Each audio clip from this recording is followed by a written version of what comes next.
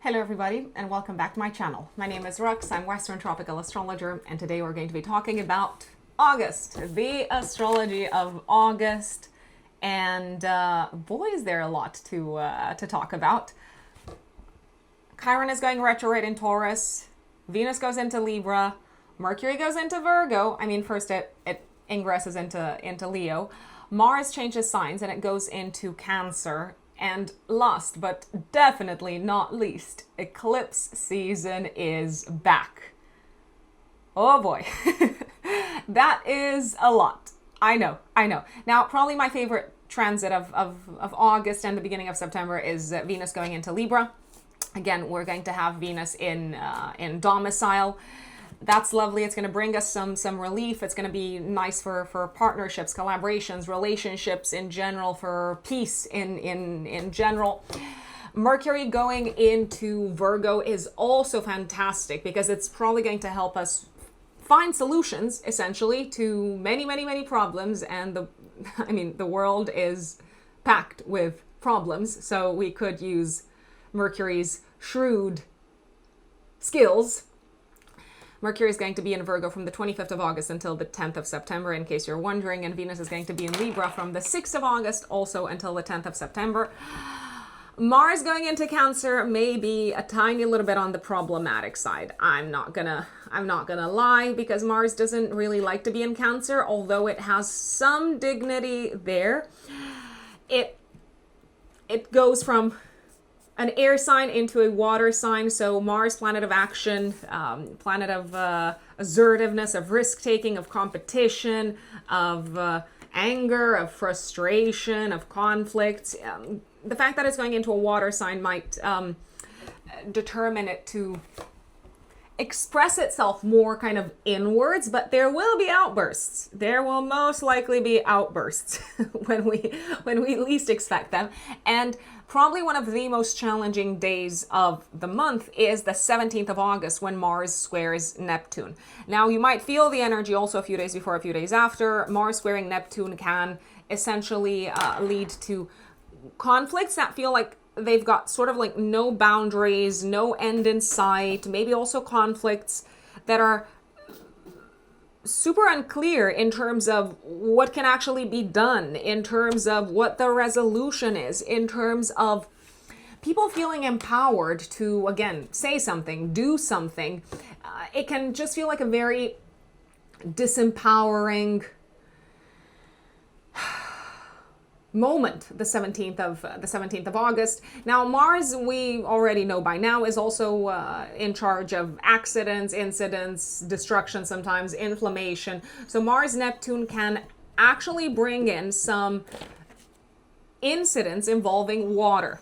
Now, this can happen either on a personal level, although not necessarily, but it could also happen at a collective level via storms, for example, via maybe natural phenomena that affects like water pipes. We might also see incidents involving sea life, the ocean, water in general. So that could get that could get pulled into the action. It would be my recommendation generally to not necessarily take any unnecessary risks involving water and water bodies around the 17th of August, maybe also a few days before, a few days after. And I feel like I've been jumping around the entire month. I'm like, this is going on here, this is going on there.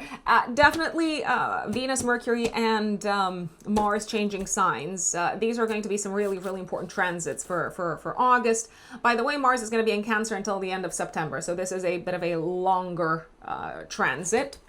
Mars in Cancer can also determine us to be very protective of our own, of our families, of our roots, of our countries, of our tribe, and to stand up and defend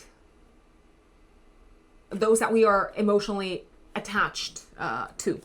So it's not all bad, it's not all difficult. Sometimes standing up and defending others can be hard, it can be difficult. That doesn't mean that it's not the right thing to do. Let me go back and take things in chronological order. Before I do that, though, let me make a quick announcement, or maybe just share a piece of information that potentially most of you are familiar with already.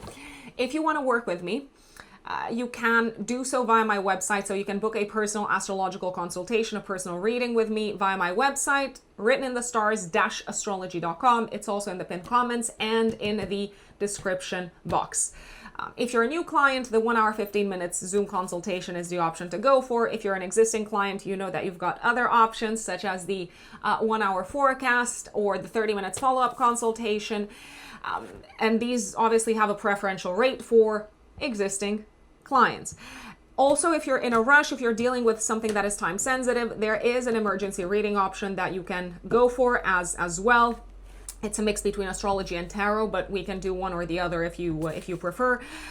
Generally, when it comes to normal, regular readings, regular consultations, there is a little bit of a waiting time. So from the moment when you book until the moment when we actually meet via Zoom video call, the waiting time can range between a few weeks to a month, sometimes a month and a half, sometimes more than that, depending on how busy my calendar is. When it comes to the emergency reading option, from the moment when you book it until the moment that we meet, we aim to let no more than 72 hours pass. So we aim to meet within 72 hours of you booking. By the way, for those of you who haven't purchased anything from my website just yet, if you haven't worked with me before, the way that it works is after you make the payment on the website, you use the contact form on my website to send me your date, time of birth, place of birth. The time of birth is very important for accuracy, and your current city of residence, so wherever you live right now. And then I get back to you with timing options, taking into account both of our time zones. By the way, just for you to know, I'm based in London, but I have clients all over the world, and I literally mean all over the world. So we can work it out. Time zone permitting, we always find a way to work it out. So that's kind of the technical side of things. Once again, written in the stars-astrology.com. Also, I want to give a shout out to Astro Calendar. For those of you who are not familiar with Astro Calendar, you're going to find the link once again in the pinned comment and in the description box. It is a subscription, a paid subscription that essentially extracts the information from my horoscope and adds it to your calendar day by day with the most important dates, and it basically adds in written format what happens every day. So for example, let's say you're an Aries ascendant, 6th of August, Venus goes into Libra in your 7th house of relationships. So basically it pulls out the information from my monthly forecasts. It is once again a subscription-based service, but you do get a free trial. And I recommend, if you are interested in using it, I recommend setting it up for your ascendant, for your rising sign. By the way, someone asked me, is the ascendant the same as the rising sign? Yes, but to be very specific, the ascendant is the degree of your rising sign. So Astro Calendar, check them out. They're not very expensive. And I also get, obviously full disclosure, and it is written on the website as well, I also get a portion, a chunk of what you pay for the subscription. So it also supports my work here on YouTube. Going back to the astrology of August, 3rd of August, Chiron goes retrograde in Taurus. So Chiron has gone into Taurus roughly mid-June. It's going to stay there until the 18th of September. It's now going retrograde, so we're kind of going to have some time to revisit basically where the pain is coming from. Where is the pain coming from? What is hurting us? What is no longer working? Where do we feel a little bit left out? Where are we in need of some healing? Very good questions, and I hope each and every one of you listening to this are going to explore these topics. Of course, I will explain what this is likely to mean for each of the 12 zodiac signs. 6th of August, Venus goes into Libra. I told you I'm super excited about this. I do have to say, Venus will be in Libra until the 10th of September, and it's making two aspects that I'm not necessarily so thrilled about. 10th of August, Venus is opposing Neptune, so relationships can be a little bit on the disappointing side. Efforts to achieve a compromise, to achieve a joint agreement or deal might prove to be futile, and we can experience the dissolution of certain relationships. Also, 10th of August, Venus trines Pluto, so some relationships are experiencing a rebirth. Some are being dissolved, some are experiencing a rebirth. 21st of August, Venus opposes Saturn in Aries. I mean, as much as we might want to collaborate with folks, sometimes they just don't want to. They don't want to. They want to do things on their own.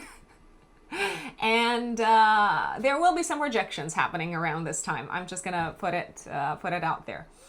7th of August, Sun trines Saturn, a day of efforts sort of paying off. 9th of August, Mercury goes into Leo, so our speech, our way of thinking and speaking and expressing ourselves is going to become a lot more playful, a lot more colorful, maybe a lot more dramatic, and a lot more focused on well, getting people's attention, basically. So Mercury moves from Cancer, which is very kind of inwards oriented, into Leo. It's like, hey, world, I got things that I want to say, and you are going to hear me out. 11th of August, Mars goes into Cancer until the end of September, and 12th of August, we have a solar eclipse in Leo. So we've got a big fresh start in Leo. The solar eclipse is happening in the presence of Jupiter, so it is co-present with Jupiter in Leo. So overall, it is kind of suffused with this sense of hope and positivity and optimism, and there's a big focus on enthusiasm and growth and enjoyment. I can also tell you that, okay, how should I put it? The Leo-Aquarius axis has been quite battered in July, okay? So Jupiter in Leo has been in opposition to Pluto in Aquarius. So there may have been some really difficult experiences unfolding on the Leo-Aquarius axis in July. I feel like this solar eclipse is kind of showing the way forward, and it's bringing back hope. It's bringing back faith. It's bringing back a sense of trust in a new way of moving forward. It's also bringing in new ideas. Mercury is going to be in Leo at the time, sextiling Uranus and Gemini, so we're coming up with novel solutions to this kind of new status quo. At a collective level, I would not be surprised if the solar eclipse brought in new leaders, maybe new important figures on also on the kind of not just political but on the religious stage as well. Definitely new political leaders. I'm gonna say it. People that are very very vocal, very loud, very innovative as well, and who talk a very, and I mean a very big talk. They might also be very kind of fun and performative in their style. Venus is going to trine Uranus. I love this day for relationships. Unexpected connections, inspiration coming in via conversations happening one-to-one. Maybe some really nice surprises on the partnership side of things, on the peace side of things, on the compromise side of things as well, on the diplomatic side. Then 15th of August, Mercury conjunct Jupiter. Everyone's really kind of, again, super enthusiastic in their speech and their conversations. There is this big focus on more growth, opportunity. We're likely to see things a little bit, not through rosy-colored glasses, but we're likely to see and speak about the glass half full, which, I mean, I feel like that is important. That is important because otherwise, if we get fully kind of like sucked into what's malfunctioning or what's not working very well or what is decaying, hope goes away. And I think we all need, we definitely need hope. I don't believe I need to offer any more explanations on this front.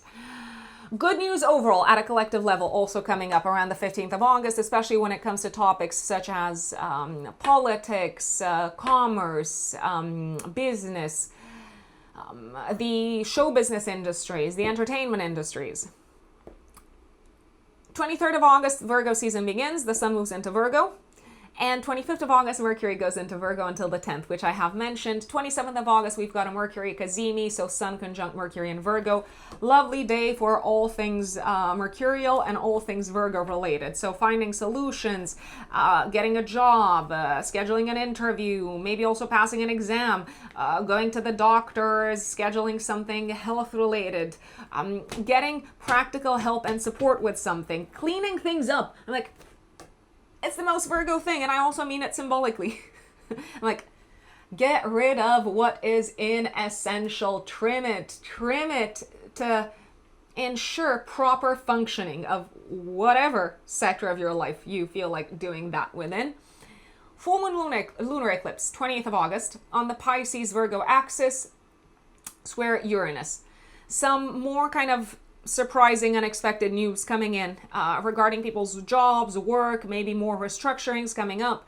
Something is coming to a close, maybe a big sort of process of restructurings on the work front is coming to an end.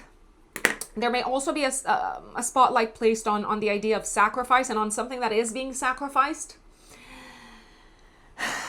There is a chance that something is being sacrificed at a collective level that people have very mixed feelings around. So maybe it feels like a surprise. Maybe some people did not see this coming. I don't know if anything can be done on this front. Something could also be dissolved on the technological side of things, I will say. Maybe it could be a company, it could be an important player on the transportation side of things, on the educational side of things. I wouldn't be surprised if some educational institutions experienced a dissolution of sorts also. Also, last week of August, I know it's the week of the eclipse, but last week of August in general, Jupiter trines Saturn. So we've got planet of expansion meeting planet of hard work. I'm like, this is a really lovely combination. I feel like everyone's sort of motivated to work hard and to believe in something very exciting and very special that maybe has been brought up to their attention around the time of the eclipse in the beginning of August, 12th of August actually, so sort of like mid-August. So hard work powered by enthusiasm, powered by faith, powered by a strong feeling of, okay, this has meaning and this is something that I truly believe in. That's a general sort of theme for the end of August. The Jupiter-Saturn trine is exact on the 31st. So I really, really like the fact that these two planets are working in tandem, as opposed to last year in 2025 when Jupiter in Cancer was squared by Saturn. So as much as we wanted like growth and expansion, and there was a strong sense of like faith in something, it's like Saturn was like, hold your horses with the expansion. Not so fast. Not so fast. Now, before we go into the update for each of the 12 zodiac signs, just know that there are timestamps in the pinned comment and in the description box. Also, know that it is my recommendation that you listen to the update for your rising sign, for your ascendant. If you don't know your rising sign, you can listen to the update for your sun sign. But I would recommend listening to the update for your rising sign if you can. My dear Aries, Aries suns and Aries risings. August of 2026, what does it have in store for you, my lovely Aries? Well, I'm going to put it out there. I actually think you're going to have a lot of fun this month. I also think there's going to be some good news for you on the relationship side of things, on the relationship front, on the partnerships front, on the collaborations front. So I'm not just referring to romantic relationships, but there can also be some very, very, very good news coming your way on the romantic side of things. In case you're wondering, in case you're open, in case you're wondering. Enough with the teasers. Let's start off with the beginning of the month. 3rd of August, Chiron is going to go retrograde in Taurus in your second house. Chiron has entered this part of your chart in June, and it's going to get out of Taurus in September. So we're going to talk about that when I do the September forecast. Essentially, Chiron going retrograde is telling me that whatever it is that you've been dealing with on the self-worth, self-esteem side of things, but maybe also on the financial side of things, as of roughly mid-June, is sort of slowing down, grinding to a halt, energetically speaking. So you're going to have the time to process the issue, let's say, and potentially also reflect on it and really ask yourselves, why is this an issue? Why is this maybe an issue for my self-esteem? Why has this maybe affected my self-esteem? And what do I need to do to prop it up? Mars, which is your chart ruler, especially for Aries risings, obviously, I am referring to you. Mars is going to be transiting Gemini until the 11th of August. So until then, You've got places to go. You've got trips that you need to take. You are probably very active on a day-to-day basis when it comes to making phone calls, reaching out to people. As I said, embarking on short distance traveling. Maybe you've got lots of, things to resolve on the educational side of things, on the networking side of things, but maybe also in relation to your car or to your preferred mode of transportation, Aries. I will say I like the last leg of this transit of Mars in Gemini, because you know exactly what you want. You know exactly who you need to talk to. You know exactly who you should reach out to. And there is basically nothing holding you back from going places and speaking up. You can also get a lot done. I'm going to say this because Mars, obviously, planet of action. You can get a lot done on the writing front and on the reading, studying, passing exams front. 6th of August, this is probably one of my favorite transits this month, Aries. I will put it out there. I did say I've got good news. 6th of August, Venus goes into Libra, into your 7th house of partnerships and relationships and collaborations and one-to-one interactions. So it's not just about, this part of the chart is not just about long-term relationships, although it does correspond to that as well in astrology. We are looking at business partnerships also. So I really like this transit because Venus is in domicile in Libra. Please take advantage of it. Whatever it is that you need to work on in conjunction with other people. I'm just going to say it. Make it happen. Make it happen. Make it happen, Aries. Whatever it is that you need to say to people, whoever it is that you need to reach out to, whoever it is that you would like to team up to make more money together, whoever it is that you think can help you, whoever it is that you think would be a good advisor, reach out to them. Do it. Just do it. The reason why I say this is because Venus transiting this part of your chart is going to make other people very, very, very likely to comply with your requests, demands, expectations, and so on. So people will want to be as accommodating as they can be towards you. Now, that doesn't mean that they will always be able to deliver. I actually think that someone might let you down a tiny, tiny, tiny little bit around the 10th of August, maybe also day before, day after, but not because they're not trying. They are trying. They want to make things work. It could be a romantic partner. It could be a business partner. It could be someone that you are paying for their advice, for their guidance. So it could be a consultant type of figure. They want to help you, but sometimes you ask too much. So I would recommend adjusting and tweaking a little bit, a tiny, tiny little bit your expectations. But for the most part, this is a fabulous transit for cooperation, collaborations, partnerships. It's also a really nice transit for those of you who are in a relationship, because it may feel like the relationship is going through a phase of enjoyment, pleasure, improvement. The connection between you and a partner is maybe getting stronger. And indeed, sometimes, I repeat, like even the people that love us the most and even the people that have our best interests at heart, they can disappoint us. They might not rise up to our expectations. And indeed, that's something that could happen around the 10th of August, maybe also day before, day after, when Venus is opposing Neptune. That doesn't mean, however, that they are not good people and that they are not worth keeping in your lives. If you've been thinking, my dear Aries, to reach out to someone so that you can work together, I repeat, maybe to make more money, I did mention that before, I think it's worth reiterating this period, basically with Venus in Libra, pretty much from the 6th of August until the end of the month, is a very, very good time to do so. I like in particular the 12th of August, also day before, day after, when Venus is trining Uranus.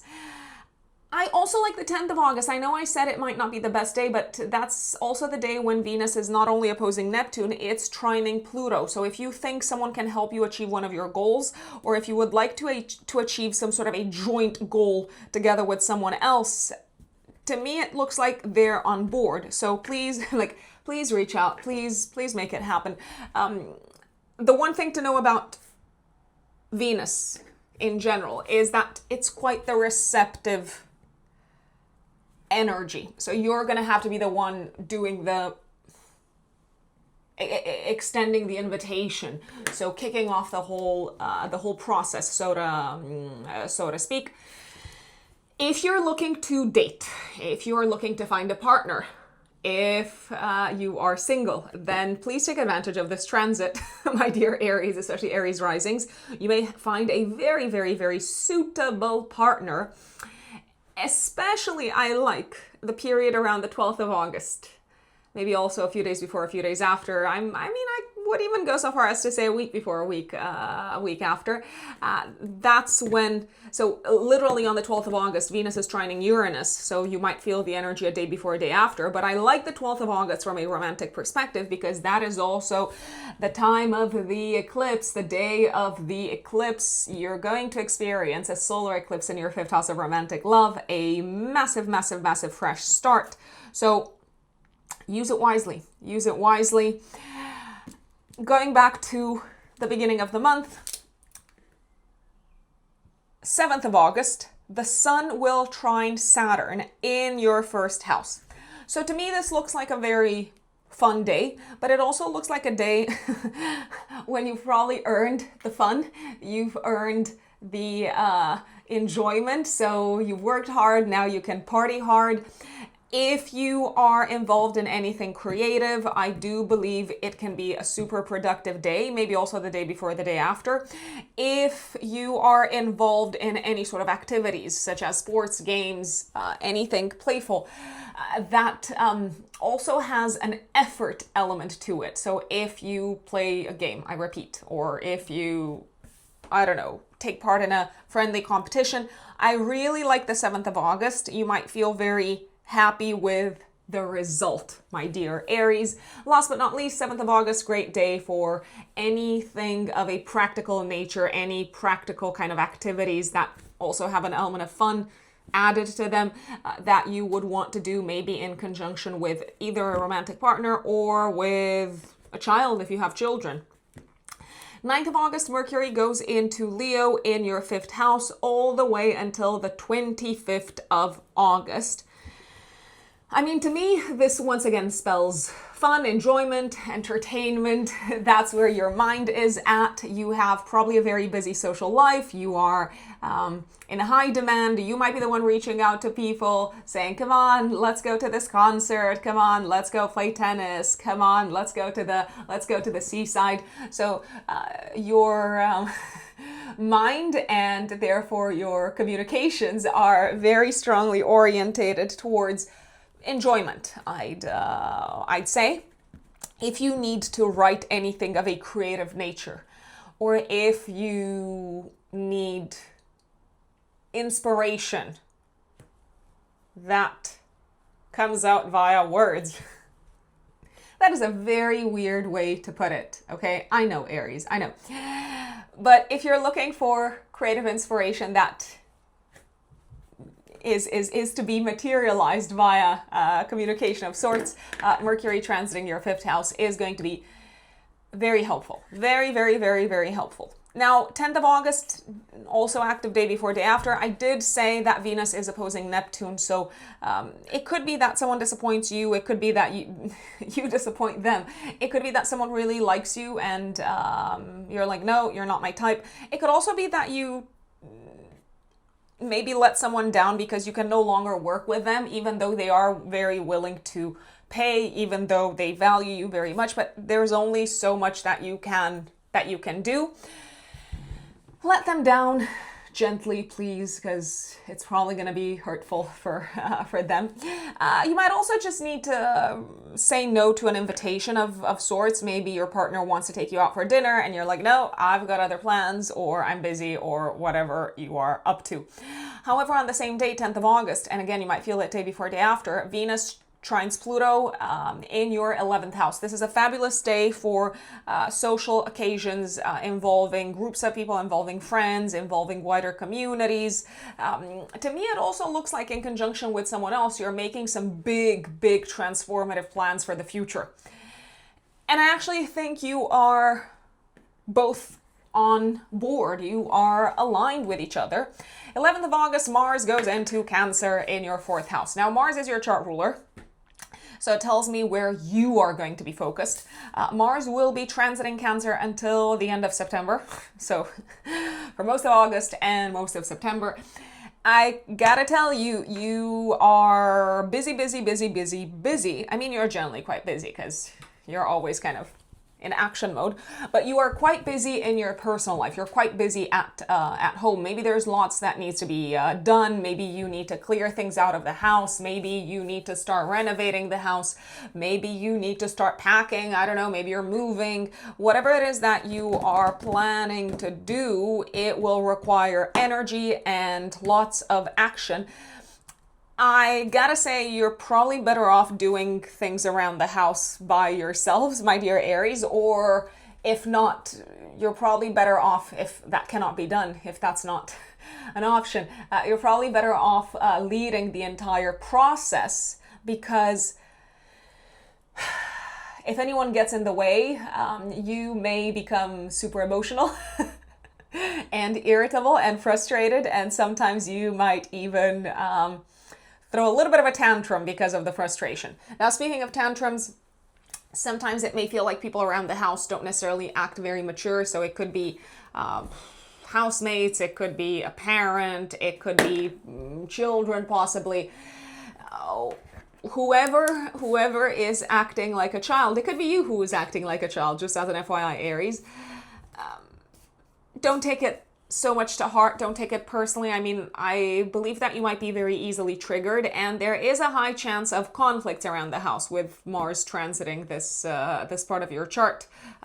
You may feel like you have to put someone in their place, someone very close to you, like a family member, but don't hurt their feelings. And also, if your feelings have been hurt, take into account the fact that they might not have meant to do that at all. That was probably not their intention at all.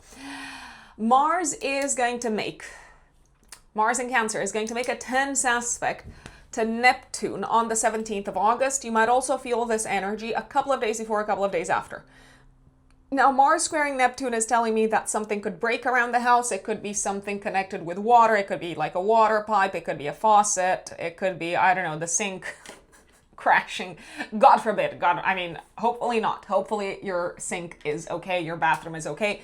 But Mars Neptune can point towards something breaking. It could also point towards some sort of an accident or incident that happens because of lack of proper focus, concentration, and attention, because of some sort of negligence potentially. So do take your time to kind of double check that you've turned the tap off when you leave the house around this time, around the 17th of August, maybe also a few days before, a few days after. And please tell others who live with you to do the same. There is also a possibility that a conflict, an argument potentially with someone from your family. It could be a parent, but it could also be, again, someone who lives with you.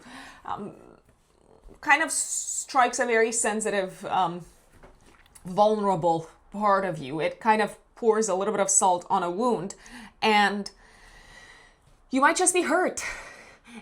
And because you're hurt,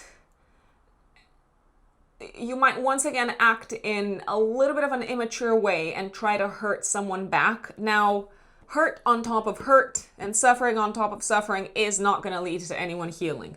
But if you are hurt by anyone, make sure that they're aware of it and let them know and be honest and open about it. That's my recommendation. But I'm like, please don't hurt them back.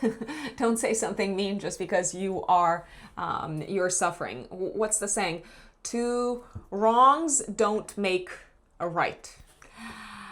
12th of August, active week before week after, solar eclipse in your 5th house. I love this. I love this solar eclipse, Aries. Okay, so eclipse season is back. Dun, dun, dun, dun, dun.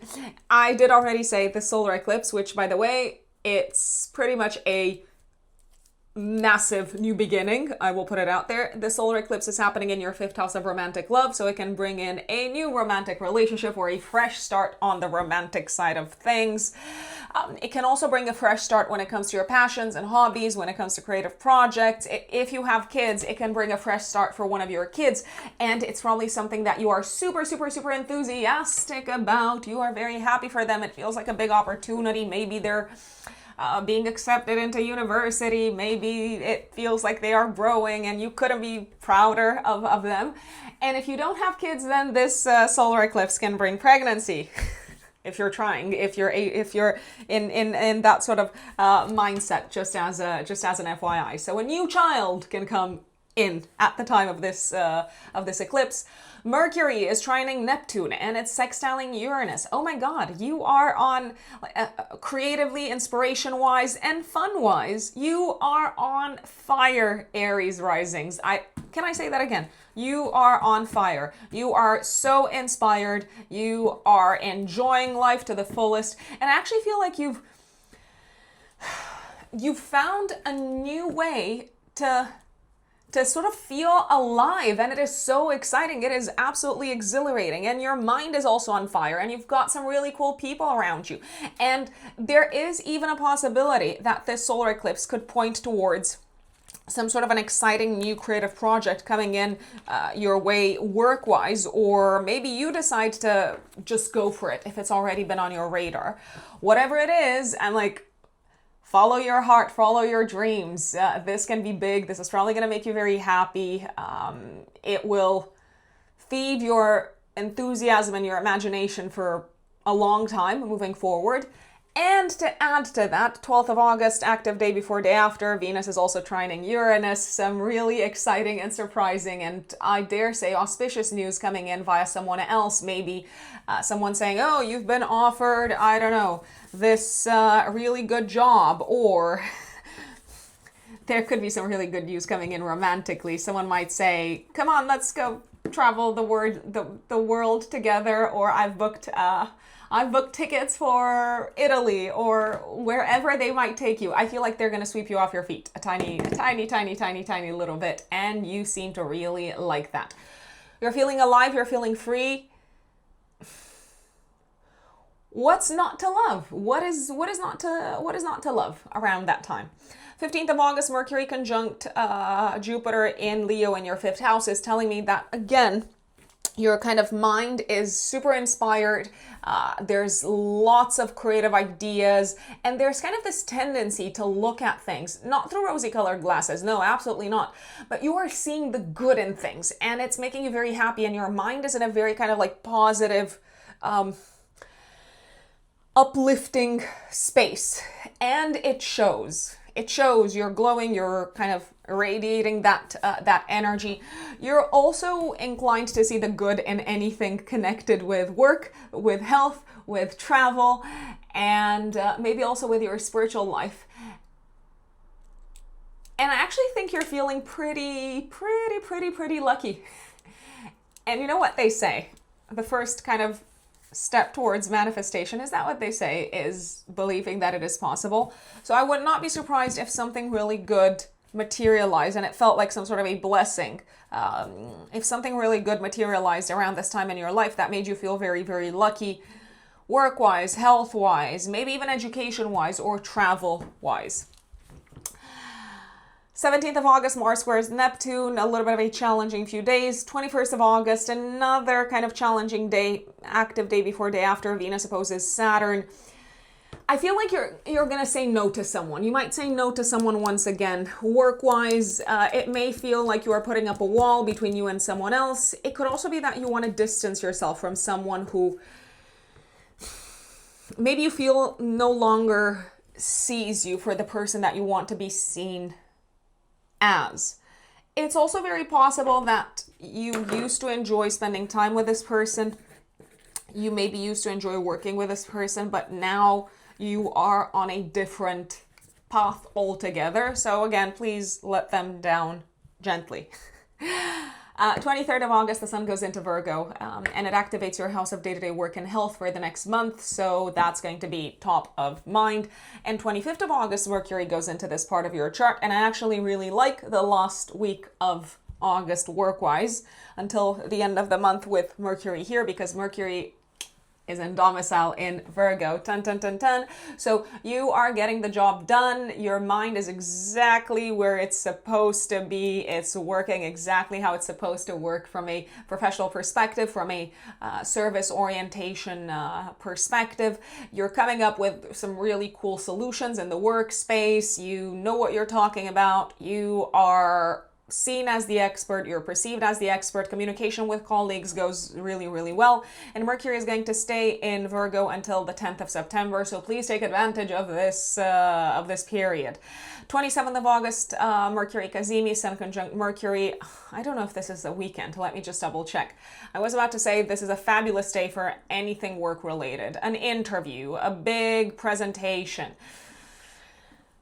applying for a job, proposing something in the workspace, bringing someone on your side, on your team. Oh, 25th of August is actually a Tuesday. Dun, dun, dun, dun. Okay, great. Whatever you have to say it. Whoever it is that you need to reach out to them.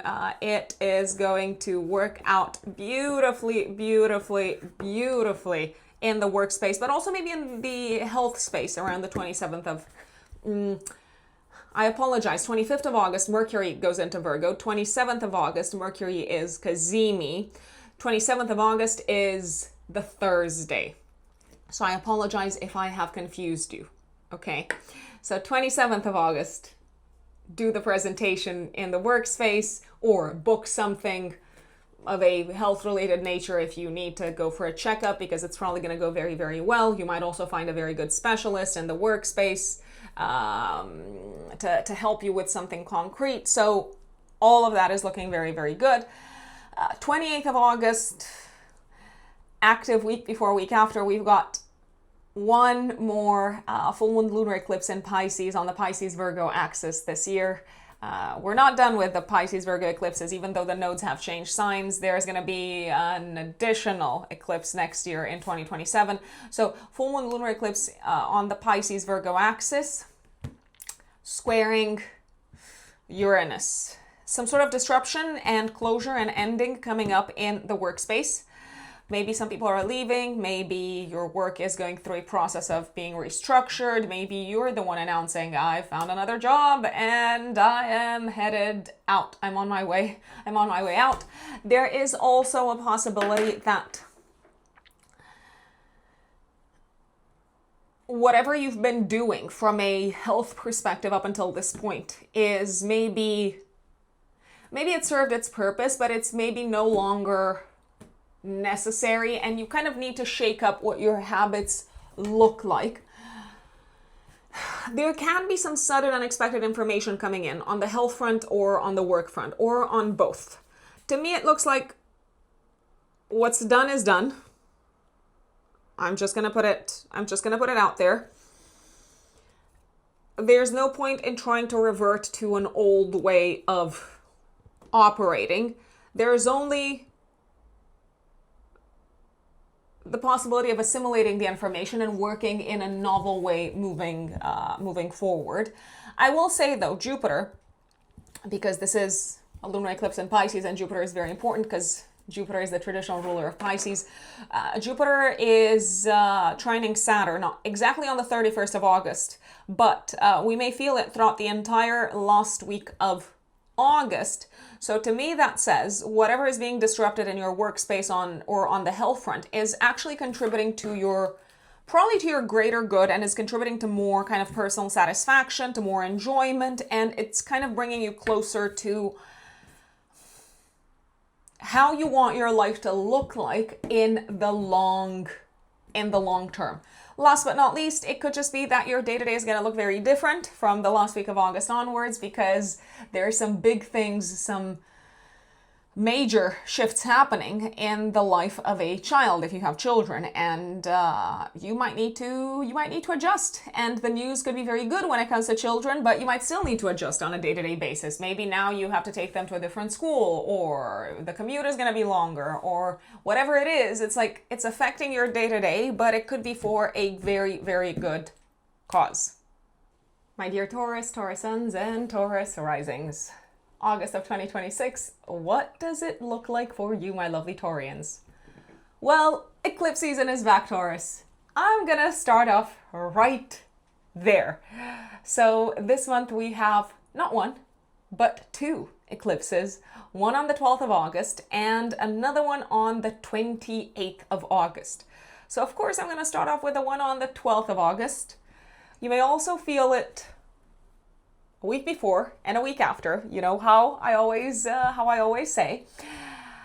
This is a solar eclipse happening in Leo, in your fourth house of home, family, and living situation. The fourth house is also the house associated with our personal lives in general. Major, and I mean major, fresh start, Taurians, on this front. I really like this eclipse because it is happening whilst Jupiter is around.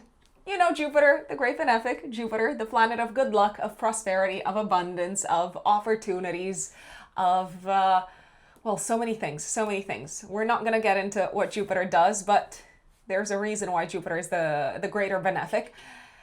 It feels like you're experiencing some sort of a huge reset, and I mean a huge one, Taurians.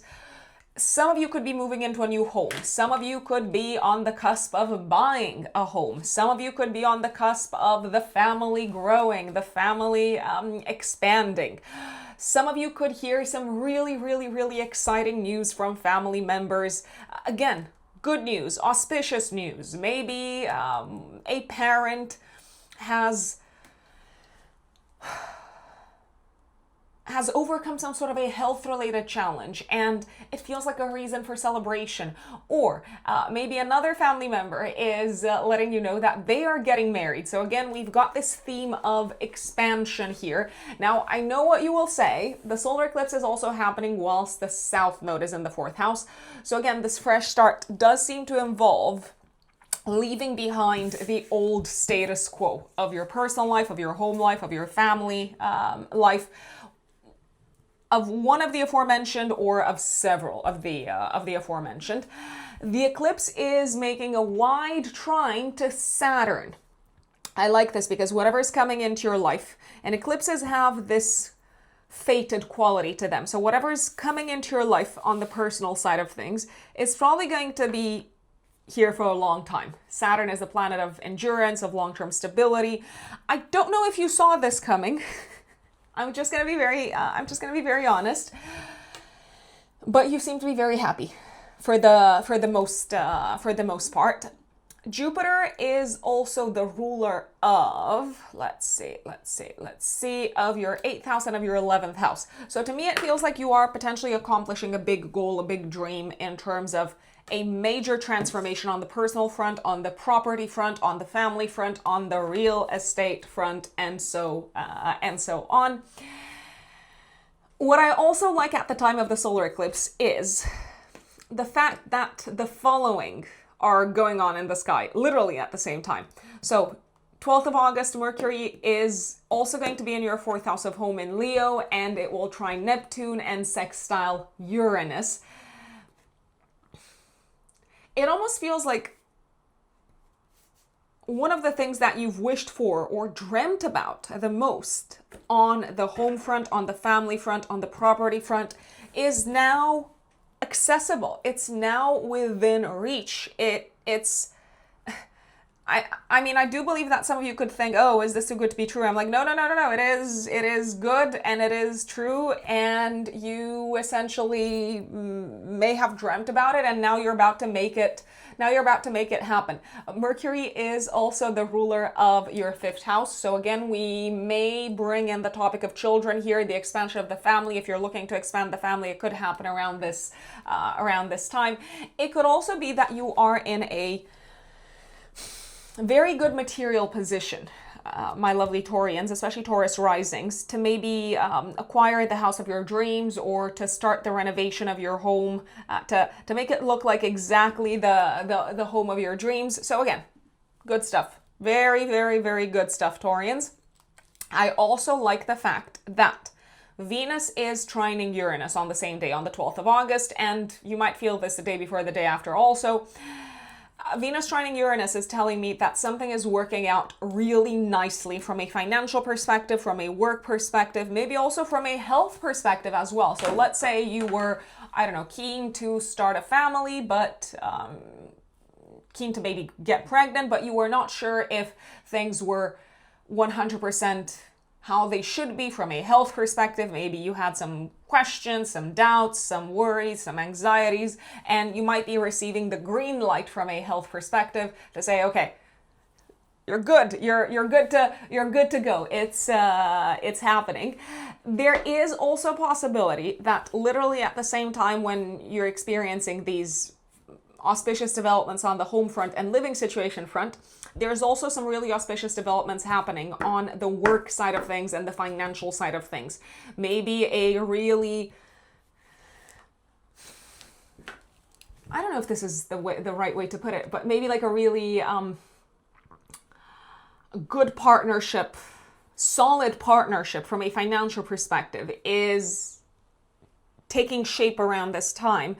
And it's very exciting. You probably didn't see it coming, or you thought it would materialize maybe at a later date, or you thought it would take a longer time to make it happen, and now it is happening, and you're also experiencing these exciting things on the personal front. So it almost feels like lots of things are falling into place, my dear Taurus.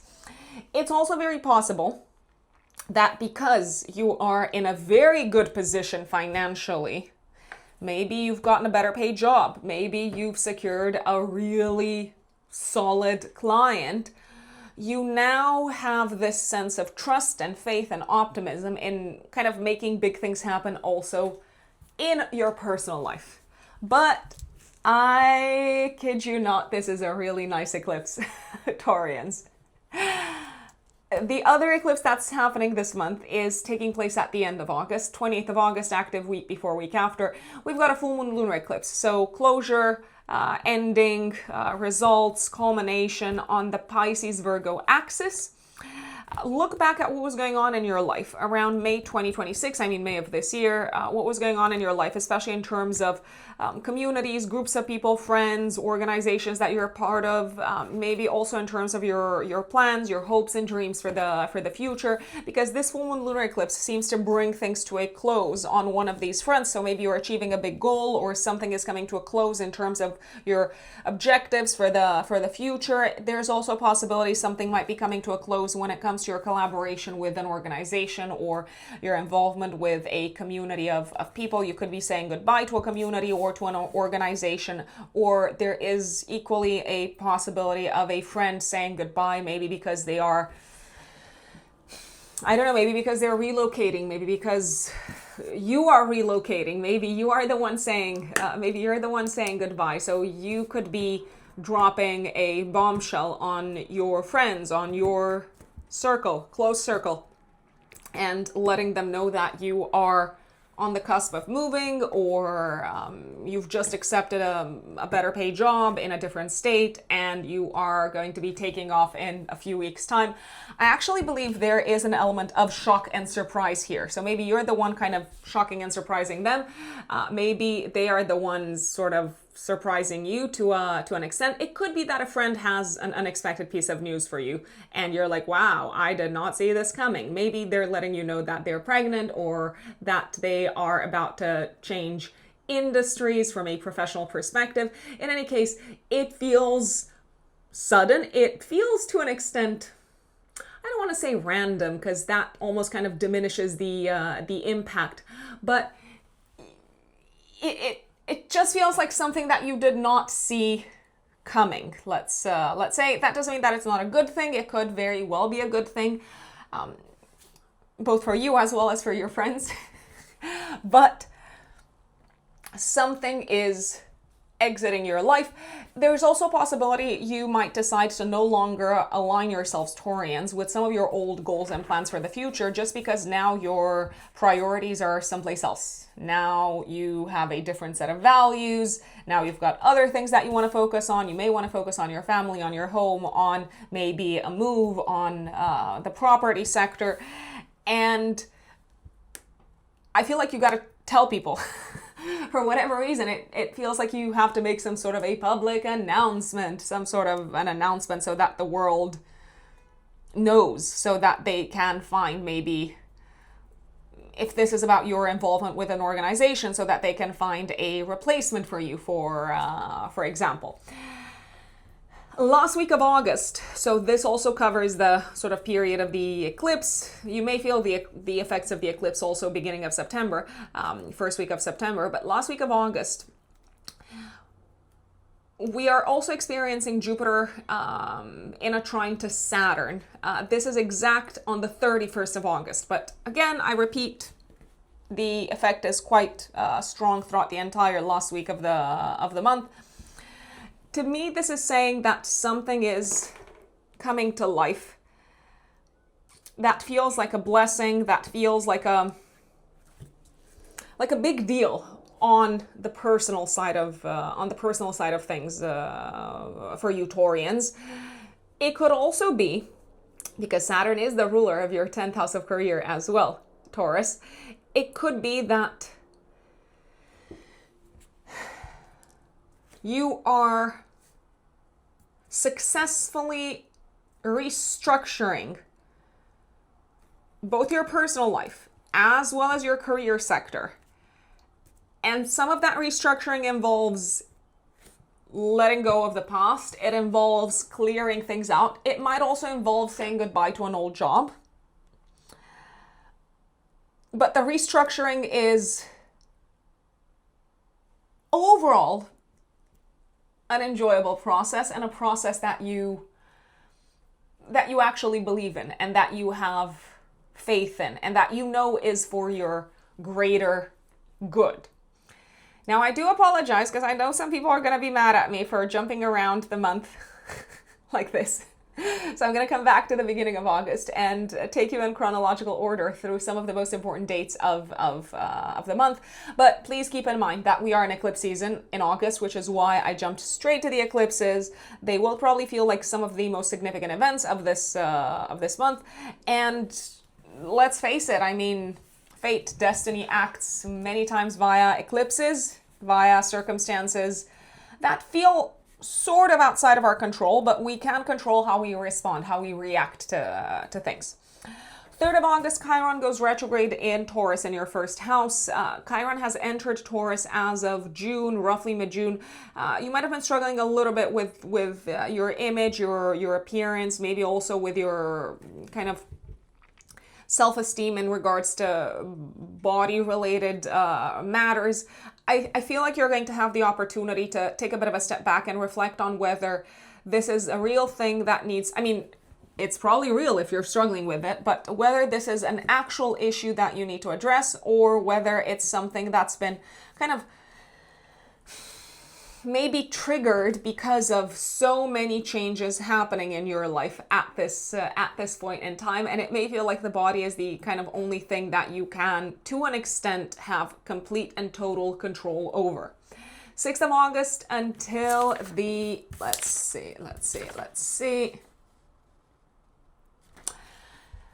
until September, but let me check until when exactly in September.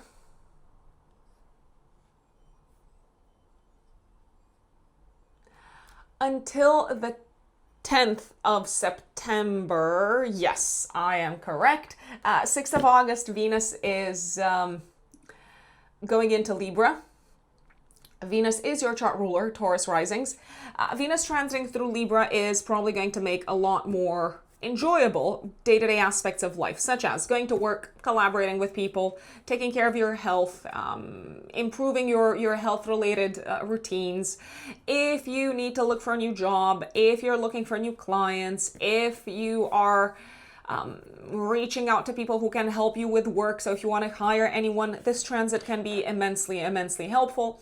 There is, however, a possibility that some things will just not work out on the work side of things, on the client side of things, on the employee side of things, especially around the 10th of August, maybe day before, day after, when Venus is opposing Neptune, and also around the 21st of August, when Venus is opposing Saturn in your 12th house. To me, it looks like both of these times could lead to, this might sound dramatic, but could lead to the end of a relationship on the work front or on the health front. So you might stop working with someone around these times. So 10th of August and 21st of August, you might let someone go. If you are a boss, if you're an entrepreneur, you may let someone go. There's also a possibility that a colleague could leave from the workspace around both of these times, and it may actually make your life a tiny little bit harder, at least for a few days or weeks, work-wise, in terms of workload. There's also a possibility you may want to break up, metaphorically speaking, with one or a couple of people on the health side of things. So you might want to break up with your dentist, for instance, or your chiropractor. The good news is that Venus transiting this part of your chart is probably going to attract some really good specialists and people that you resonate with a lot, people that are more aligned with what you need on this front. So if someone is not cutting it anymore, I mean, it is what it is. Unfortunately, sometimes we have to look elsewhere for better services. 7th of August, Sun trine Saturn. I feel like you're getting a little bit of a glimpse. The Sun is going to be in your 4th house. You're getting a little bit of a glimpse of what's to come in terms of big changes on the home front, on the property front, on the family front, and you are quite happy, but you're probably keeping things to yourselves. Taurus, Mercury goes into Leo, into your 4th house on the 9th of August. So again, your mind is very strongly focused, and your money, dare I say, on property matters, home-related matters, and family-related matters. And lots of conversations happening in the home, happening about money, about children, about how things are going to look like in terms of living situation. 10th of August, Venus opposes Neptune, which we have addressed, but it's also the day when Venus is trining Pluto. So this could be a mixed day type of a mixed energy type of day. It took me a second to recalibrate my brain to figure out what it is that I'm trying to say here, Taurus. So yes, something might not work out on the professional side of things, but something may work out very well. I feel like you are getting a lot of support and appreciation, and you probably feel very valued in the career side of things and in the career sector, and it may be that someone with a lot of clout and power has your back and they want to help you grow and advance from a professional standpoint. So it could be like a mentor type of figure. It's also a very good day to consider a huge transformation work-wise, 10th of August. And maybe it's something that you have thought about for a long time, but now it feels like, okay, I got this. I can make it. I can make it happen, and I can also maybe let the world know. Mars goes into Cancer 11th of August, and it's going to be there until the end of September. Lots of trips, short distance traveling, lots of places that you need to go to, lots of conversations that need to happen, my dear Taurus. Sometimes the conversations may not necessarily be the easiest to handle because tempers might run high, and people might have all sorts of feelings and opinions, and they could be triggered sometimes by what you say, even though that was not your intention at all. And they might be a lot more emotionally reactive than you thought they would be. So do prepare yourselves, Taurians, just as an FYI. The toughest aspect that Mars is making this month is coming up on the 17th of August when it will square Neptune. It's also going to be active a couple of days before and a couple of days after. Now, generally with Mars transiting the third house, I always say to people, don't rush anywhere, especially if you're driving or if you're kind of taking the train or any mode of transportation, really, because accidents and incidents can happen. There may be an issue around the 17th of August with your car. Maybe something isn't working anymore. It could have something to do with some sort of a liquid. Something could malfunction. It might need to be replaced altogether. Once again, my recommendation is please do not speed anywhere, because if something isn't working properly, then it could lead to some sort of an incident. But if you're kind of slowing down and taking your time, then it's probably not going to be as big an issue, let's say. There is also a possibility that you might say something and it might strike some sort of a chord and not a very pleasant one. So you may trigger someone really bad. So do be careful what words you use and what you say, because it can backfire on a whole different level. I will just put it out there. 15th of August, Mercury conjuncts Jupiter in your fourth house. A really good, really positive, really uplifting conversations happening in the home space, happening with family members, with your kids. I mean, of course, they are family members. There may be this kind of general optimistic way of thinking and of seeing things coming both from you as well as from other people that are close to you. It could be family members, it could be people that live with you. That sort of permeates the air. And if you need help with anything on the home front, don't hesitate to reach out to someone around this time, because they will probably be very eager and willing to offer help. 21st of August, Venus opposes Saturn. I did mention this this day as potentially being a little bit more tricky. I will also mention it as being a little bit more tricky because you might need to give up on something, like a source of pleasure. I don't know, less sugar, for example, because your doctor says so. Of course, this is not medical advice. Please take the advice of the doctor if anything comes up. Virgo season begins. The sun goes into Virgo 23rd of August, and it will activate your fifth house of fun, enjoyment, entertainment for the next month. And boy, are you gonna have fun, because like the fun has just begun. I feel like you're going to have lots of fun and really enjoy yourselves after Mercury joins the sun, which is going to happen on the 25th of August until the 10th of September, if I'm not mistaken, but let me double check.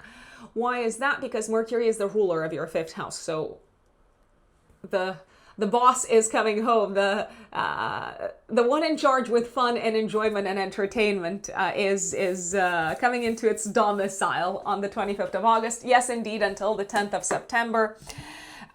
I will say, Mercury transiting this part of your chart is not just great for fun and enjoyable activities, it's also great for any sort of creative outlets, activities, projects that involve communication, critical analysis, critical thinking, using words, coming up with creative ideas and creative solutions. And speaking of creative ideas and creative solutions, you might be brimming with creative ideas and solutions, especially around the 27th of August when we have a Mercury cazimi in the sky. The 27th of August is also a fabulous day, probably one of my favorites, when it comes to having important conversations and also having clarity in regards to a romantic matter, in regards to a creative matter, in regards to maybe reaching out to someone who you really, really care about, and there being this sense of kind of practical alignment between the two of you. It's like you say what you have to say, the other person is listening, they're aligned with you, and it all just feels like it's flowing really nicely. This can also be a very auspicious day in regards to children, especially when it comes to their education, but also when it comes to you maybe better understanding your children and their needs. And that is Taurus. Now let us move on to Geminis. My lovely Geminis, August of 2026, what is going on in the sky, Geminis? Well, first and foremost, Chiron goes retrograde in your 12th house on the 3rd of August. Chiron went into this part of your chart in June, second half of June, and it might have caused a little bit of tension, let's call it. It may have brought up some challenges, some issues on the mental health side of things, on the emotional health side of things. It may have also made you more aware of the ways in which you are prone to self-undoing. So with Chiron, not Mercury, with Chiron going retrograde in this part of your chart, Geminis, give it some time to really think things through in terms of why do you sometimes stay in the same situation way longer than you know you should be in that situation, way after you've realized that this is not a good thing for you, or this is not an auspicious place to be in. Also have a think about how you might be prone to self-undoing, to maybe self-sabotage on the following kind of topics: money, financial security in general, food, and your relationship with your physical body. 6th of August, oh gosh, this is probably one of my favorite transits of the month, of the year, but especially of the month. 6th of August until the 10th of September, but let me just double check. Yes, I am correct. Until the 10th of September, Venus is going into Libra, into your 5th house of children, romantic love, creative self-expression, fun, parties, entertainment, and Venus is in domicile in this part of your chart, Geminis. So what does that tell me?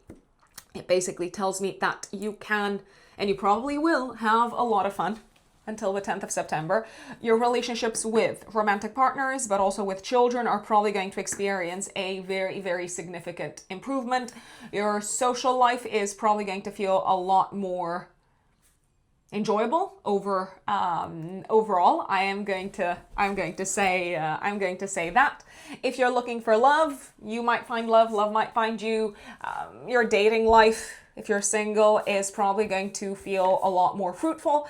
There are a few exceptions to that energy. A few exceptions coming up, especially around the 10th of August. Day before, day after. I mean, 10th of August is a bit of a mixed bag because Venus is opposing Neptune, but it is trining Pluto. So you might be disappointed in someone, but someone else might kind of really surprise you in a good way, and you probably didn't see this coming, and you're like, oh, you seem to be exactly what I'm looking for. But also not a great day for dating or for social activities in general. 21st of August, maybe also day before, day after, but especially 21st of August when Venus opposes Saturn. Now, this is where you might have scheduled, you might have planned something together, maybe with a romantic partner, maybe with someone that you're dating, maybe also with a friend or with your child, with your kid, but for whatever reason, it's just not working out. It feels like duty comes first for one of you. I mean, it could be, let's say, that your friend has to work, so they cancel on you and they can't go to the concert with you.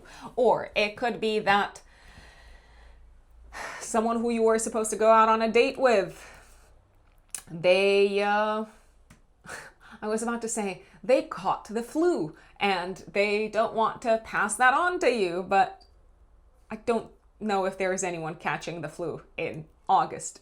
But you get where I'm coming from. So it's not necessarily that they want to disappoint you, but they, for whatever reason, will be at a distance from you. So someone that you were maybe quite excited to spend time with and to be with in general around the 21st of August. Speaking of the 21st of August, it could be that you realize around this time that a relationship with a friend is no longer going where you thought it was going. So maybe you thought you were on good terms, maybe you thought, I mean, maybe you did have some sort of an issue, some sort of a conflict in the past, but you thought it could all be mended. It looks like it's not necessarily going to be mended for the time being. Maybe they're the ones taking some distance from you, unfortunately, and that might make you sad, but it is what it is. People process things in their own time and in their own way. There's a few themes here with like friends and communities and groups of people coming up this month, Geminis. As much as August, I'm going to say it. I actually think you're really going to like August. I will say it. Lots of fun, lots of social opportunities that are coming your way. Well, opportunities to socialize. I don't know if I should call them social opportunities. There will be plenty of moments that are coming up this month that are really good, really enjoyable in the company of lovely people, and you're having a great time. But there are some issues on the friendship side of things. There's something going on, maybe even around the 10th of August. Someone is not acting or reacting the way that you expect them to react on the friendship side of things. They might disappoint you. It could feel like maybe you're disappointing them because they had other expectations. Of course, that is not your responsibility. I mean, to rise up to someone else's standards or expectations or whatever they've got going on in their head. But there is a sense of suffering here. And another challenge on the friendship side of things coming up around the 17th of August, when Mars in Cancer will be squaring this Neptune in the 11th house in Aries. I think you're angry with a friend. You might also be angry with a group of people, with a community, so it doesn't necessarily have to be a friend. It feels very obvious and clear that you are no longer aligned in terms of values. Their approach to things might blatantly go against your value system. You might feel the need to defend your set of values.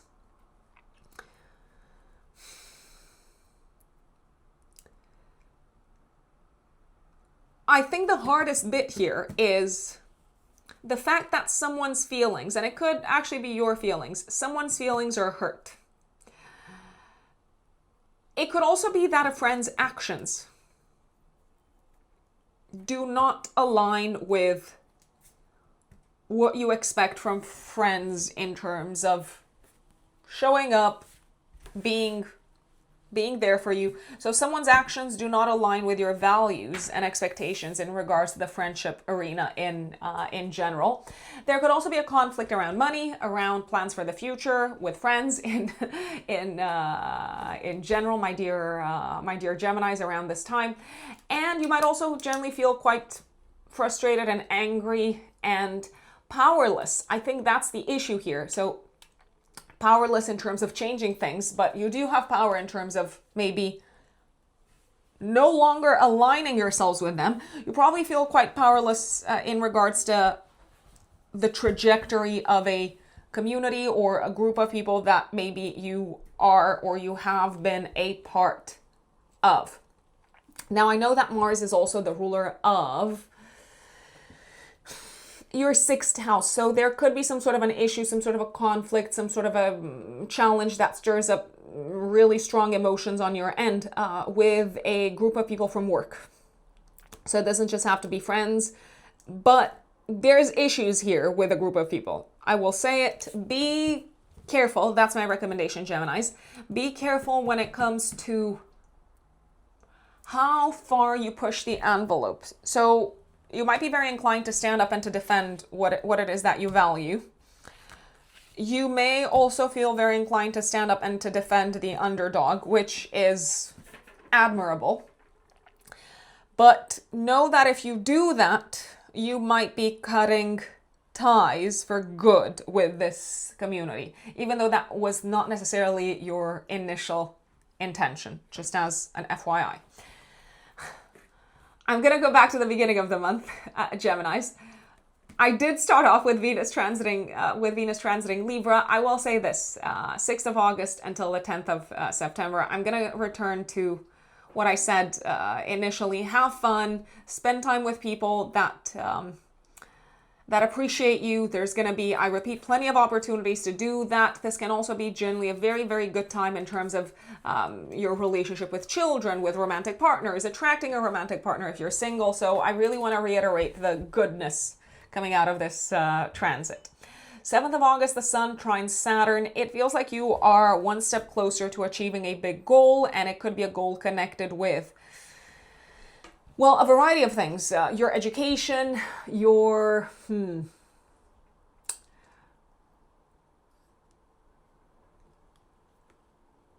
your involvement with legal entities and legal institutions, anything that has to do with maybe immigration, visas, green cards, and so on. So things are going in the right direction.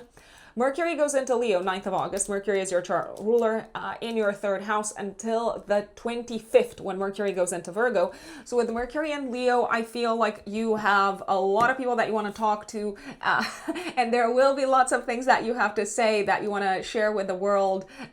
Your opinions are probably going to be very loud and expressed in a way that is very memorable, and I think that's actually a fabulous thing because people are listening to you. They love what you have to they really like what you have to say, and that's going to be blatantly obvious, especially around the 12th of August when you have a solar eclipse in this part of your chart, the third house, when Mercury is going to be trining Neptune and sextiling Uranus. So I feel like you are making quite the impression around the 12th of August, maybe also day before, day after, when it comes to sharing your views, speaking up, communicating in this sort of open space, kind of public environment, communicating to an audience, and especially communicating on matters that you feel very strongly about, and bringing up lots, and I mean lots, of innovative ideas. You seem to dazzle with your way of thinking. You seem to dazzle with your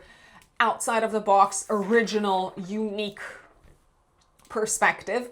The feedback is fantastic from the outside world, from greater audiences, from your public, from maybe a community that you want to impress. If you want to schedule, I don't know, some sort of a public speech, some sort of a public presentation, some sort of a big announcement, if you want to share your views, especially unique, original views with the world, I would do that around the 12th of August. I mean, it is also the day of the eclipse, so this can feel incredibly fated. Also maybe day before, day after, when Mercury is still trining Neptune and sextiling Uranus. These are exciting times in terms of how the world sees you, Geminis, especially Gemini risings, and what they think of you, especially in terms of what you have to say, in terms of your ideas, in terms of your intelligence. Speaking of your intelligence, I mean, that's probably music to any Gemini's ears. You are on a different level at this point in time. You are incredibly inspired. Inspiration is coming your way in, like, from all directions, left, right, and center. And it doesn't even matter if you're involved in anything creative or not. I mean, if you are, even better, because Mercury, Neptune can sort of bring an abundance of inspired ideas that have kind of something to do with the sphere, the world of imagination. But even if you're involved in more kind of like technical projects or projects that are not necessarily creative per se, you can bring that element of inspiration into any space that requires outside of the box thinking. And you are thinking very much outside of the box. Did I say that? I think I said that many times. Since I did mention in passing, although I should probably prioritize it, the eclipse on the 12th of August, let's talk about it. It is a solar eclipse in Leo. The South Node is also there. So this is telling me that you are experiencing some sort of a major fresh start on the educational side of things, on the communication side of things, on the speaking, writing, reading side of things. The third house is also connected with practical thinking, let's say. The ninth house is more connected with abstract theoretical thinking. The third house is also connected with cars, transportation. So this eclipse can bring a fresh start. That involves an element of letting go of something, of letting go of the past in some shape or form. On the educational side, but also in terms of writing something, in terms of maybe presenting a thesis or kicking off a thesis. Potentially also a fresh start when it comes to a new car. I would not be surprised if some of you bought a new car around this time. The solar eclipse is happening in the presence of Jupiter, the great benefic as well. And Jupiter is the ruler of your seventh house of relationships and also of your 10th house of career. So this eclipse can also bring some fantastic news in regards to partnerships, in regards to your career. And speaking of your career, it may be that you have to start learning something new that will help you in your career. And you actually seem to be very enthusiastic about it. You might need to kind of unlearn what you knew so far. Or maybe learn to speak differently, to present information differently, and to once again walk away from the old ways in which you used to present information to the, I don't know, powers that be in your industry. But the vibe, the mood, the energy is incredibly optimistic, very uplifting. There's this joviality kind of permeating through everything. Not only is Mercury on the day of the eclipse trining Neptune, so dare to dream big about your goals, about your path, your educational path, about your future in general. Venus will also be trining Uranus. I love this because it feels like you've got some fantastic support from people that love you, from people that appreciate you. It also feels like you're working very well with others. It also feels like things are unexpectedly, in a lovely manner, falling into place in your romantic life. Maybe a relationship is all of a sudden improved with a romantic partner. Maybe an unexpected romantic relationship kicks off. Maybe unexpectedly the relationship with your children is going through a major improvement.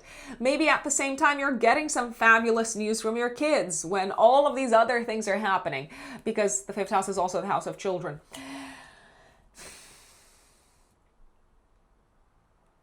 You might feel like you are very much on a roll, Geminis. And I think you are. I think you are. And I believe you should probably congratulate yourselves for being open to novelty, being open-minded, for thinking outside of the box, for not being afraid to shake things up, for not being afraid to innovate, and for not being afraid to dream. To dream and to disrupt your life together, like with the dreaming. It could all happen at the same time. Now, I did mention that 10th of August, Venus will be opposing Neptune. Same day it will be trining Pluto. This could point towards the transformation of a relationship with a child, a romantic partner, or an in-law. So to me, it looks like things are improving. There could also be this sense of something developing under the surface that feels very exciting from a romantic perspective. Maybe you're also making secret plans to travel with a romantic partner. That's very possible. You could also be getting some good news from a legal entity, like a legal sort of institution. I don't even know how to call it, a judicial institution. But for now, maybe you're keeping things to yourselves.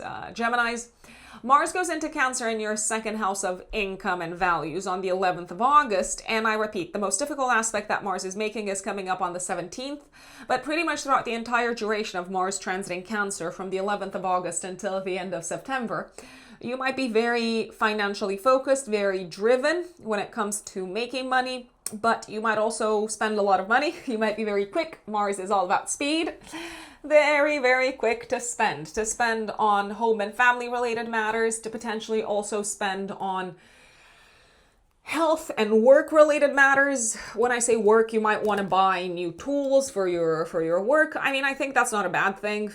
It could work out well. You might also feel like you have to spend a lot of money to keep up with your friends, and maybe sometimes that's just unnecessary. 15th of August, Mercury conjuncts Jupiter in your 3rd house. Active day before, day after. This is a day of literal blessings and literal... I was about to call them miracles, but yeah, maybe that's too dramatic. That's way too dramatic to see it. So something very enjoyable is happening. It could be that a piece of news lands on your doorstep and it's making you feel privileged, blessed, protected, one or all of the aforementioned. When it comes to one or several of the following, when it comes to your career, when it comes to professional opportunities, when it comes to professional collaborations, but maybe also when it comes to partnerships and relationships. It could very well be that a partner has some very, very, very joyful news to share. Maybe they've gotten a raise. Maybe they've booked, I don't know, like a dream holiday or something along those lines. It could be something even bigger. I will say it. And generally 15th of August, day before, day after, you are in a really kind of positive state of mind. You are seeing things from a glass half full standpoint, no matter what's going on in your life or in the sky. 23rd of August, the sun goes into Virgo, into your 4th house of home, family, and living situation. So for the next month, the focus is going to be on personal life, family life, property, etc. Mercury, which is your chart ruler, goes into this part of your chart also until the 10th of September. So lots of things on your mind in regards to home life, property, family matters. Mercury is also very strongly connected with announcements, conversations, commerce, business in general. So if you need to buy anything for the house, if you need to put a house on the market, if you need to sell a house, if you need to have any important conversations with family members, take advantage of this transit because Mercury is in domicile in Virgo.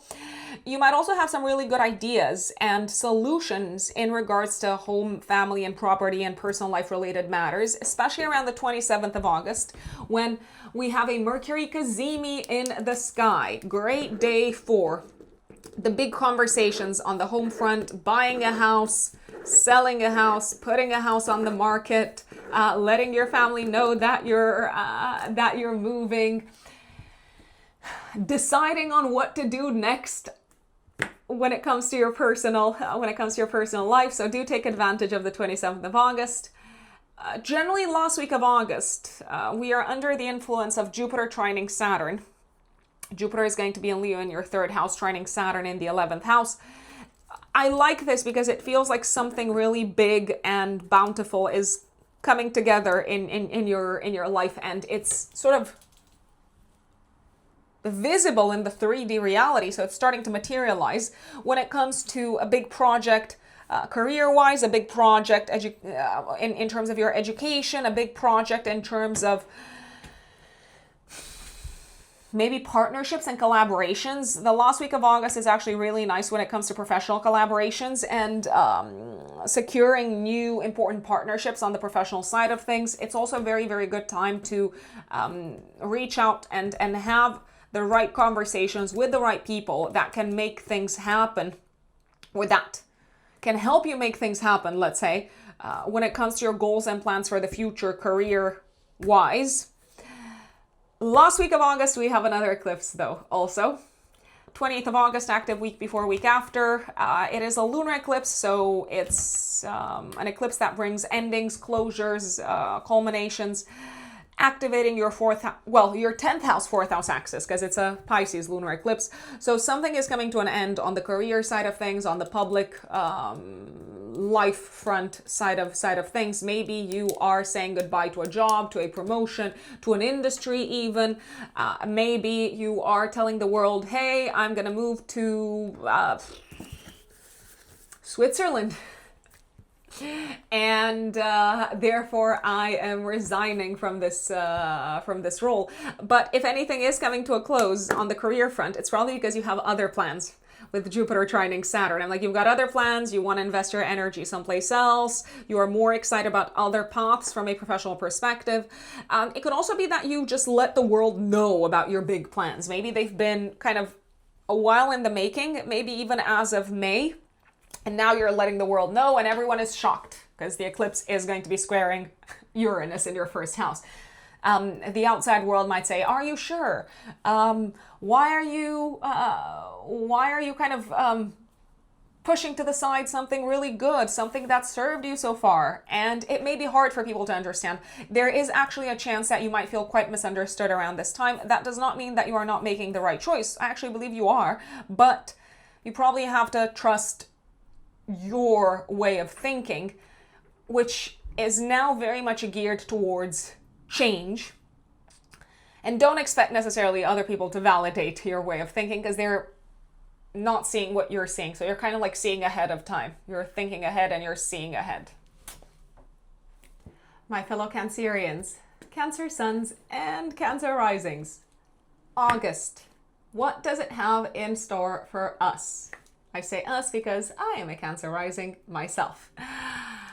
Well, there is so much to unpack. There is so much to unpack, but I have to say I am excited.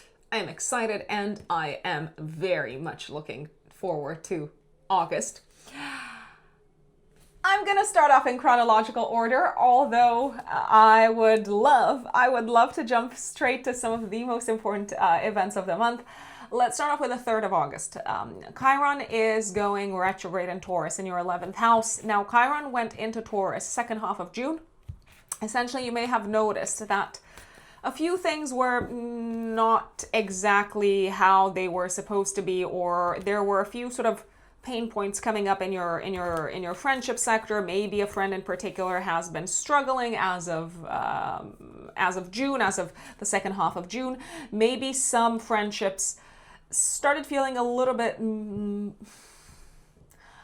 less aligned, let's say, in terms of values, in terms of belief systems. So with Chiron going retrograde, and Chiron is actually going to go out of Taurus in September, I would recommend taking some time to reflect and asking yourselves, Cancerians, asking yourselves, is my friend going through a tough time? Should I be supportive here? Is it really a mismatch, or has it become a mismatch of values, mentalities, etc.? Or, I repeat, maybe they're going through something and they're experiencing a more difficult period in their lives.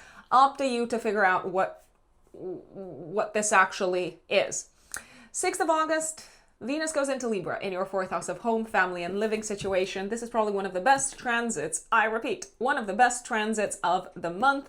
Venus is in domicile in Libra, so Venus is going to be in Libra from the 6th of August until the 10th of September, essentially helping you out with the following. Venus is one of the two benefics. The other benefic is Jupiter, and Jupiter is currently in your 2nd house of income. Ka-ching!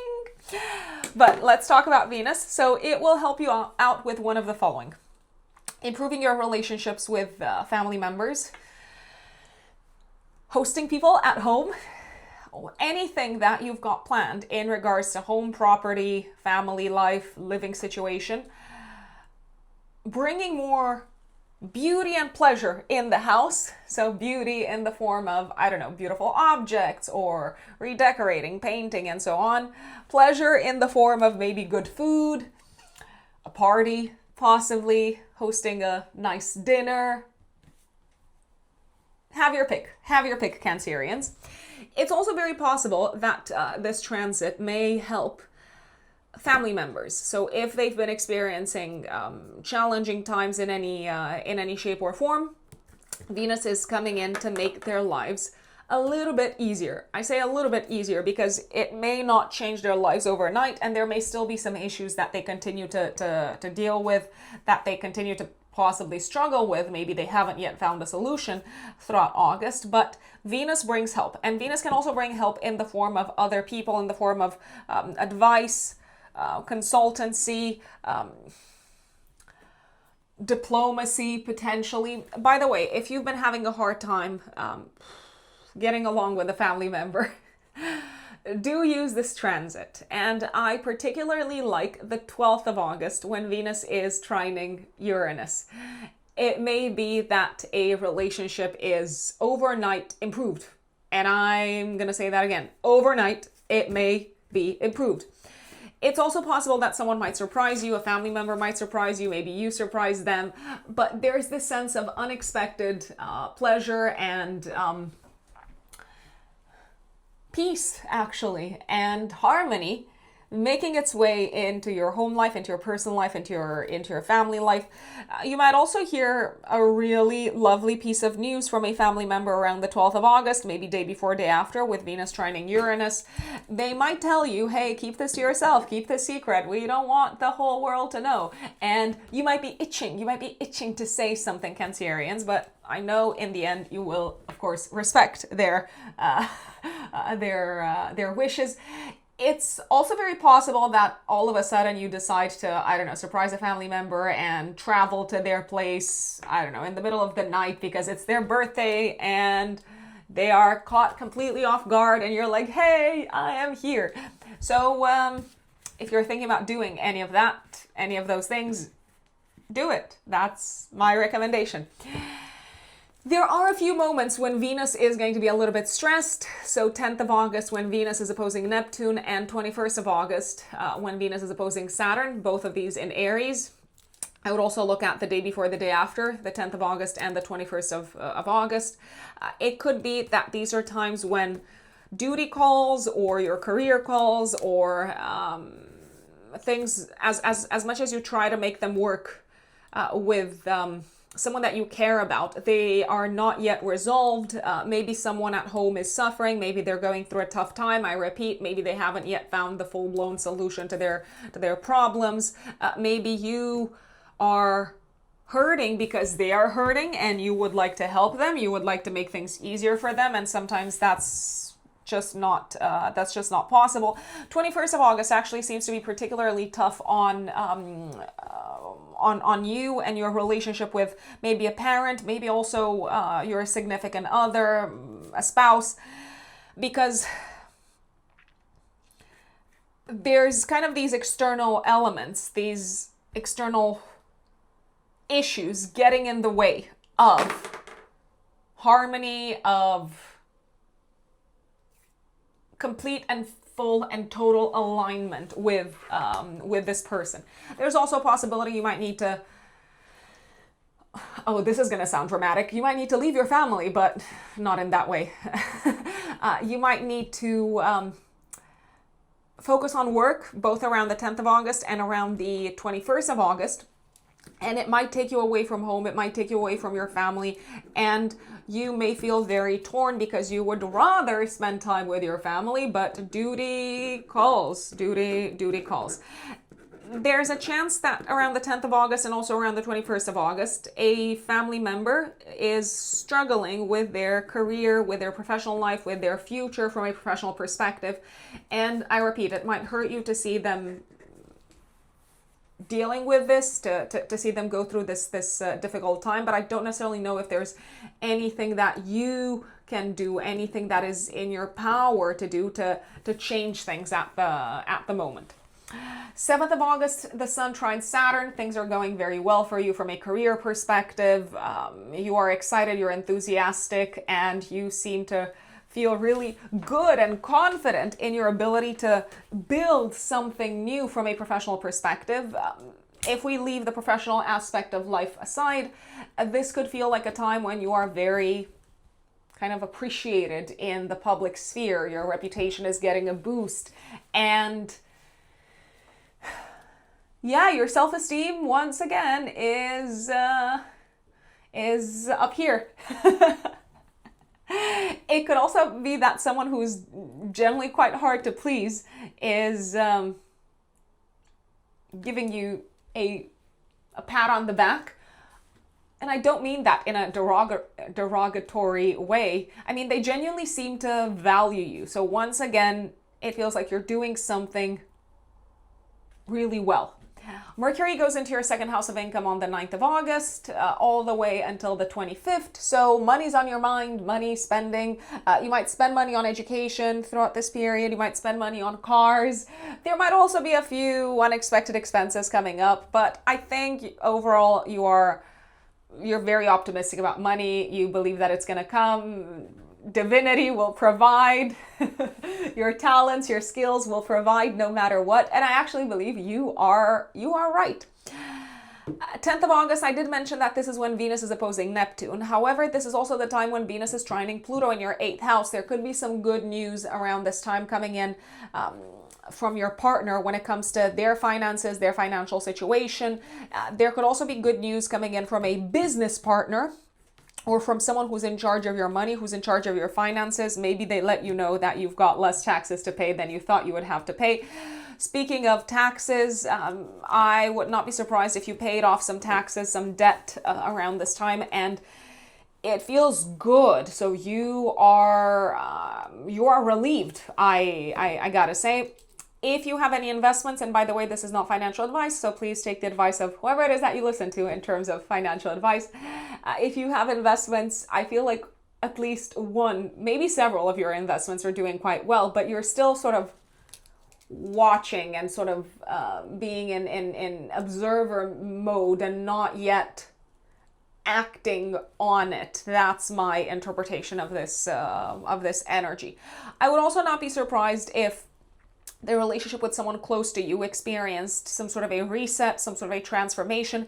It seems to become stronger, deeper, because both of you are able to be more vulnerable with each other. Mars is coming into Cancer, into your corner, 11th of August. Now, I know what people are going to say. By the way, Mars is going to stay in Cancer until the end of September, so this is quite a longer transit. Some people will say, oh no, Mars is debilitated in Cancer, and the reality is that, yeah, Mars doesn't really like to be in Cancer, but it does have some dignity by triplicity in water signs. And Mars for Cancer risings is actually the ruler of two auspicious houses, the 10th house of career and public reputation, and the 5th house of romantic love, enjoyment, entertainment, fun, games, etc. So, Cancerians, you're going to be very action-oriented for the next, month and a half.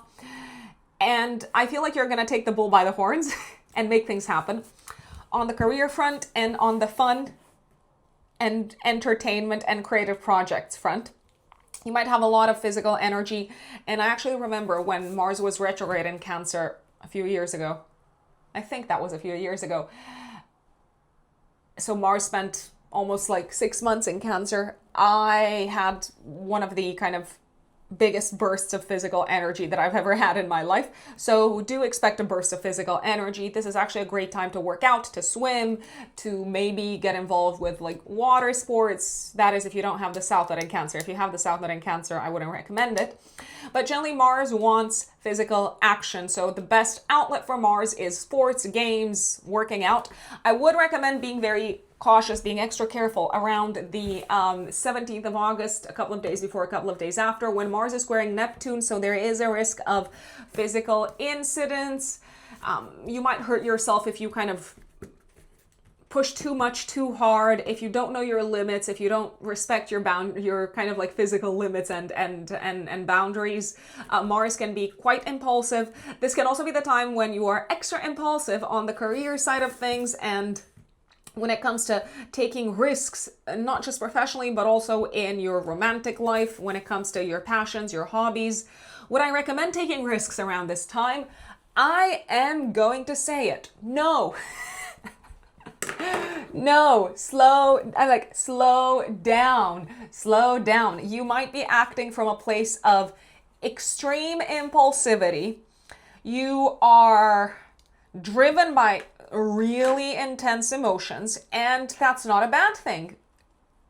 Emotions are great catalysts, but you might jump into something too much, too soon, and you might end up regretting it. You might also jump into some sort of a fight, some sort of an argument. You might jump in to defend someone or to maybe even publicly attack someone. I would not be surprised. And people will not see it coming. They're like, whoa, Cancer rising. What is the deal with you? What is going on?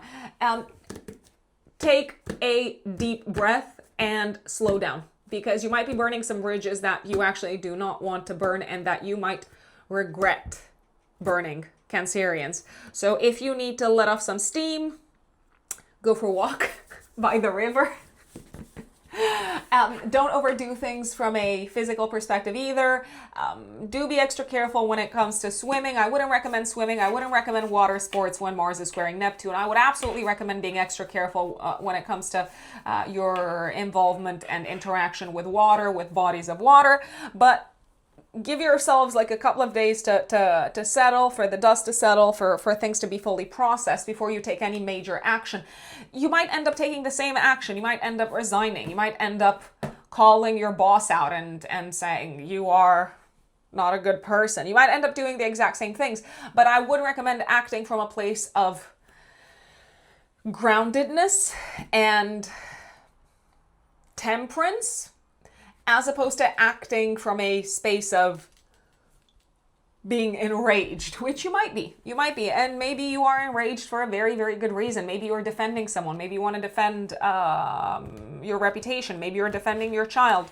Sometimes the best action is to slow down. Slow down. That is why Mars is exalted in Capricorn. Capricorn is ruled by Saturn. Saturn is slow. So don't rush. Don't rush. I said it.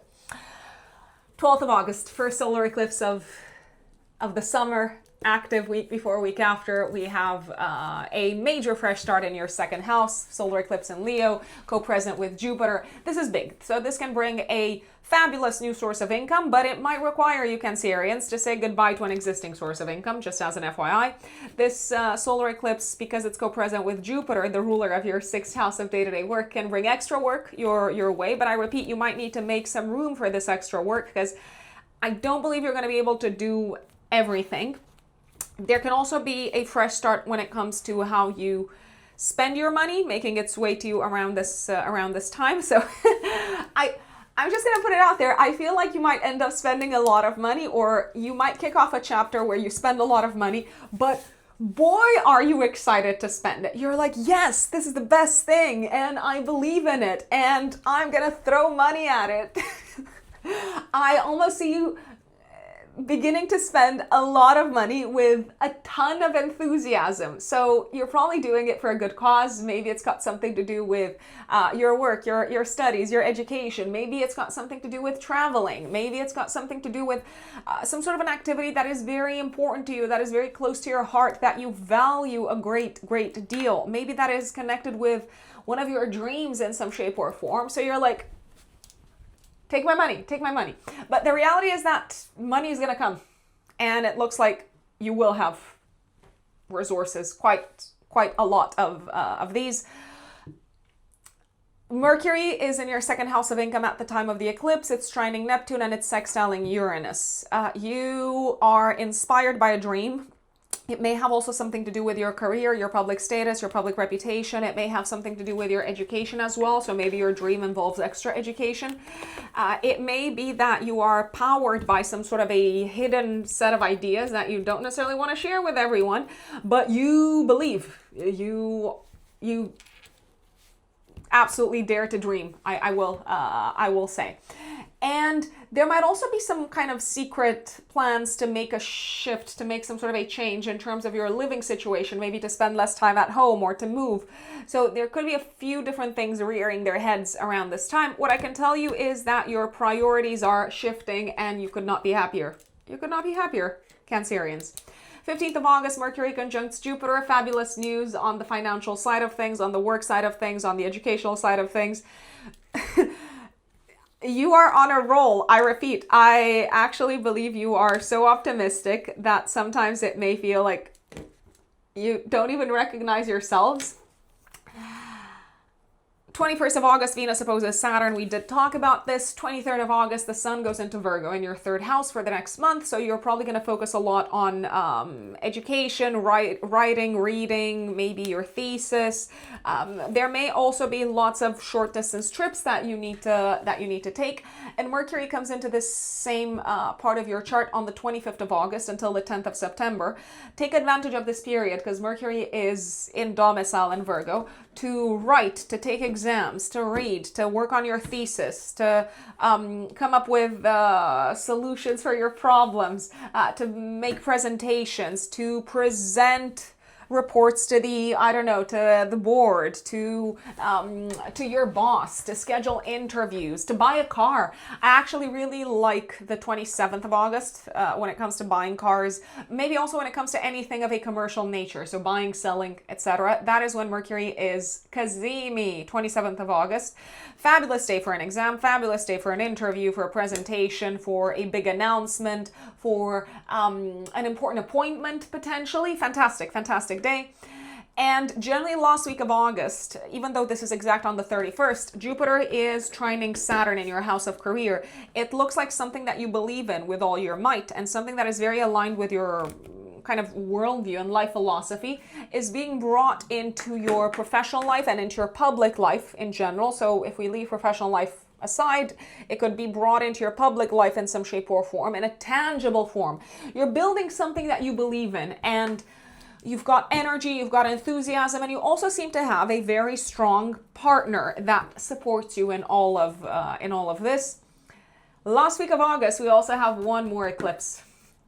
It's the last eclipse of this year, just as an FYI, Cancerians. Full moon lunar eclipse activating the 9th house, 3rd house axis. So full moon lunar eclipse in Pisces.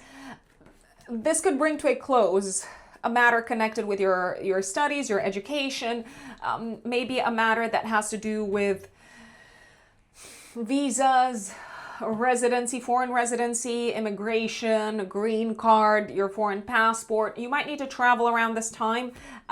There is a possibility that your travel plans could change at the very last minute because the eclipse is squaring Uranus. There could also be some unexpected piece of news coming up around this time. So if you're already on a trip around the 28th of August, which you could be. There is a chance that you could be. Maybe you need to postpone your return date for whatever reason. You may also decide to disrupt your current trajectory from an academic and educational perspective because you've got other things going on. So I wouldn't be surprised if some of you interrupted maybe your studies, but I think it's probably for a good reason because there's something else that you're very interested in building.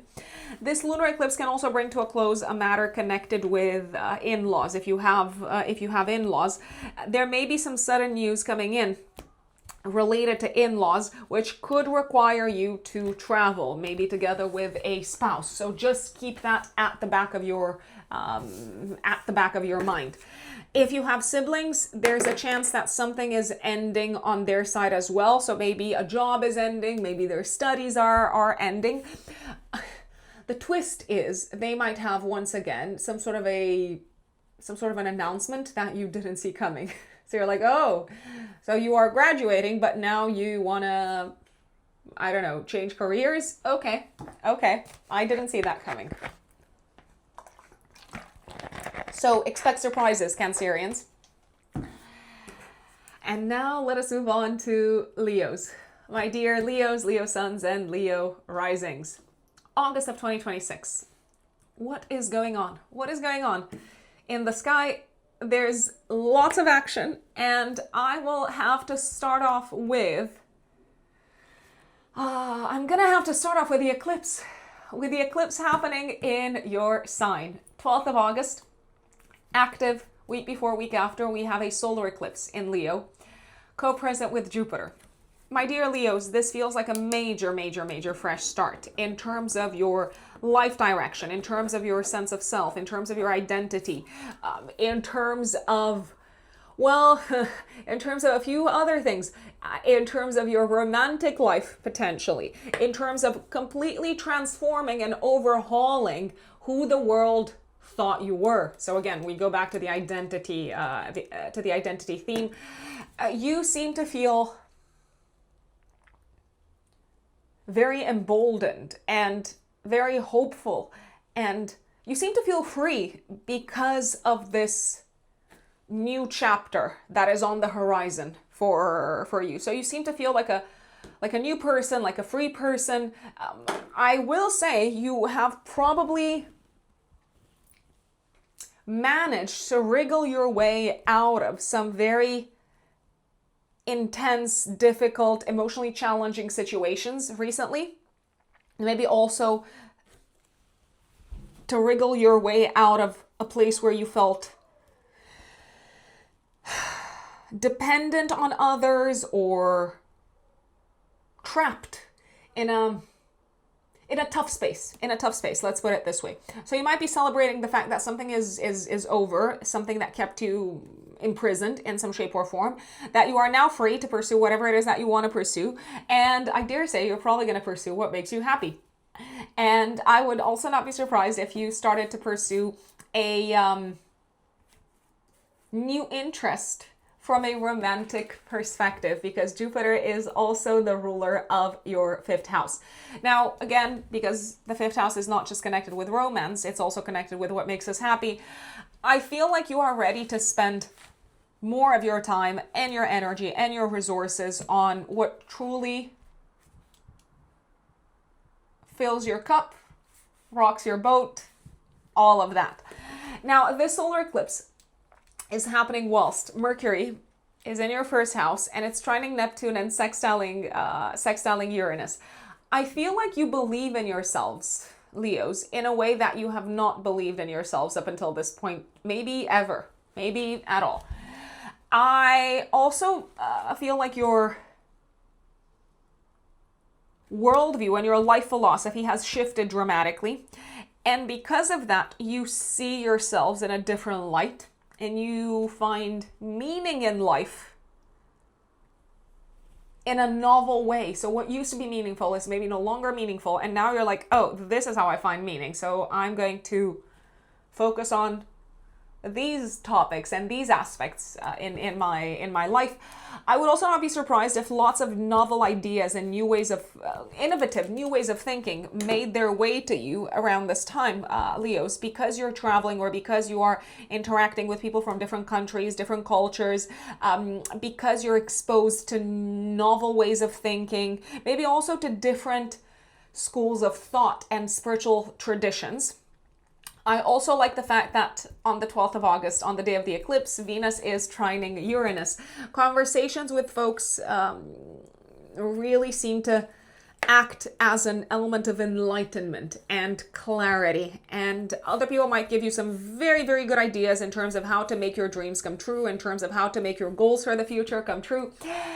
There could also be sudden unexpected invitations. There could be sudden unexpected but auspicious developments on the travel front. So an impromptu invitation to travel somewhere with a group of people, with a community of people.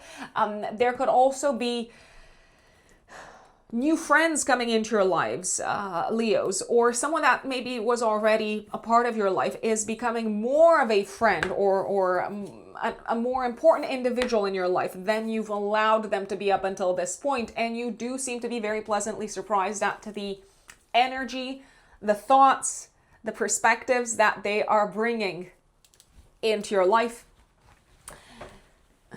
I very much like this eclipse, Leos. Whatever it is that you're letting go of, let go of it with a peaceful, happy, open heart, because new people are coming, new ideas, new ways of thinking, and they might already be in your life. They might already be on your doorstep. So it's up to you to kind of grab them in some shape or form. Now, that is the first eclipse of August. We've got another eclipse coming in end of August, 28th of August, active week before, week after. It is a full moon lunar eclipse activating your financial axis. So you might be completing something of a financial nature. Maybe you are paying off debts. Maybe someone is paying off their debt to you. Maybe you're kind of settling some accounts. You could be dealing with taxes. You could be dealing with a matter connected with shared assets, shared resources, investments. It may be that you are relieved to see this come to a close. Maybe you're paying off your credit cards, for instance. Maybe you're paying off your student loans. There's also a possibility, however, that something is coming to a close on the financial front in a manner that you did not necessarily foresee. Because this full moon lunar eclipse is actually going to be in a tense aspect to Uranus. There is a chance you might end up paying a little bit more than you thought you would have to pay. So that might alter some of your plans, because maybe you've got a little bit less money than you thought you would have available. But once again, if you're paying your way out of a sticky situation, I would absolutely say go for it. I'm like, in the name of freedom, go for it. This is not financial advice. Please take it as pure entertainment only, just as a massive disclaimer. It could also be that a crisis comes to an end around this time, Leo, so you might breathe easily and you might feel very much ready to build a new life for yourselves, because end of August, last week of August, Jupiter, which is actually the ruler of this eclipse, is trining Saturn. It is exact on the 31st, but it's trining Saturn throughout the entire last week of August. So maybe a crisis is coming to an end, a process of emotional healing could be coming to an end. Maybe your involvement with someone else is coming to an end as well. Maybe a friendship is coming to an end. I mean, it could be a combination of all of these. But once again, I feel like you've got other things that you're very excited to build upon, and that are very much aligned with what you find meaningful at this point in time. Also, last week of August, if you're dealing with anything of a legal nature, it seems to be turning out very, very well, and it seems to be turning out very much in your favor. But I repeat, it could cost you, and the eclipse could pinpoint that. It could cost you maybe a bit more than you thought it would cost. Now, I talked about the eclipses. I had to address the eclipses, Leos, because they are incredibly important in August. Now we're going to go in chronological order. 3rd of August, Chiron goes retrograde in your 10th house. Chiron actually entered Taurus in your 10th house, Leos, mid-June. It may be that you started feeling like your reputation is suffering a little bit mid-June. Your public status, your public reputation is suffering a little bit. Or there is also a possibility that your existing career path might be something that you kind of started having some doubts about. Now with Chiron going retrograde, it's going to give you some time to reflect on whether this is something that you need to act on. This is something that you need to be more patient with. Maybe there's a way to kind of strengthen your self-esteem so that no matter what happens on the reputational side of things and on the public sphere side of things, it doesn't affect you as much. So food for thought. 6th of August, Venus goes into Libra in your 3rd house until the 10th of September. This is generally a lovely transit because Venus is in domicile in Libra. So generally conversations are likely to flow very nicely, very easily. Relationships with colleagues, with neighbors, with anyone that needs to buy anything from you or anyone that you would want to buy something from. So any sort of commercial relationships are probably going to go very well. Venus in the 3rd house actually favors buying and selling. If you're looking to buy a car, I'd say take advantage of this transit, or sell a car, or sell anything for that matter. The only exception, there's actually 2 exceptions to this, 10th of August and 21st of August. 10th of August, Venus opposes Neptune. 21st of August, Venus opposes Saturn. I'm like, don't buy, don't sell. If you have to buy or to sell something, it might not be the correct price, or you might end up doubting the value of what you have bought. And if you're selling something, yeah, it could be that you might have gotten a better price if you just waited for a few more days. Relationships, conversations, communication with colleagues, neighbors, siblings, the local community, I repeat, are likely to see an improvement throughout this transit. But again, the exceptions to this would be 10th of August and 21st of August, also the day before, the day after, both of these dates. Someone might cancel on you on the 10th of August. They might cancel a meeting. They might cancel something that you had scheduled. You might also need to cancel a trip. Same thing could happen around the 21st of August. 21st of August, it could just be that a trip is delayed. You're kind of left hanging around the airport. Your plane is like 5 hours delayed and you're wondering, what am I still doing here? I should just book a hotel and wait it out. Car trouble, potentially, 10th of August or 21st of August, or both. 21st of August, it might be more serious because it may be very obvious that something needs to be replaced. just as a bit of an FYI. Do generally be careful what you say, both around the 10th and around the 21st, especially in a court of law, especially in a legal setup, because it can be used against you. And If you are suing anyone or if you are involved in a legal matter with someone else, you might feel very hurt by what they have to say. Even though you are super diplomatic and very tactful in your speech, you might be very hurt around the 10th of August or around the 21st or both. Generally, I don't like these 2 days when it comes to scheduling anything of a legal nature, and also when it comes to scheduling important interviews, presentations, appointments, exams. I don't like it. I don't like it. If you can avoid these times, that would be fantastic. If you have to have some important conversations around these times, don't necessarily expect them to end up as you thought they would end up. That doesn't mean that you can't build upon things and maybe return to reach an agreement with the other party a little bit further down the line, but I've made my several points. 7th of August, the sun will trine Saturn. I feel like you're making plans to travel, plans on the educational side of things. You might also be collaborating with someone with a lot of experience on the legal side of things, and they do seem to be helping out a lot. Mercury comes into Leo, into your first house, 9th of August, and until the 25th, it's on your side. It's in your sign and it's on your side. Mercury likes to transit. I mean, it's in its joy in the first house, therefore it also likes to transit the first house. You may very much have a way with words throughout this entire transit, and what you speak is very well received. It seems to highlight how smart you are, how intelligent you are, how innovative in terms of thinking you are, Leos, especially the risings. It seems to highlight the fact that you've got a dazzling, brilliant mind, that you are highly intelligent, that you are the right spokesperson, that you are the right person at the right time, and people around you are kind of eager to hear what you have to say, especially around the 12th of August when Mercury is going to trine Neptune and sextile Uranus, maybe also the day before, the day after. Mercury is also the ruler of your second house of income. So if you want to attract more money, if you want to make others aware of what you bring to the table, just open your mouth. I'm like, just open your mouth and you will absolutely impress them, my dear Leos. That's also because you know your stuff. You know your stuff. You know what you're talking about. So you should speak up. You should absolutely speak. Up.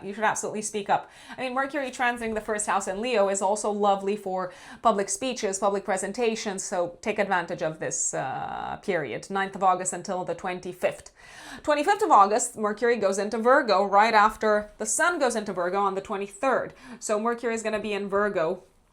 It's domicile until the 10th of September. This is also a lovely time for financial matters, for attracting clients, for securing a raise, for very kind of good, very solid decisions on the financial side of things, on the expenses side of things. If you're looking to maybe secure a better paying job, this transit is going to help you. Or if you're looking to, I repeat, maybe put up your prices or get a raise, this transit is going to help you because Mercury is at home. And you can probably prove your worth through your skills, your solutions-oriented mind, and the fact that you are a specialist at what you do. The Sun going into Virgo on the 23rd of August for the next month, it is telling me that essentially you're going to be very focused on financial security, financial stability for the next month, and also very focused on building what? Stability, but also building a life that makes you feel proud of yourselves, Leos. I also wouldn't be surprised if you invested quite a bit of money in your appearance throughout this period, because let's face it, the Sun is also your chart ruler. Now, let's go a little bit back in time. 10th of August, I did mention Venus opposes Neptune. Venus will also trine Pluto. So this can actually be a really nice day from a romantic perspective. Someone might catch you off guard, but in a good way. You might have like an intense but very fulfilling conversation with someone. And it could be with your spouse, but it could also be with someone that you maybe did not necessarily see as a potential partner. And lo and behold, they do seem to actually want to be a partner. Also a very, very good day to talk business with possible business partners, but also with clients, with bosses. professional conversations around your career are going very, very, very, very well. And especially conversations around transformation, they're going very well. 15th of August, Mercury conjunct Jupiter. I'm like, please, please, Leos, do speak up on this day. Say what you have to say, because when you open up your mouth, that is when opportunities make their way to you, when you are noticed, when you shine, when you stand out. I also believe that generally you're in a really positive and optimistic state of mind. You see the glass half full. You're very excited about what the future holds in terms of fun, enjoyment, children, romantic life, money and finances, social life. Speaking of social life, you may feel generally very blessed in terms of the friends that you've got on your side around this time, but also in terms of the people that love you, and in terms of life kind of almost protecting you and figuring itself out for you, even after significant challenges. Let's say, if you get invited to anything of a social nature, please say yes. Please say yes, Leos. Oh, I did jump one particular date. 11th of August, Mars goes into Cancer. And this is going to be a little bit of a longer transit until the end of September. Mars transiting your 12th house might sort of disrupt your sleep every now and then. Mars is also the ruler of your 9th house and of your 4th house. I mean, there could be some things happening in your private life that you just decide to keep private, but that do potentially keep you up at night at times. If you are traveling, there could be unforeseen kind of challenges every now and then. I mean, I would generally recommend paying extra care and attention to your health and safety, and especially to your safety, and don't take unnecessary risks and chances if you're traveling throughout this transit, and in particular around the 17th of August, when Mars in your 12th house is squaring Neptune. So there is a chance that oh gosh, this is going to sound like a lot. There is a chance that someone might target what you've got, and maybe they want to steal something from you, or something feels very disappointing, but maybe also a little bit unsafe from a travel perspective. So I repeat, do not take unnecessary risks when traveling. It could also be that you're just very frustrated with the fact that a travel-related matter, maybe your flight hasn't turned out the way that you hoped it would turn out. Maybe you had an argument with someone on the plane, or it was very hot, or I repeat, there was a delay, and you seem to be incredibly irritated and frustrated, but I don't really know if there's a lot that you could do. Oh, please be very mindful of where you place your belongings, especially if you're traveling around the 17th of August.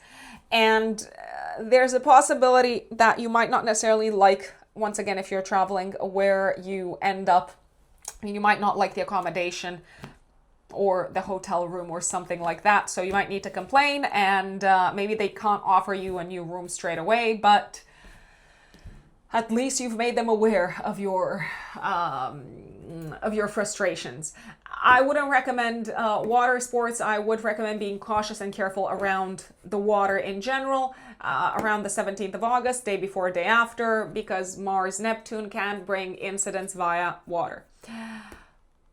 21st of August, Venus opposes Saturn. 23rd of August, Sun goes into Virgo. 25th of August, Mercury goes into Virgo. And 27th of August, Mercury is Kazimi in Virgo in your second house. A fabulous, fabulous day for all things money related, all things of a financial nature. I would not be surprised if you got offered a raise, or if there was like an exciting collaboration on the horizon.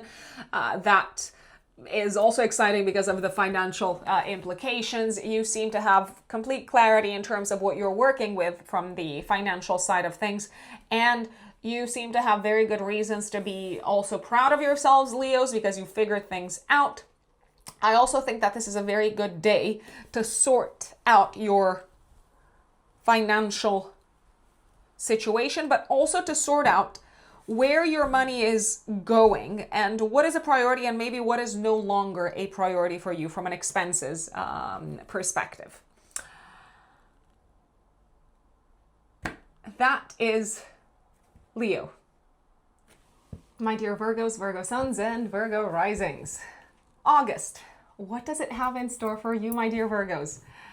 Well, let's start in chronological order so that I do not upset anyone. 3rd of August, Chiron goes retrograde in your 9th house. Now, Chiron has gone into your 9th house second half of June, and it may have affected you in the following way. Let's put it this way. It may have nudged you to reevaluate your worldview, your belief system, your connection with the divine. So you may have started to potentially have some doubts in terms of what is it that you truly believe in? What is truly meaningful for you? Is your current belief system still serving you? I don't know the answer to that. I would actually recommend thinking about it. Chiron will get out of this part of your chart, but it will return. It will give you a little bit of a break in September, so we're going to talk about that. But with the retrograde coming in, I think it's important to maybe try to identify what is no longer serving you in terms of beliefs. 6th of August, Venus goes into Libra in your 2nd house of income until the 10th of September. This is lovely, lovely, lovely, jubbly, Virgos. Please forgive me, Virgos, for being extra cheesy sometimes. I apologize in advance. It is a lovely transit for your financial situation, for your self-esteem, for professional collaborations, for maybe you asking for a raise, for you to feel valued and appreciated. So generally throughout this transit, you may see some auspicious developments monetarily speaking. You might also generally, I repeat, feel valued and appreciated by others. There is a chance that your self-esteem is improving throughout this transit, but there's also a chance that around the 10th of August, when Venus opposes Neptune, and around the 21st of August, when Venus opposes Saturn, you do not feel valued and appreciated at all. You might feel the exact opposite. I urge you, Virgos, especially Virgo risings, to not take that personally. Just because someone does not see value in what you bring to the table does not mean that their perception is truth, that their perception is reality, that their opinion is a fact. No, it is just their opinion. It is just their approach to things. It is just their value system. Don't take that as a personal hit in terms of self-worth and self-esteem. There is, however, a chance that you might take it quite personally because you're trying very hard to please someone and they are not pleased. On the contrary, it might almost feel, and especially around the 10th of August, day before, day after, it might feel like the harder you try to please someone, the nicer you are, the more it backfires. So I say, don't bother. Don't bother. I mean, if someone is being mean for, I don't know, meanness sake, just let them be mean. Just let them be. 21st of August, it may feel like something doesn't necessarily work out in the way that you thought it would work out. On the professional collaborations side of things, it could be disappointing, but ultimately, it is what it is. Also, 10th of August and 21st of August, day before, day after, some significant expenses are coming up. So even though overall you're probably doing quite well from a financial perspective, around the 10th of August, maybe you find yourselves paying for something that costs more than you thought it would cost. Maybe you find yourselves paying for someone else's stuff. Around the 21st of August, you could pay for something of a health-related nature. So maybe you're paying, I don't know, the dentist. You're paying the bill for your dentist appointment. And again, maybe it is quite costly, but it feels like you can't wriggle your way out of paying for this. You may be a tiny little bit more stressed around the 10th of August and around the 21st from a financial perspective. Don't worry, things will settle. They will rearrange themselves, and you are actually in a very good place from a financial standpoint. There is a possibility, however, that others in your life are not necessarily doing so well from a financial perspective, which is why you may feel like you're covering for someone else from a monetary standpoint. Maybe you're paying for their stuff. Maybe you're, I don't know, helping them pay for something that they have broken. So other people may actually have, how should I put it so that I still sound diplomatic? Other people might have really poor judgment when it comes to financial decisions, especially when Mars, which is the ruler of your 8th house of other people's resources, especially when Mars goes into Cancer. And that's going to be from the 11th of August until the end of September. So it could be that important people in your life end up spending their money on things that they shouldn't spend their money on, or they end up overspending, and lo and behold, you have to step in and pay for some aspect of it, or you have to, you don't have to, but I believe you will.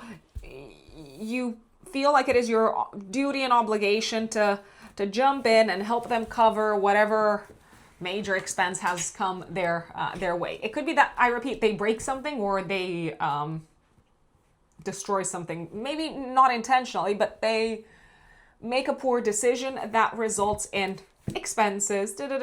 If you're in a relationship or in any type of business partnership, in any type of partnership that involves sharing resources, your partner's decisions from a financial perspective, not necessarily the best from the 11th of August until the end of September, and also not necessarily the types of decisions that you would take. If, for example, your partner has a business, they might not necessarily be doing that great throughout this period, or maybe they are doing well, but again, the costs have gone up. So it could be that your partner's finances are affected in some shape or form, just as an FYI. But I feel like I have to say this. Please don't worry. Please don't worry, because you're doing well and you're going to do even better. And there will be some really nice surprises also of a financial nature, especially I want to say around the 12th of August, maybe a day before, a day after, when Venus is trining Uranus. Venus trining Uranus in your 10th house can bring an unexpected source of income, or an unexpected raise, or like a really well-off client, or maybe some really good news that you didn't see coming from your boss saying, hey, we're going to give you extra responsibility, but there will be a bigger pay check. So things are looking good. 7th of August, the Sun trines Saturn. I feel like you are increasingly optimistic about ending a period of difficult transformations in your life. Let's put it this way. You're also learning how to navigate with more confidence life's ups and downs, including from a financial perspective, but also life's ups and downs, especially in terms of what others expect of you. And also when it comes to the times when other people try to maybe dominate you. And maybe historically that was very destabilizing, but now you're like, I know how to handle this. You are not catching me off guard. 9th of August, Venus. Well, no. 9th of August, Mercury, not Venus, because Venus has already changed signs. 9th of August, Mercury, which is your chart ruler, goes into the 12th house until the 25th. You might find your energy levels going down a little bit. You may also find yourselves wanting to get away from the world a lot more, Virgos. You are maybe not so much in the mood for too much work or too much action or too much interaction with the outside world. It's also very possible that you're still busy at work, that you've still got things to do, but your mind is someplace else. And you seem to be very kind of mentally absorbed by something that is happening in private, I gotta say. You might also be doing something in private of a work-related nature. So maybe you have like a secret gig and you have to be all shush and be very careful who you reveal things to. 10th of August, Venus opposes Neptune. I did mention this, but it is also trining Pluto. Some really good news and some really auspicious transformations happening in the workspace. Everything seems to make your work life better. I also see some really good developments happening on the health side of things. Maybe you're paying for some really good services. Maybe you've found a very good practitioner. By the way, this is not health related advice. You may also feel ready finally to invest more in your health, and especially in terms of changing your health related habits and routines, and you seem to have the resources to do so also. 11th of August, Mars goes into Cancer in your 11th house. We did talk about how this could affect your partner's finances. Mars is going to be in Cancer until the end of September, and it can bring actually some strife and some arguments when it comes to your interaction with friends, with communities, with groups of people. Mars can also bring you a lot of energy to lead groups of people, to take action on behalf of a community, to maybe defend a community, to defend your friends. I would be very careful though with the defending part, especially around the 17th of August. Maybe also a couple of days before, a couple of days after.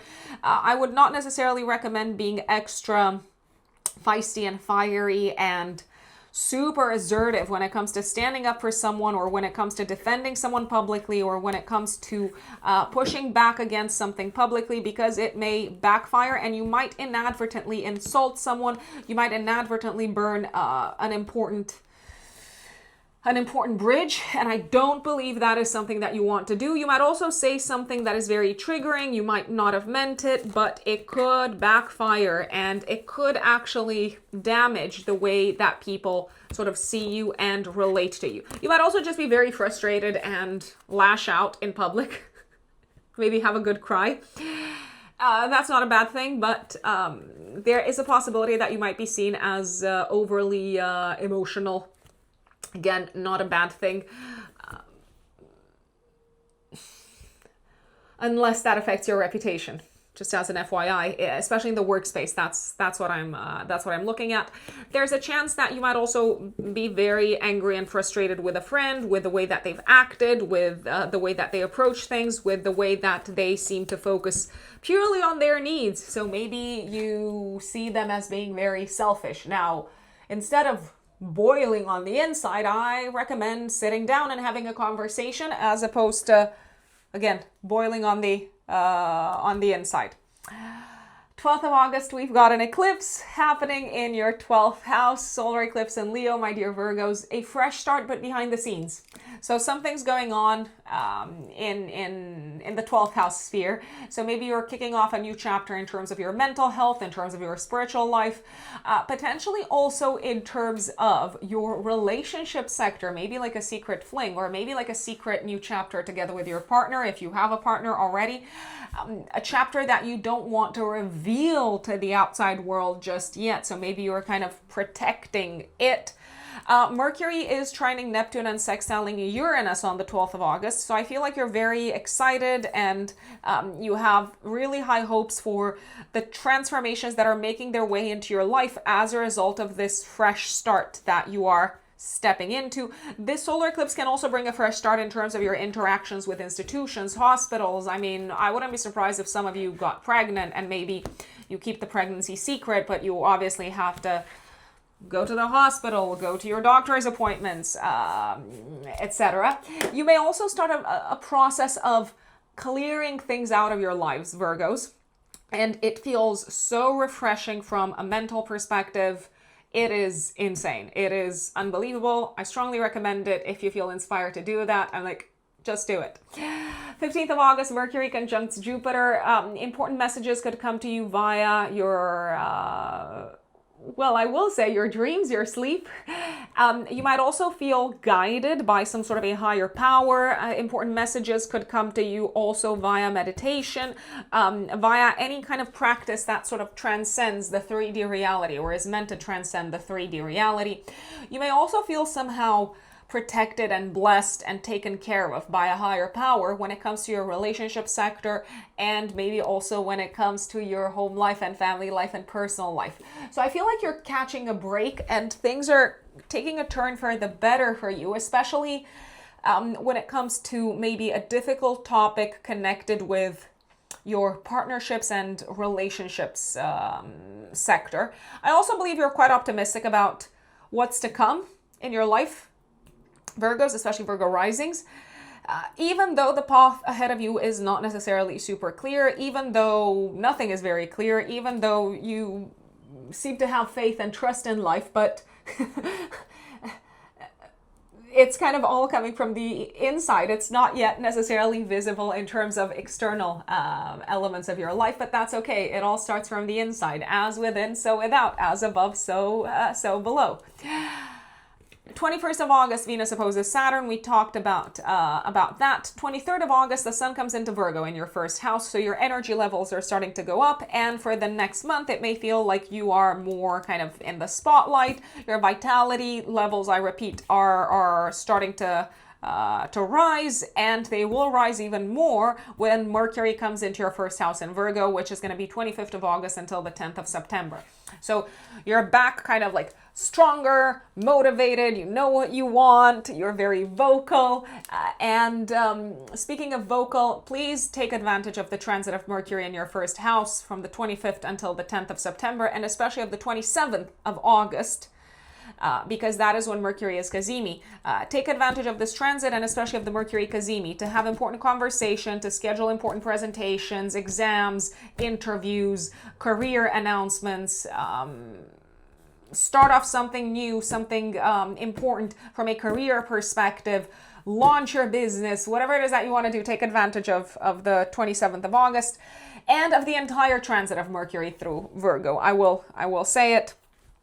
Now, some people might say, Rux, you're crazy because there is going to be an eclipse on the 28th of August. Yes, but also Mercury Cazimi is very much here to help. This Mercury Cazimi on the 27th of August is also giving you lots of clarity in terms of, well, a few things. Career, what you want to do next with your life, the person that you want to become, the principles that you want to align yourselves with, what you want to embody.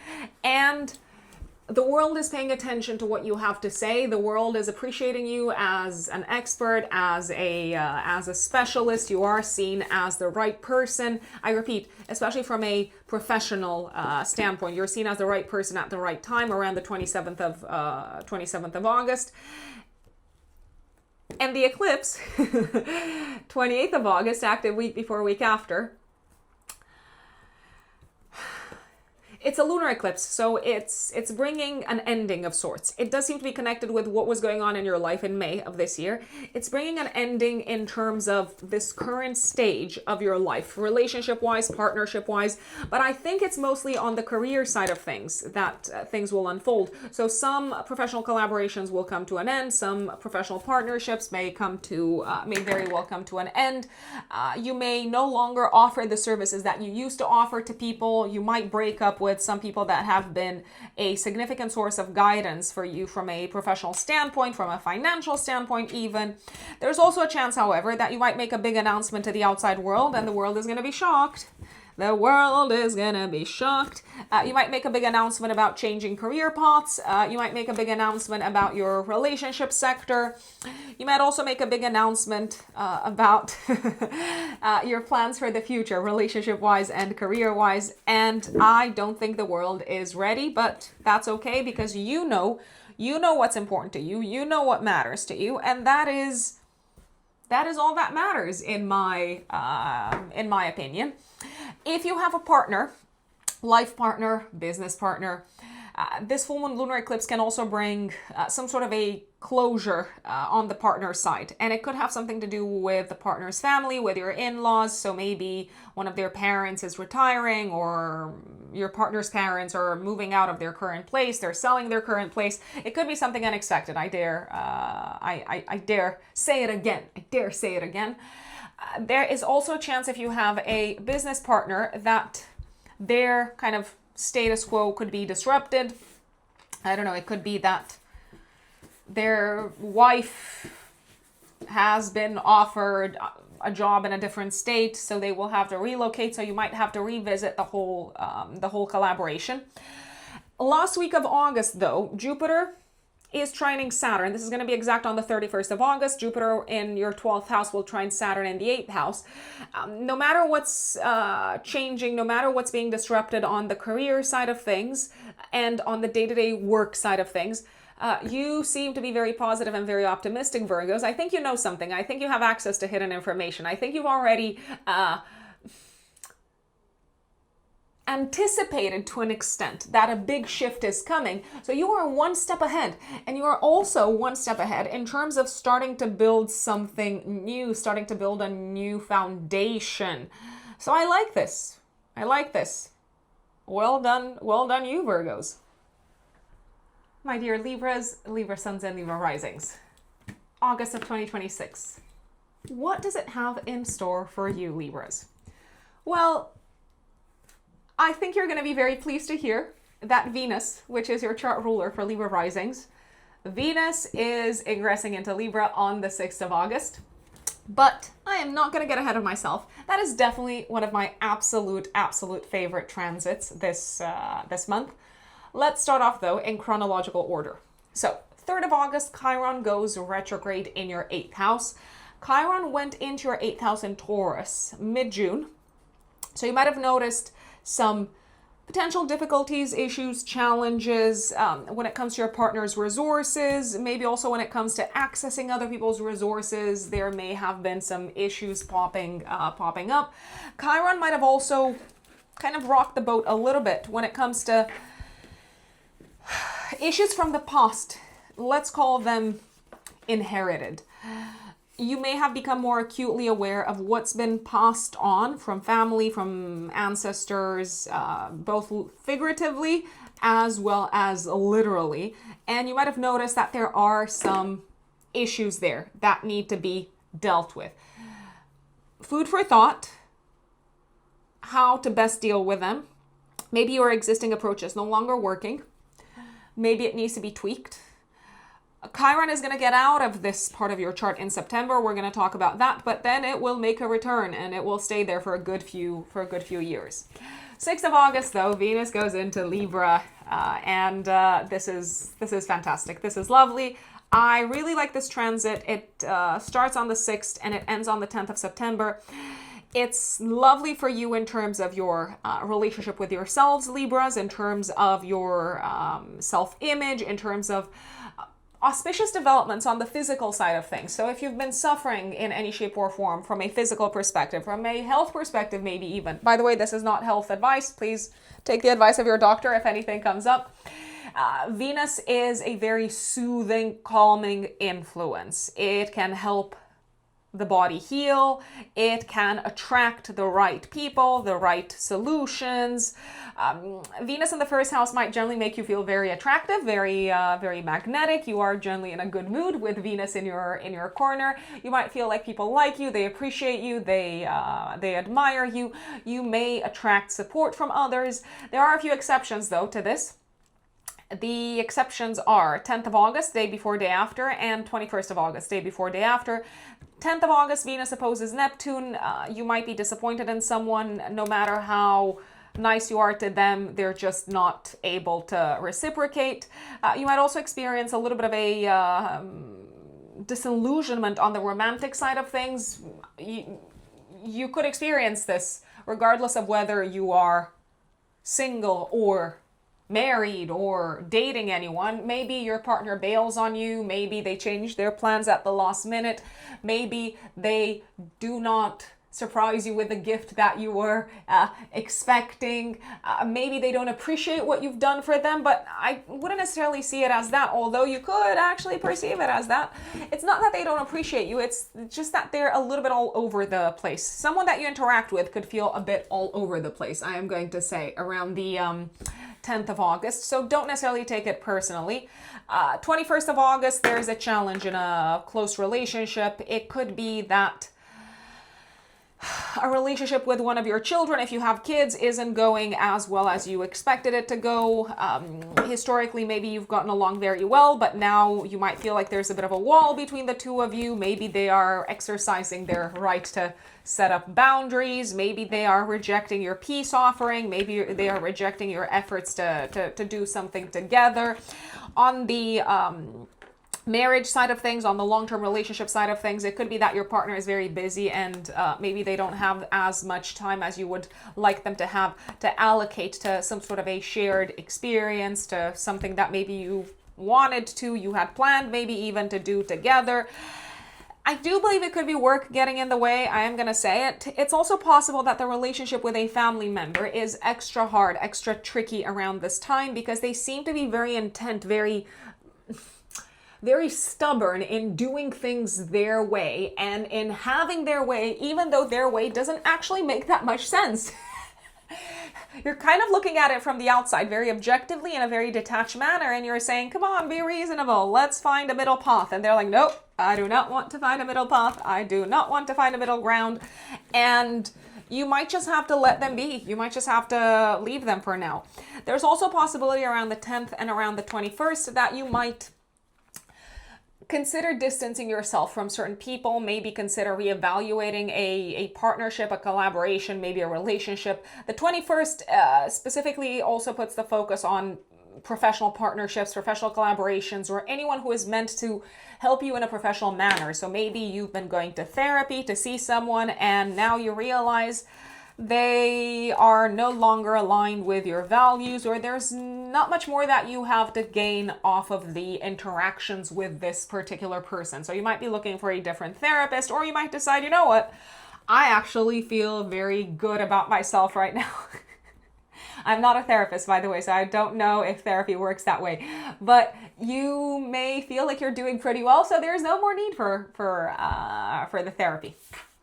So yeah, these are kind of the caveats with Venus in Libra. If you want to attract love, if you're single, take advantage of this transit. You are extra, extra, extra magnetic.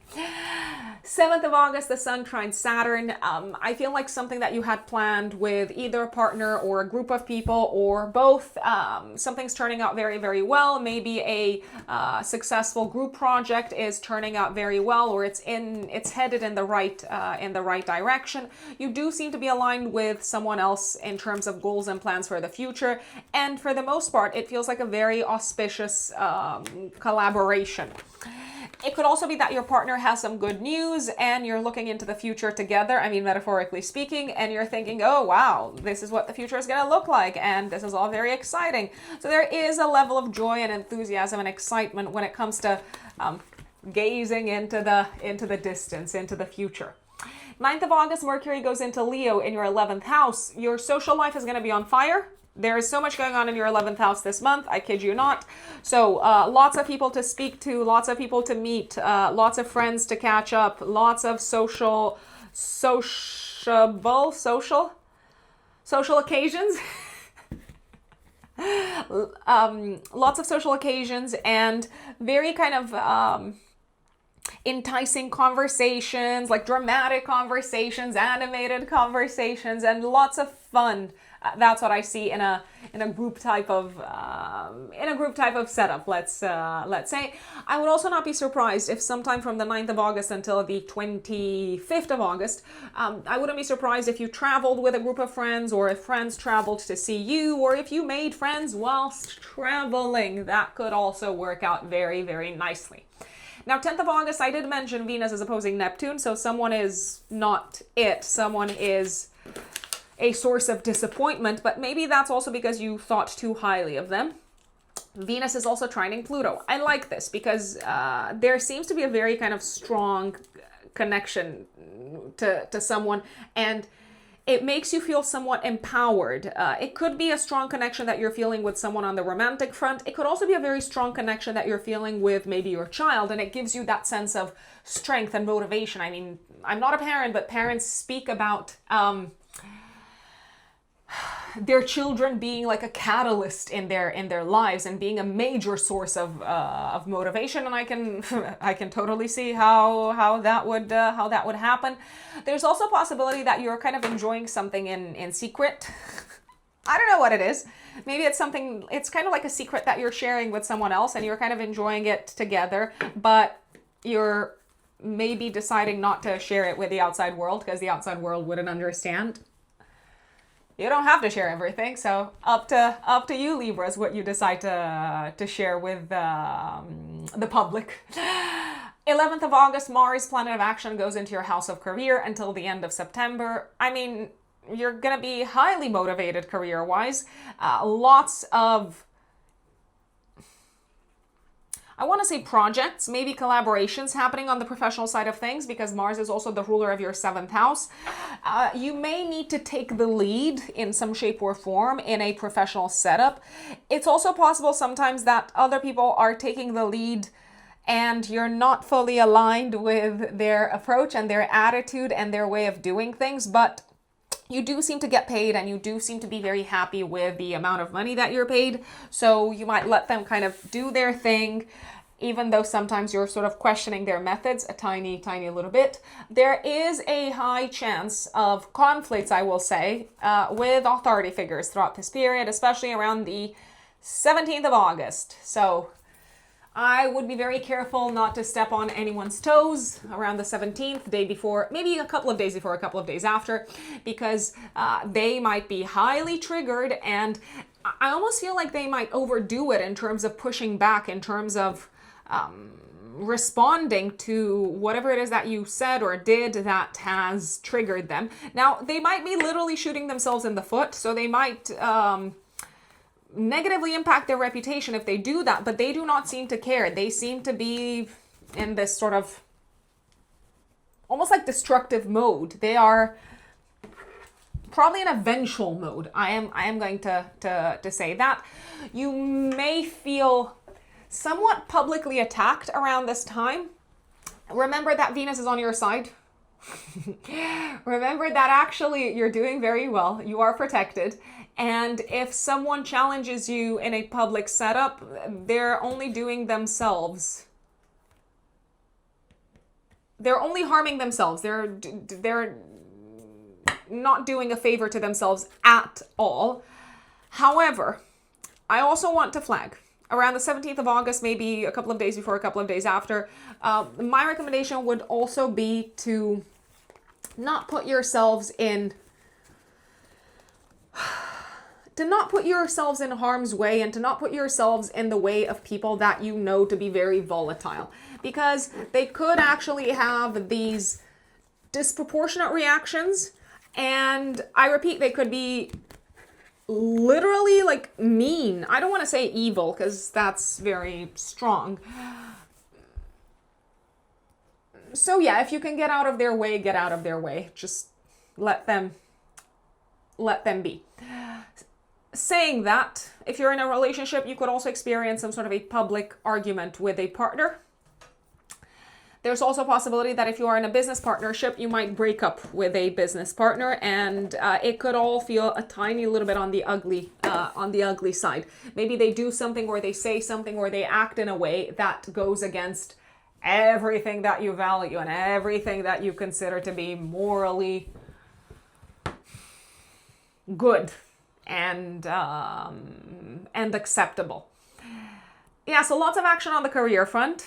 I would recommend going after what you value from a professional perspective. I would recommend generally taking action, maybe also going after the right clients, going after the right partnerships, putting your prices up, asking for a raise, maybe going after a promotion.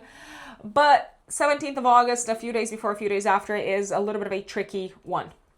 12th of August, first eclipse of the month is coming up. It is a solar eclipse in your 11th house, a massive fresh start. The solar eclipse is co-present with Jupiter, by the way. Massive fresh start when it comes to plans for the future. You are so excited, so enthusiastic about what the future is bringing, about future collaborations, about your involvement with certain communities, certain groups of people. You're very excited about your goals and plans for the future because you've got some really good support at your back. You've got kind of someone like blowing the wind in your sails. Maybe they're also supporting you from a financial perspective. They could be investors. You may also be very happy about what the future holds in relation to a partnership, an important partnership in your life. So it could be a partnership of a romantic nature. It could also be a partnership of a professional nature. I am going to say, I feel like new friends are coming into your life, a new community, a new tribe is coming into your life. That will broaden your horizons. That will broaden your perspective. And it could be that this community is going to be somehow very important for your work life, for your professional life. I also wouldn't be surprised if you set new goals from a work perspective, from a health perspective, and you seem to be very enthusiastic because you're not setting these goals on your own. You've got other people getting involved. Maybe other people are helping you, but maybe they're also setting goals for themselves. And it looks like the level of energy and drive and stamina is much higher because everyone's kind of focusing on similar things. So there's the sense of momentum being created. Great news coming in around this time on the educational side of things, also on the travel side of things. I wouldn't be surprised if you decided to set a very bold target when it comes to your education, but maybe also when it comes to your work that involved traveling in some shape or form. Venus is trining Uranus on the 12th of August. Unexpected opportunities to travel, unexpected aha moments in terms of what is important, what is significant, what is meaningful for you, what you truly believe in. Very, very pleasant surprises coming in via the travel channels, foreign lands, foreign countries, but also when it comes to your academic path, your educational path, very important aha moments from a spiritual perspective as well. You might feel guided to go down a novel path, and you're buzzing, and other people are buzzing around you. So again, the enthusiasm is kind of really, really high. You might also feel somehow free, because your belief system has evolved and you feel free of other people's expectations. Now, that doesn't mean that other people will agree with you straight away and say, oh yeah, you can just be free. I mean, you do not have to continue delivering in our lives what you have delivered so far, but you probably feel free nevertheless, and you are excited to break free from what's been holding you back and the people that maybe have been holding you back as well. Literally, but also metaphorically. Maybe you've been kind of attached to old relationships, people from the past, old collaborations, and now you're like ready for new people, new ideas, and new goals. Very good news, 15th of August, Mercury conjunct Jupiter in your 11th house in regards to your goals and plans for the future, in regards to travel, in regards to legal and immigration matters, in regards to work. Also a fantastic day to attend a social event, a social occasion, a concert, a fantastic day to travel, a fantastic day to book plane tickets, a really good day to hold a public speech, to announce something to the outside world, to take a leap of faith when it comes to your plans for the future, work-wise, travel-wise, educationally, so all of that. 23rd of August, the sun goes into your 12th house, and then 25th of August, Mercury goes into your 12th house. So with the sun in this part of your chart for the next month, you may feel like there's lots going on behind the scenes, and there's a lot to like figure out, fix, resolve, handle, maybe lots of dealings with institutions such as governmental institutions, maybe hospitals, etc. That doesn't mean that you experience any health issues, but there may just be things that need to be sorted out. Mercury going into this part of your chart, 25th of August until the 10th of September, is saying that you might do some of your best work in terms of thinking, writing, reading, learning, studying behind the scenes. So you might want to get away from the world for a little bit to do your writing, to write your thesis, to go through any sort of like study material, reading material. So take a break from the world if you have to. I actually believe you're going to be very productive if you do that.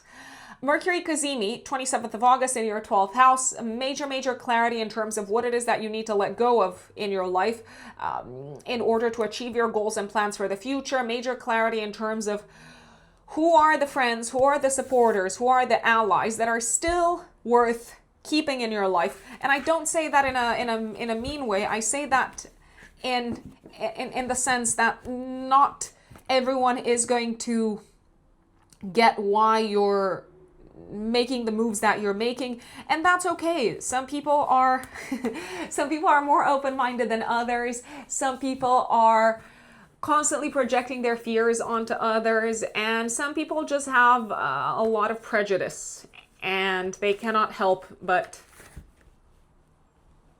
spreading it out.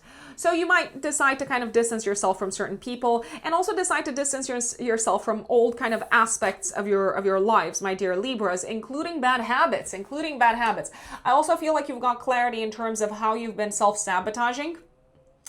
And as a result, you're like, okay, now that I know, what do I need to do? I need to cut things out. Also, last week of August, it is exact on the 31st, but you might feel it throughout the entire last week of August, Jupiter trines Saturn. So together with a partner, together with a collaborator, a supporter, an advisor, a consultant, together with one or several of these people, it looks like you're working on making a big goal, a big plan come true. I see a very fruitful business collaboration. I see a very fruitful personal collaboration. I also see a very fruitful alignment potentially between you and a child, if you have children, in terms of kind of joining forces to make something greater happen. Someone seems to really support you in terms of where you want to be headed. It could be someone with a lot of experience also, so it doesn't necessarily have to be like you could be helping a child, but it could also be that you've got a coach, a mentor, a guide yourselves, Libras. And it is probably someone who is very no nonsense. I'm gonna put it out there. Also, last week of August, lots going on. We've got one last eclipse this year, a full moon lunar eclipse, so a point of closure and ending and culmination on the 6th house, 12th house axis. So some of you could be wrapping up a job, some of you could be saying goodbye to an existing job, some of you could be saying goodbye to an old way of working. I wouldn't be surprised if some people from your workspace were let go of. I wouldn't be surprised if there were kind of some big announcements from a legal standpoint coming up around this time that change the way that you work moving forward. You might feel the eclipse last week of August, but also first week of September. So pay attention to any announcements coming in around this time. There's also a possibility you might find out what's working and what hasn't been working from a health perspective. By the way, this is not health advice. You might find out through like blood tests or talking to the doctor what's been serving you and what's not been serving you from a health perspective. And it may feel like some of the information is totally unexpected, but it kind of like challenges your existing way of thinking, and you decide, okay, my old way of thinking, my old mentality is clearly not cutting it, so I'm going to do things totally different. It could be that you wrap up maybe an important chapter also from a health standpoint, but I do repeat, it feels like this is hugely, hugely important to keep at the top of your mind. If your perspective upon life doesn't change, if your belief system doesn't change when it comes to health, when it comes to habits, when it comes to what you do on a day-to-day basis, and like you might... It's not a given, but you might still struggle health-wise. So it's all coming from the, it's coming from the head. So you have to think differently and then act in alignment with those different beliefs on a day-to-day basis to see long-lasting changes in this regards. And last but not least, I wouldn't be surprised if travel plans kind of changed at the very last minute around this time. It could be that there is a sudden announcement coming in from work, or there's a sudden announcement coming in from an in-law, and maybe, I don't know, you have to travel to visit an in-law, or maybe you have to deal with a legal matter connected with the in-laws, but it could feel very sort of last minute. Don't stress, don't worry, even if it feels very unpredictable and very last minute, because you have really strong support on your side, so don't hesitate to reach out if need be. My dear Scorpios, Scorpio suns and Scorpio risings, August of 2026. What is going on in the sky, Scorpios? Well, the month begins with Chiron going retrograde on the 3rd of August. So over the next, let's say, month and a half, you will have an opportunity together with your partner. That is, if you are in a relationship, you will have an opportunity to reevaluate maybe what's been potentially bothering, potentially upsetting your partner, if maybe they have been struggling with anything from a self-worth perspective, maybe from a financial perspective. To me, it looks like from the beginning of August until the 18th of September, when Chiron leaves Taurus and it goes back into Aries, this is a good period to potentially sit down, talk things through, and maybe also share with your partner that you may have noticed some increase in terms of sensitivity or vulnerability or maybe even pain in your partner's life in regards to some sectors. So it's a good topic to broach if anything has come up, especially as of roughly mid-June, when Chiron went into Taurus in your 7th house of relationships.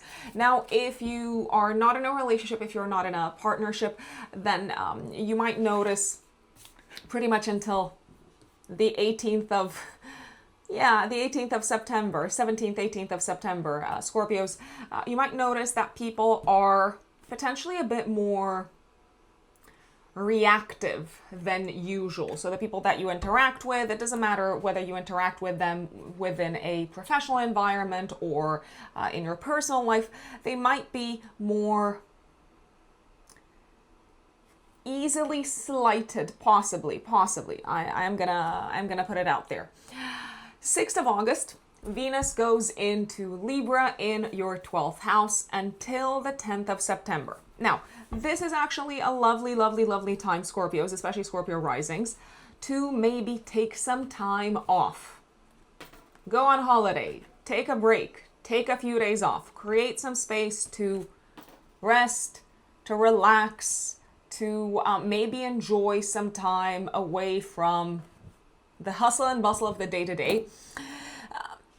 If you are able to do that in conjunction with someone else, I mean, maybe a partner, maybe a good friend, someone that you feel very close to, someone who you enjoy sharing experiences with, then by all means go ahead, because hey, Venus is in Libra and it will make shared experiences even more pleasant, even more enjoyable. You might also find a lot of inner sort of harmony and peace and feel potentially a lot more centered over the next, roughly a month, if you just step away sometimes. Step away, walk away from, again, the demands, the requirements, the issues of day-to-day life. So if you're struggling, then that is your cue to take a break, maybe sleep more, have a lie-in, have your pick, Scorpios. 7th of August, the Sun will trine Saturn. I like this energy. You might also feel it the day before, the day after, Scorpios. This can be a day of success and acknowledgement on the career front, on the professional side of things, but also in terms of you feeling noticed and appreciated and valued within the public sphere.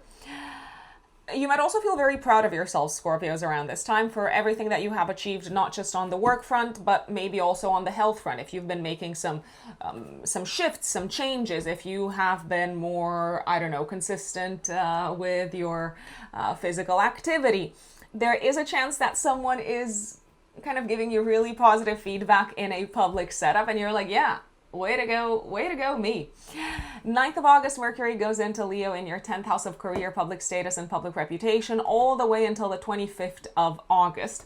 I mean, I like this period, Scorpios, because to me, it looks like you're going to have plenty of opportunities to speak in public. You're going to have plenty of opportunities to share your knowledge and your views and your ideas and your opinions with the outside world. And I repeat, within a public setup, especially on the professional side of things, but not just within your professional life. This is a really nice transit to take advantage of. If you have things to share with the world, if you have big announcements to make, if you maybe want to launch something. Mercury is also the ruler of your 11th house, so there can be plenty of social opportunities coming into your life from the 9th of August until the 25th via your work. So maybe opportunities to, go to a conference and catch up with like-minded individuals, maybe even catch up with some old friends, with some peers. So I would also recommend maybe using this transit as an opportunity to network or to strengthen the ties with important people, both in your career, but also in terms of people who could be supportive and helpful and, yeah, like key players, let's say, when it comes to you achieving your goals. 10th of August, active day before day after. This is a very interesting day. Venus is trining Pluto. This is nice, but it is also opposing Neptune. This is not so nice. Scorpios. I'm just going to say it. It is the definition of a mixed bag kind of day.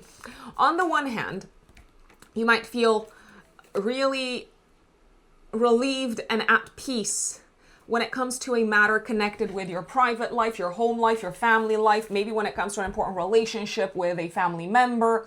You might feel very much at peace because you have managed to reset the relationship with a family member. Maybe you've managed to make peace with them. Maybe historically you've had a really hard time connecting, and now for whatever reason it feels like you've found that middle ground, that middle path. There's also a possibility that you are very happy around this time with the fact that your home and living situation has gone through a transformation of sorts. Maybe you've been doing renovations, or maybe you've changed where you live, and you can now finally relax. You're like, okay, the transformation is over, the move is over, the renovation is over. But I don't necessarily like Venus opposing Neptune. So your private life looks very good around the 10th of August, Scorpios. Your work life is a little bit sticky, a little bit tricky. So someone might be disappointing you within the workspace. Maybe someone leaves. Maybe it's a good friend. Maybe it's someone that you've built a very good relationship with.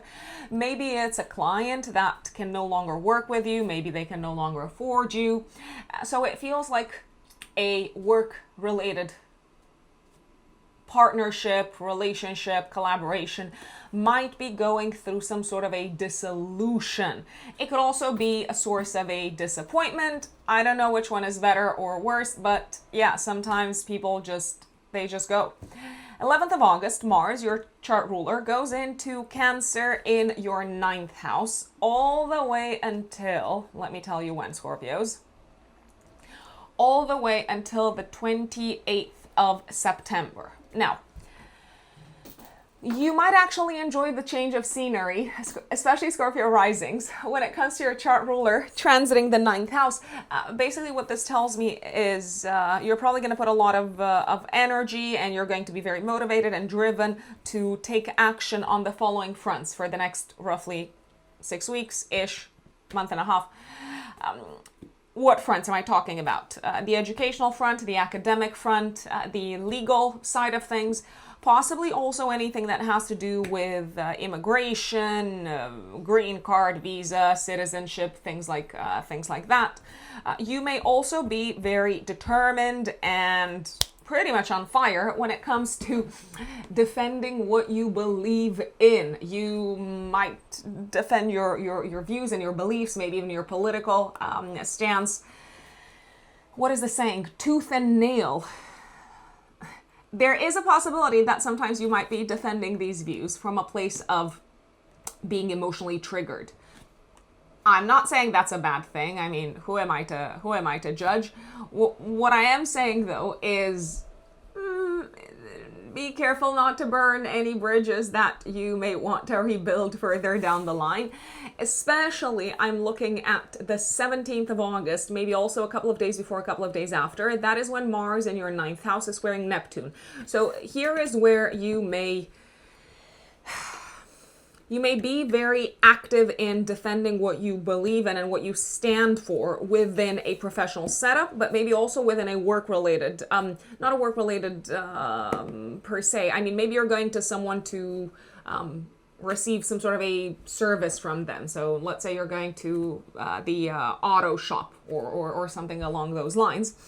And you might be, again, I repeat, very fired up to stand up for what you believe in. It might not necessarily be received very well. There is actually a possibility that you might, I don't want to say destroy, but I feel like that is the word that comes up. You might really negatively impact the relationship with the person who is kind of a witness to you defending your position, your stance. Now, if this happens, let's say, in a setup where you're receiving a service, you might just decide, you know what, I'm going to walk away. I'm no longer going to work with this person. I'm no longer going to go to this person's car shop, auto shop, or whatever. If this happens in the work sphere, which it could,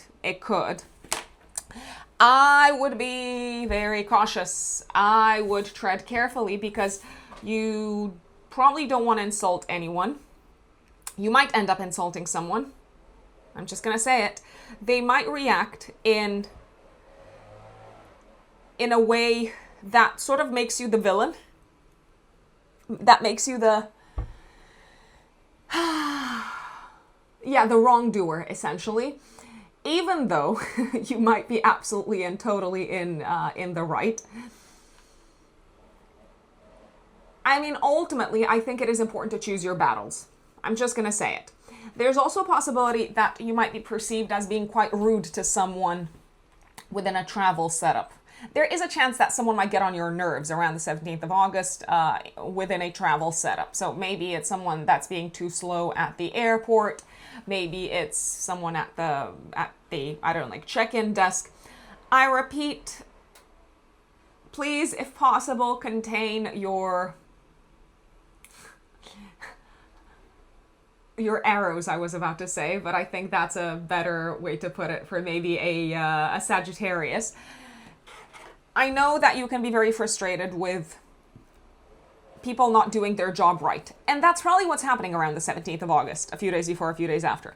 However, there is a chance you might make it worse by having this very strong reaction. Again, play it by ear, but I don't believe you having a very strong reaction is actually going to improve the service. So if we're looking at this purely from a pragmatic perspective, I'm like, it might just increase your level of stress.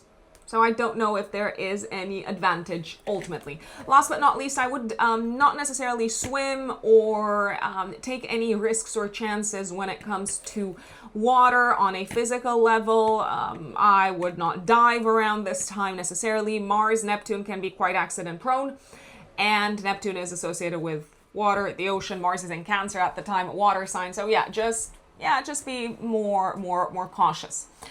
12th of August. Okay, so I'm saving the best for kind of last.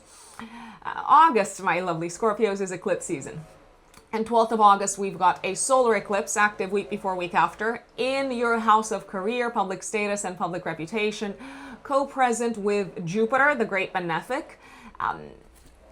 The eclipse is kind of in a wide trine to Saturn, but let me just double check if I'm seeing this right. And I do apologize if you're hearing any noises on the background, Scorpios. Someone decided, it's literally the middle of the day, they never do this, but someone decided to cut something in their garden. So I apologize. I apologize on their behalf. I don't think that they would apologize, so I apologize in that case on my behalf. Yes, indeed. So I was right. The eclipse is in a wide trine to Saturn. Essentially, what seems to be happening around this time is you are stepping into a major new chapter from a career perspective, Scorpios, especially Scorpio risings, that actually seems to lift you up from a hierarchical perspective, from a status perspective.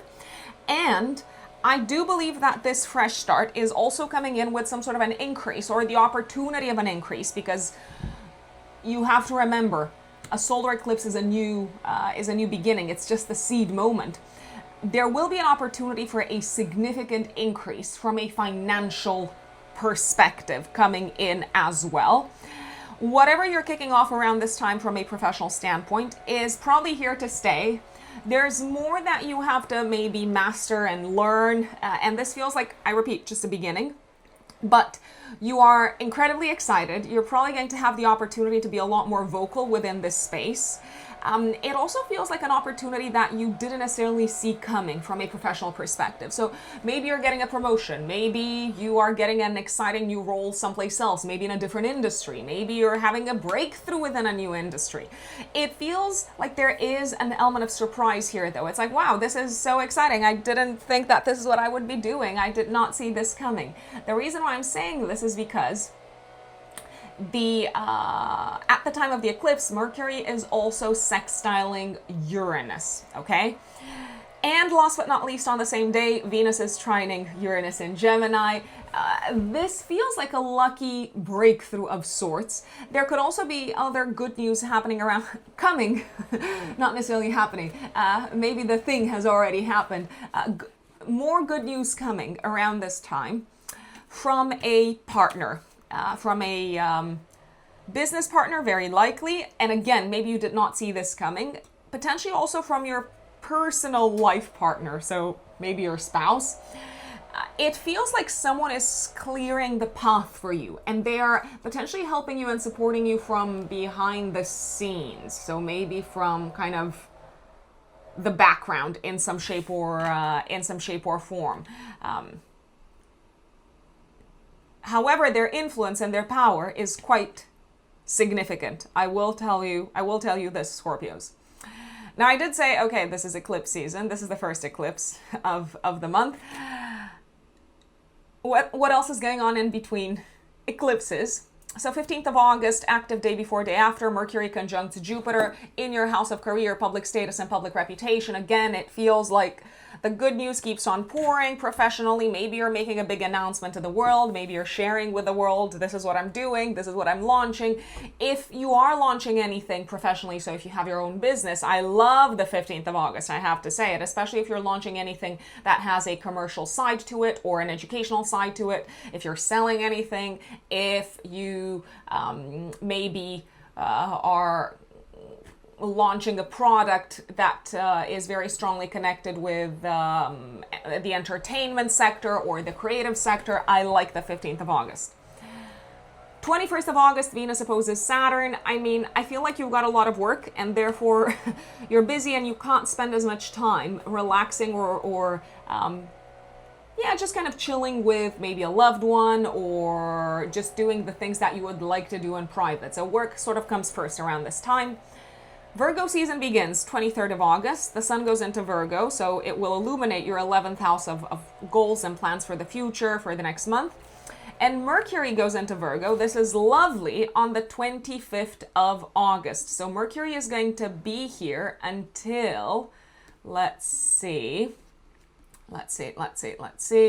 until the 10th of September. Please, please, please, my dear Scorpios, take advantage to schedule things with your friends throughout this period. I mean, Mercury is in domicile in Virgo to maybe schedule important meetings, important meetups together with the people that matter in your life, both personally as well as professionally. I mean, your friendship sector is very strongly supported throughout this period. If you need to make friends, if you need to strengthen friendships, by all means, go for it.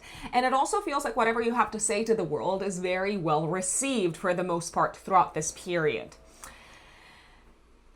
Mercury Cazimi, 27th of August in your 11th house. Again, a day to make big announcements, a day to stand out and to shine within a group type of setup, a fabulous day for all things connected with communication, presentations, finalizing a thesis, presenting a thesis, taking an exam, maybe bringing people together. So if you want to organize something on the social side of things, maybe something that is quite a strategic, let's say, step in terms of getting you closer to the achievement of your goals, including on a career, on the career side of things, do take advantage of the 27th of August. Symbolically, this is also a day of clarity when it comes to what you want to do with your life, including from a professional perspective, but also in general. It's like, these are the goals that I'm working towards. 20th of August, full moon lunar eclipse. Okay, so I told you we have two eclipses. I mean, Told you it's eclipse season and they come in pairs. 20th of August, active week before, week after. We've got a full moon lunar eclipse in Pisces. Look back at what was going on in your life in May of 2026. That is when the nodal axis was at the degree of the eclipse. So this full moon lunar eclipse is bringing things to a close, to a culminating point when it comes to one or several of the following sectors. When it comes to a matter concerning children, I mean, it could be, I don't know, that children are starting school or graduating or kind of stepping up to the next level of, or stepping into the next big chapter of their lives. There's also a possibility that children, if you, especially if you have older kids, that they might have a big announcement for you in terms of what they want to do next with their lives. It could surprise you what they're planning to do, because the eclipse is in a square to Uranus, just as an FYI. You might also feel like some sort of a crisis is over in your life or in the life of kids in general. If you have kids, you might also hear news of a crisis being over in the life of a friend, maybe a good friend. It could feel like a sudden end to the crisis, I'm going to say. Nevertheless, it does seem to bring a sense of relief. It's like, okay, like whatever needed to happen happened. It is what it is. Now we can move on with our lives. This can also be a culminating point, Scorpios, when it comes to a romantic matter in your lives. So if you're dating someone, but you're not necessarily yet fully committed, or you're not in a long-term relationship, maybe you've been dating them for like a short amount of time, it could be that this eclipse sort of clarifies whether the connection has a future or not. I would not be surprised if some people maybe decided to walk away from some of the individuals that they were dating, maybe because there's like a big reveal coming up. Maybe because you find out, I don't know, that this person has been hiding something from you. It is very possible. Speaking of hiding, lots of things are coming to the surface, and some of them quite unexpectedly, including within the friendship sector. So there is a chance that a friend might have a sudden announcement. They might tell you, I'm moving, I'm changing countries, or it's possible. I will also say that some friends might be going through a separation, a romantic separation themselves. I feel like you can very much be a good friend and be supportive, but that doesn't take away from the fact that they are maybe going through a challenging time. And 31st of August, Jupiter will trine Saturn, my dear Scorpios. However, you will probably feel this energy throughout the entire last week of the month. I love this energy. So the expansion on the professional side of things, the expansion on the financial side of things, the expansion within maybe your creative projects is continuing, and it is getting that extra level of support from practical Saturn. So you're making things happen on a day-to-day basis that support your bigger, greater goals, career-wise, creatively, financially, and things are very nicely falling into place in terms of a very concrete opportunity when it comes to, as I said, either your professional life, but maybe also when it comes to the topic of children. Maybe kids are kind of, if you have older kids, maybe they're doing very well from a career perspective. So this can play out in a few different ways. But what I can tell you is that Saturn is kind of stabilizing, and it's translating things into the 3D material reality, and Jupiter is saying, yes, we're growing, this is good, this is big, this is an opportunity, have faith, keep at it. My dear Sagittarius, Sagittarius suns and Sagittarius risings, August of 2026. What is going on in the sky, my lovely Sagittarians? Well, on the 3rd of August, Chiron goes retrograde in your 6th house, and it's actually going to get out of your 6th house in Taurus on the 18th of September. So from now until from the 3rd of August until the 18th of September, have a think about what is it that came up on the work front, on the health front, on the day-to-day side of things that maybe is no longer working for you, that's no longer aligned with what offers value or what creates value for you. It could be that you need to adjust the way that you go about your day-to-day work. It could be that your current schedule is no longer cutting it for you, so you might need to make some changes. It could be that there are some things maybe worth improving on the health side of things. By the way, this is not health-related advice. Please take the advice of your doctor if anything comes up. So have a think about these things, Sagittarians. 6th of August, all the way until the 10th of September, Venus goes into Libra in your 11th house. This is probably one of the transits that I'm the most excited about in August, my dear Sagittarians. Why is that? Because Venus is in domicile in Libra, so take advantage. Take advantage of this transit and schedule or be open to one or several of the following. Schedule meetings with friends, important people on the work front. Find the people that are aligned with you in terms of goals, vision, plans for the future, because to me it looks like you are inclined to collaborate very well with them. Speaking of collaborations with other people generally are likely to go very, very well.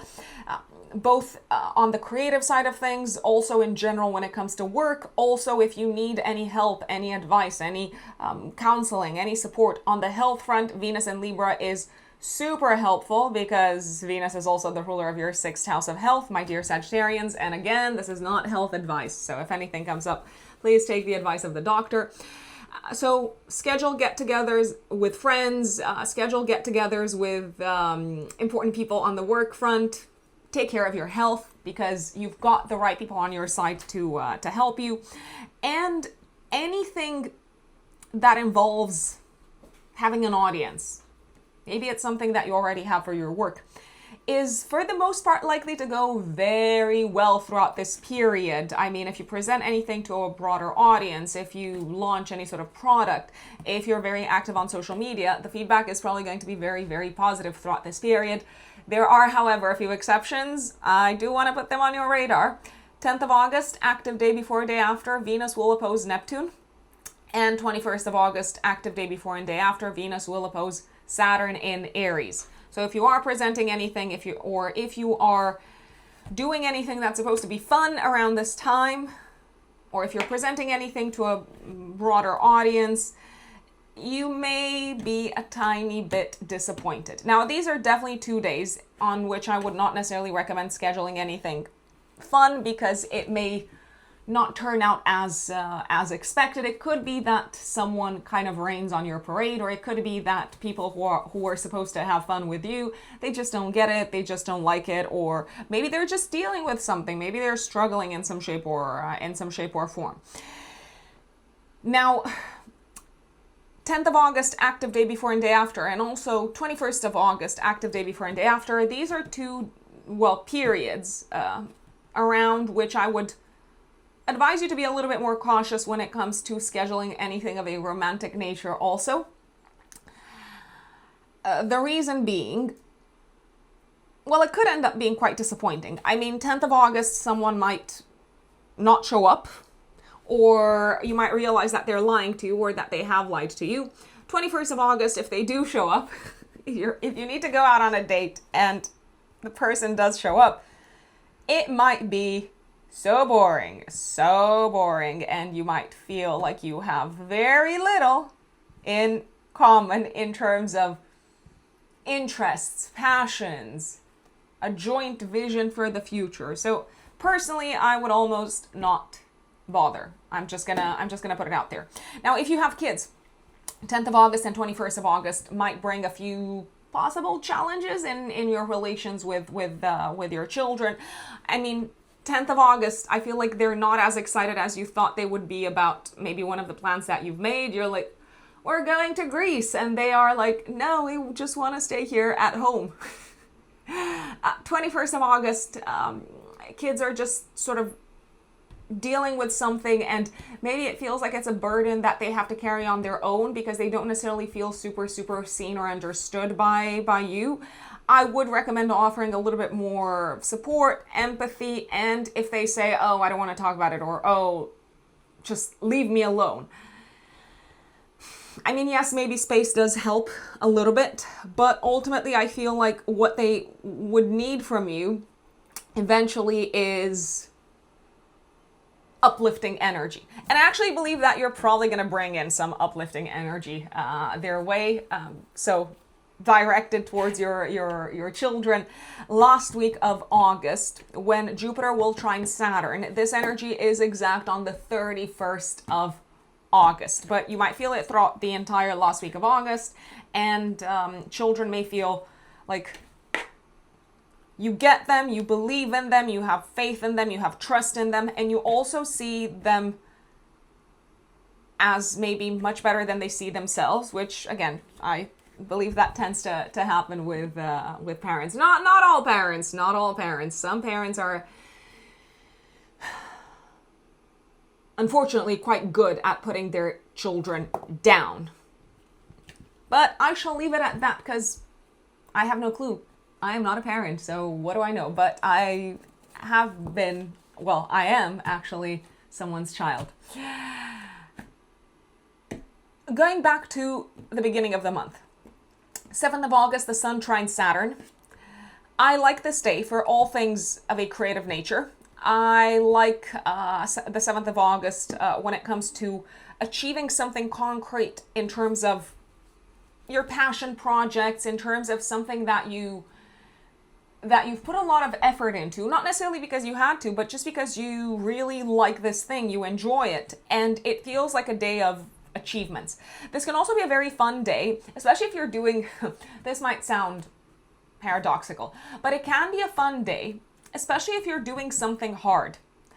I don't know, I will put it out there. If you are planning to run a marathon, if you're planning to challenge yourselves, Sagittarians, I very much like this day because I feel like even though the challenge itself is sort of a game type of thing, it makes you feel very proud of your accomplishment. It's also a very good day to plan a trip, to buy tickets, all of that.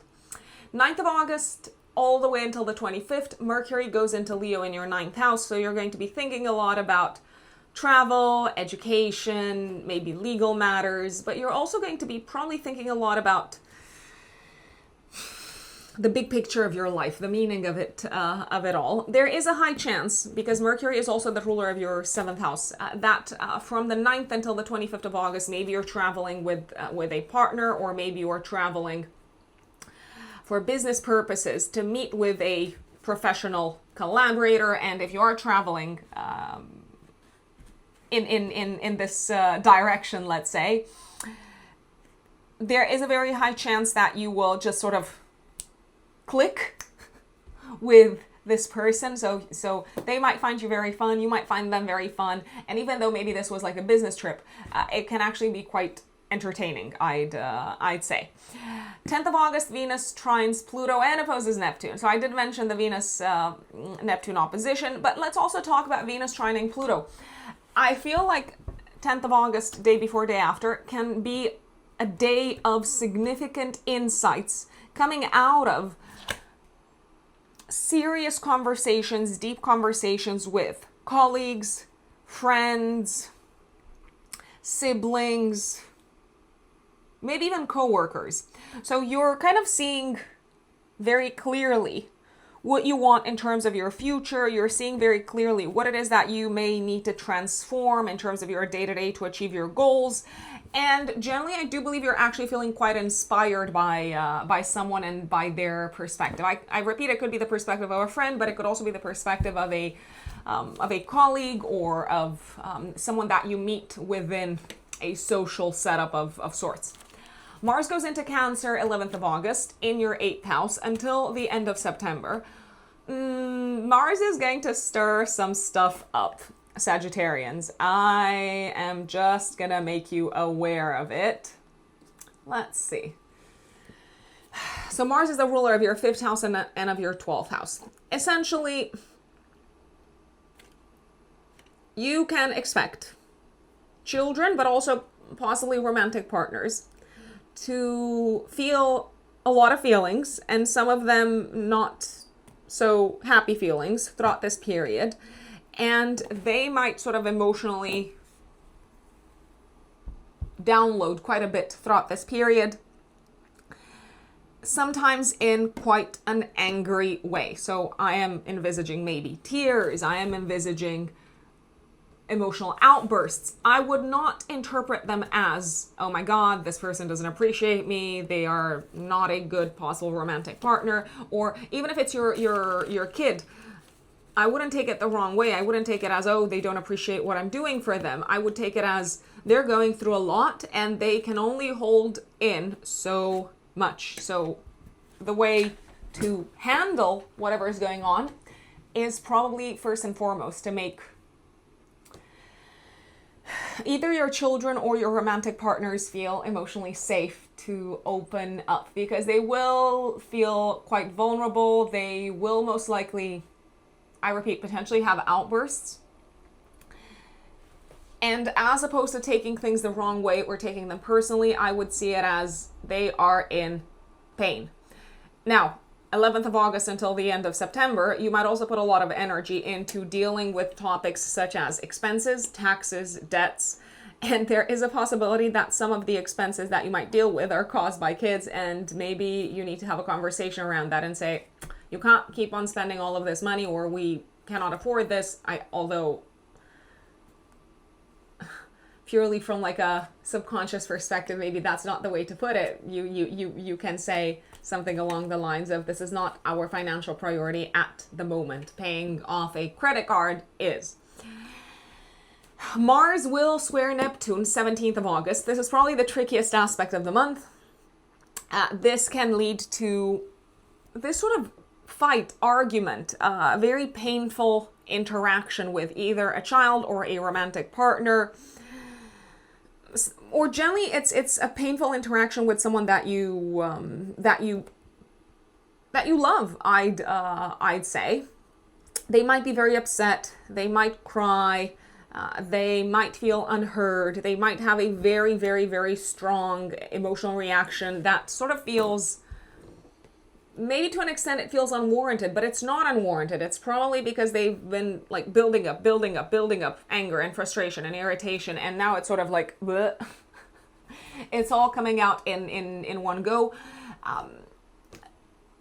I repeat, there is no perfect way to handle these situations, but if someone is openly sharing their pain, I think it might have taken them a lot of courage to do that. So I would at least give them a little bit of grace. Now, on the other hand, this can be a very sort of difficult kind of moment, 17th of August, maybe a couple of days before, a couple of days after, because you may need to be very assertive with someone that's been a little bit sort of self-centered and self-focused. It could be a romantic partner. I repeat, it could also be a child who maybe isn't aware of what the family is going through, especially from a financial perspective. Speaking of finances, I would be very cautious and careful around possible scams, scammers, thieves around this time, around the 17th of August. Maybe also a few days before, a few days after, especially if you're going to a party. I mean, yeah, just be careful where you leave your card, your credit card, and so on, because you might get home the next day and find that a lot of money has been spent on your behalf. Now I'm going to go back in time. 12th of August, active week before, week after. My lovely Sagittarians, we have a solar eclipse in Leo, co-present with Jupiter, your chart ruler, and in a wide trine to Saturn. I feel like there's something really beautiful happening in your lives, Sagittarians. It feels like a fresh start. It feels like a new beginning. It feels exciting. It feels expansive. You have a lot of faith in it. You are super enthusiastic about it. What is this about? So this could be a fresh start when it comes to your academic path. Maybe you get accepted into a PhD program, an MBA program. This could also be a fresh start when it comes to your connection with foreign lands and foreign countries. Maybe you start the process to apply for a green card. Maybe you've actually received your green card and you're like, yes, this is a fabulous new beginning for me. I can finally go ahead and, I don't know, work wherever I want or travel as much as I want. So there are no more restrictions. It feels like you're somehow freer at this point in time. I like the wide trine to Saturn because it also feels like other people are benefiting from this fresh start in your life. It could be a romantic partner, it could be a sibling, and it could also be that you're generally very excited about what this new beginning brings from a financial perspective, because again, it's opening up the door for novel opportunities. Mercury is trining Neptune at the time of the eclipse and sextiling Uranus in the 7th house. I feel like you've got some really lovely people on your side, some unexpected support, some unexpected maybe advisors, counselors, consultants who are making this new beginning easier, who are opening doors for you, who are coming up with like exciting like ideas and approaches. And I also wouldn't be surprised if, I repeat, maybe if you're in a relationship, you had a partner who is also somehow benefiting from this new beginning for you. Last but not least, this could be a fresh start from a legal perspective for you, my dear Sagittarians. Maybe you're finally out of a very kind of sticky legal situation, and now you can go ahead and, I don't know, like spend your money on other things, and you've paid off your lawyer, and you can also go and enjoy a fantastic holiday with your significant other. So there's lots of benefits here. Venus is trining Uranus 12th of August also. I love this day, maybe also day before, day after. This is superb for pleasant surprises coming in from partners, coaches, advisors, consultants, attorneys. For those of you who are single, this can bring an out of the blue sort of romantic connection with someone, maybe with someone that you're already friends with.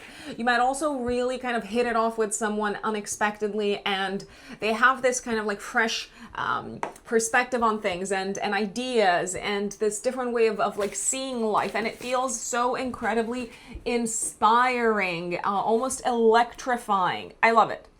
15th of August, Mercury conjuncts Jupiter. More good news on the legal front, educational front, travel front. I mean, if you're traveling around this time, I actually really like it, because to me it looks like people are very nice and accommodating, and whoever it is that you're maybe traveling with or meeting on your travels, it's like there's a really fun almost like playful energy that they bring in. 15th of August can also bring really, really good news when it comes to any maybe exams that you would want to take, possibly. And if a family member is waiting for news, they're probably going to be good. I mean, it could be news connected with, it could be with their home, it could be with their health, but for the most part, it's all quite auspicious, I'm going to say, Sagittarians. I did mention the Mars square Neptune coming up on the 17th of August. I did mention Venus opposing Saturn on the 21st of August. 23rd of August, the Sun goes into Virgo. Followed on the 25th by Mercury going into Virgo. Now, the one that I'm the most excited about out of the two planets going into Virgo, it is definitely Mercury, although the Sun going into Virgo is sort of highlighting and illuminating your career sector, your public status for the next month. You're getting extra visibility. But why am I excited about Mercury? Mercury is going to be in Virgo until the 10th of September. This is definitely one of the most auspicious times to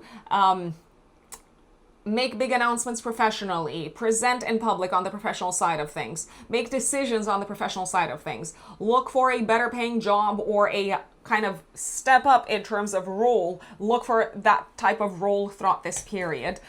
Your input, your views, your opinions, your perspective, your ideas are very, very, very well received on the professional side of things. Your career is getting a significant boost throughout this period.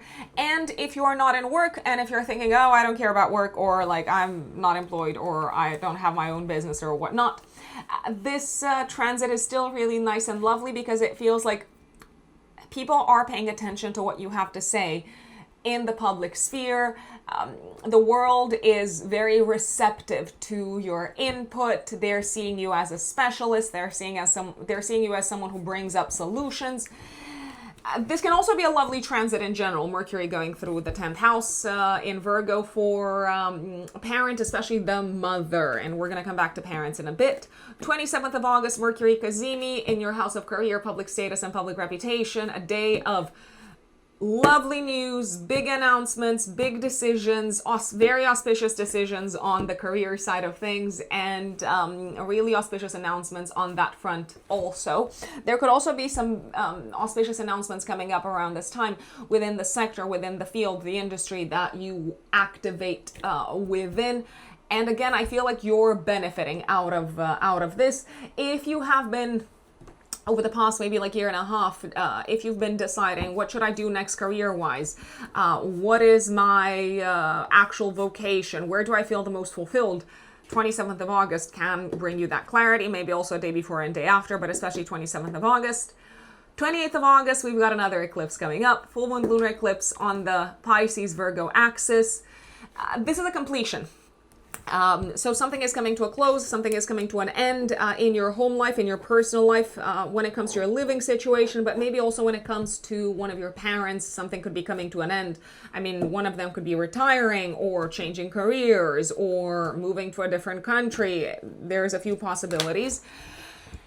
I do believe that on the home front, there is some sort of a rupture. On the personal life front, there is some sort of a rupture. Maybe someone's moving out of the house. Maybe you're moving out of a house. Maybe you're saying goodbye to a, I don't know, like a childhood home. For those of you who have maybe multiple properties or whose families own multiple properties, because it could be a family thing, I am inclined to say that one property might be going, so there could be a sale on the horizon or a big decision regarding a sale.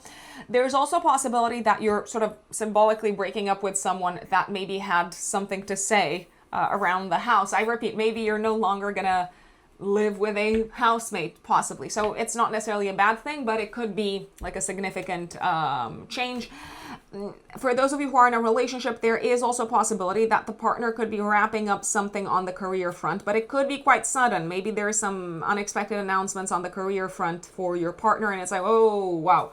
So the company is getting bought, or there's restructurings, or like things like that. That may very much impact how your life together as a couple and maybe as a family unfolds moving forward. Have a think about what was on your radar on the home front, on the personal life front, on the family front, but maybe also on your partner's radar in May, because this full moon lunar eclipse could bring those themes to a culminating point, because that's when the nodal axis was at the degree of the eclipse. And last but not least, last week of August, but we will feel it the last week of August, but we are experiencing it as exact on the 31st. Jupiter trines Saturn. Things are calming down. They're settling on the children's side of things. You're lifting up their spirits. They're feeling much more optimistic. If there have been any challenges on the relationship side of things between you and children, things are kind of easing up.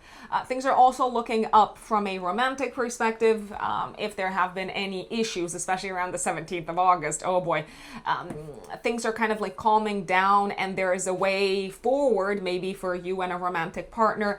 I really like the last week of August. Also, when it comes to any creative projects or any projects that you're involved in that require effort. It's like you've got the energy and the stamina and the enthusiasm, and you're willing to roll up your sleeves to accomplish some very, very important things on this front. Last but not least, if you're traveling last week of August, I actually think it's going to go quite well, especially around the 31st. You might accomplish what you've set out to accomplish on your travels, and there can also be a lot of fun coming out of the experience overall. And that is Sagittarius. My dear Capricorns, Capricorn Suns, and Capricorn Risings. August of 2026. What's happening in the sky, Capricorns? Well, I'll tell you what. Eclipse season is back. It is back with a bang. But before we get on to the eclipses, let's start off in chronological order. So, 3rd of August, Chiron goes retrograde in your 5th house. From the beginning of August until the 18th of September, I think it could be a good idea to maybe reflect on what no longer feels fun, or what no longer feels as enjoyable, maybe as creatively fulfilling as it used to be. Secondly, if you've noticed anything going on, if you have kids, if you've noticed anything going on with your kids, maybe they've been struggling in terms of body image or in terms of their relationship with food, with money, it could be a good idea to sort of sit them down and kind of see if there's anything that you could do to help, that you could do to support them throughout this period. When I say this period, I mean from the beginning of August until the 18th of September, when Chiron is going to go back into Aries. 6th of August until the 10th of September, Venus transits Libra. This is lovely, my dear Capricorns, for your career, for your public status, for your public reputation. So Venus is in domicile in Libra, which is telling me the following. Essentially, your career or your reputation, or both of them, they're getting some sort of a boost throughout this period. If you're looking to apply for a promotion, go for a better paying job, maybe break through in a different industry, maybe connect with important people, network, so that they can be kind of like important elements when it comes to your career ascension moving forward. Oh my gosh, I realize I'm talking about people. So I don't mean it that way. Please forgive me if it sounded wrong. But essentially, if you need to strengthen some ties, some relationships, if you need to network more, it's probably going to be super helpful for your career. And it is actually a very good tactic to employ throughout the transit of Venus in Libra. If you're looking to attract more clients, better paying, not necessarily better playing clients, then Capricorns once again take advantage of this transit. Overall, you're probably going to enjoy how things are going for you professionally. Bosses are more inclined to say yes to you.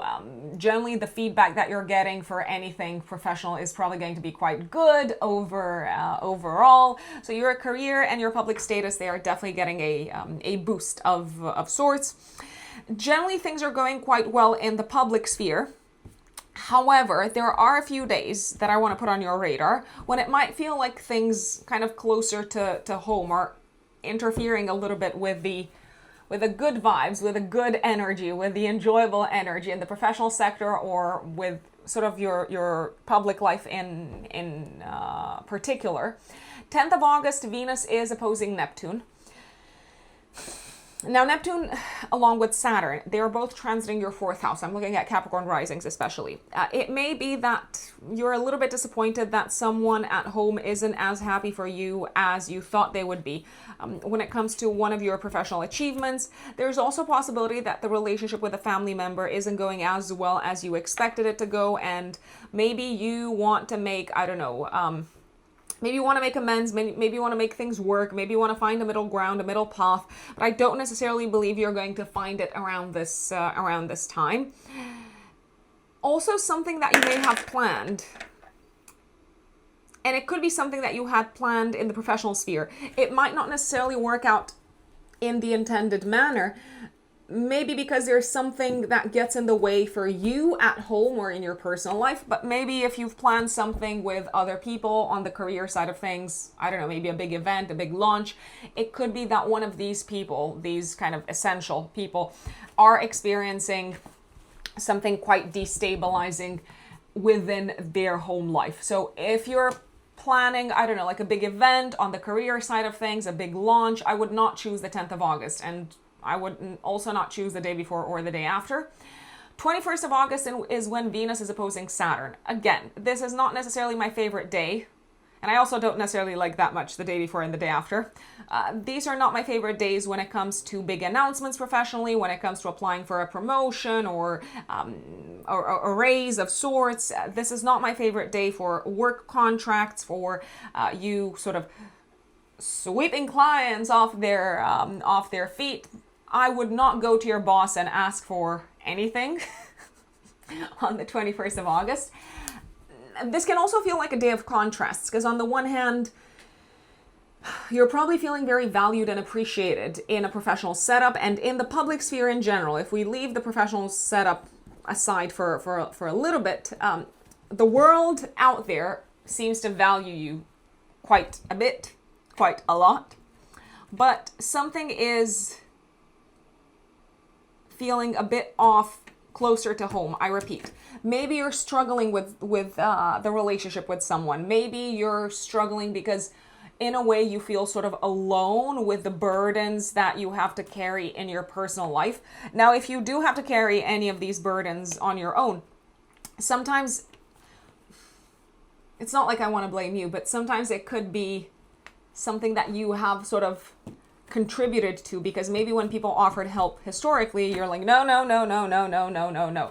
So if you do reject anyone's help around this time, and like, Capricorns, please, afterwards, do not complain. Don't say, oh my God, I've got so much on and everything's on me and there's so much pressure. I'm like, ask for help. If you need help, ask for help. If you need support, ask for support. People are willing to support you. But you have to be willing to say it, essentially. There's also a possibility that around the 10th of August and the 21st of August, again, the relationship with someone within the home space or in your personal life in general, it's challenging. Rather than saying, oh, this person is being difficult, I would also look at how you yourselves, Capricorns, are maybe being difficult. So it's always like a two-way street. Any relationship is obviously always a two-way street of sorts. Let's go back to the beginning of the month, 7th of August, the Sun trines Saturn in your 4th house, actually. I believe that you've wrapped up some sort of a big project at home in your personal life. Maybe it's something that was very costly, very expensive. Maybe it's something that you've helped a parent with, and again, maybe there were some significant costs involved. It feels like a crisis is over, either for you or for a family member or for both. And it also feels like money sort of resolved the issue. 9th of August, Mercury goes into Leo in your 8th house until the 25th of August. Mercury transiting this part of your chart might make you think a lot about debts, taxes, loans, investments. You might want to read about these investments in particular. You might do your due diligence. You might talk to other people about these topics. There's also a possibility, however, that things are a little bit on fire in the workspace. What does that mean? It means that there's some sort of ongoing crisis happening at work. I don't necessarily believe that this is something that you've caused. On the absolute contrary, I do believe it's sort of sudden and it's probably affecting not so much your status, but maybe it's affecting your team or the day-to-day work. So I would expect some kind of like turbulence. The turbulence is probably maybe not fully yet, but maybe for the most part over around the 15th of August when Mercury conjuncts Jupiter. And actually the turbulence and the change and the transformations that are happening in the workspace, they seem to lead to some sort of growth, expansion, opportunity, and they seem to take this sort of like positive, auspicious turn, let's say. I do want to put something on your radar. This is not financial advice. This is pure entertainment only. Please keep that in mind. Massive, massive, massive disclaimer. I am looking at the 15th of August, maybe also day before, day after, when Mercury conjuncts Jupiter. There is a possibility that maybe someone tells you about a good opportunity on the investment front, or you do your research and you find a good opportunity on the investment front. I think it is actually a good opportunity. And I actually generally think that the 15th of August can bring good news in terms of investments. Maybe also in terms of your partner's finances, if you have a partner. Maybe also in terms of receiving investment from someone else. So if you have your own business, maybe there is kind of positive news coming in from investors if you've applied for that. Overall, the news is very good. But please, please, please, do your due diligence, and please read the fine print. Read what it is that you're getting yourselves into.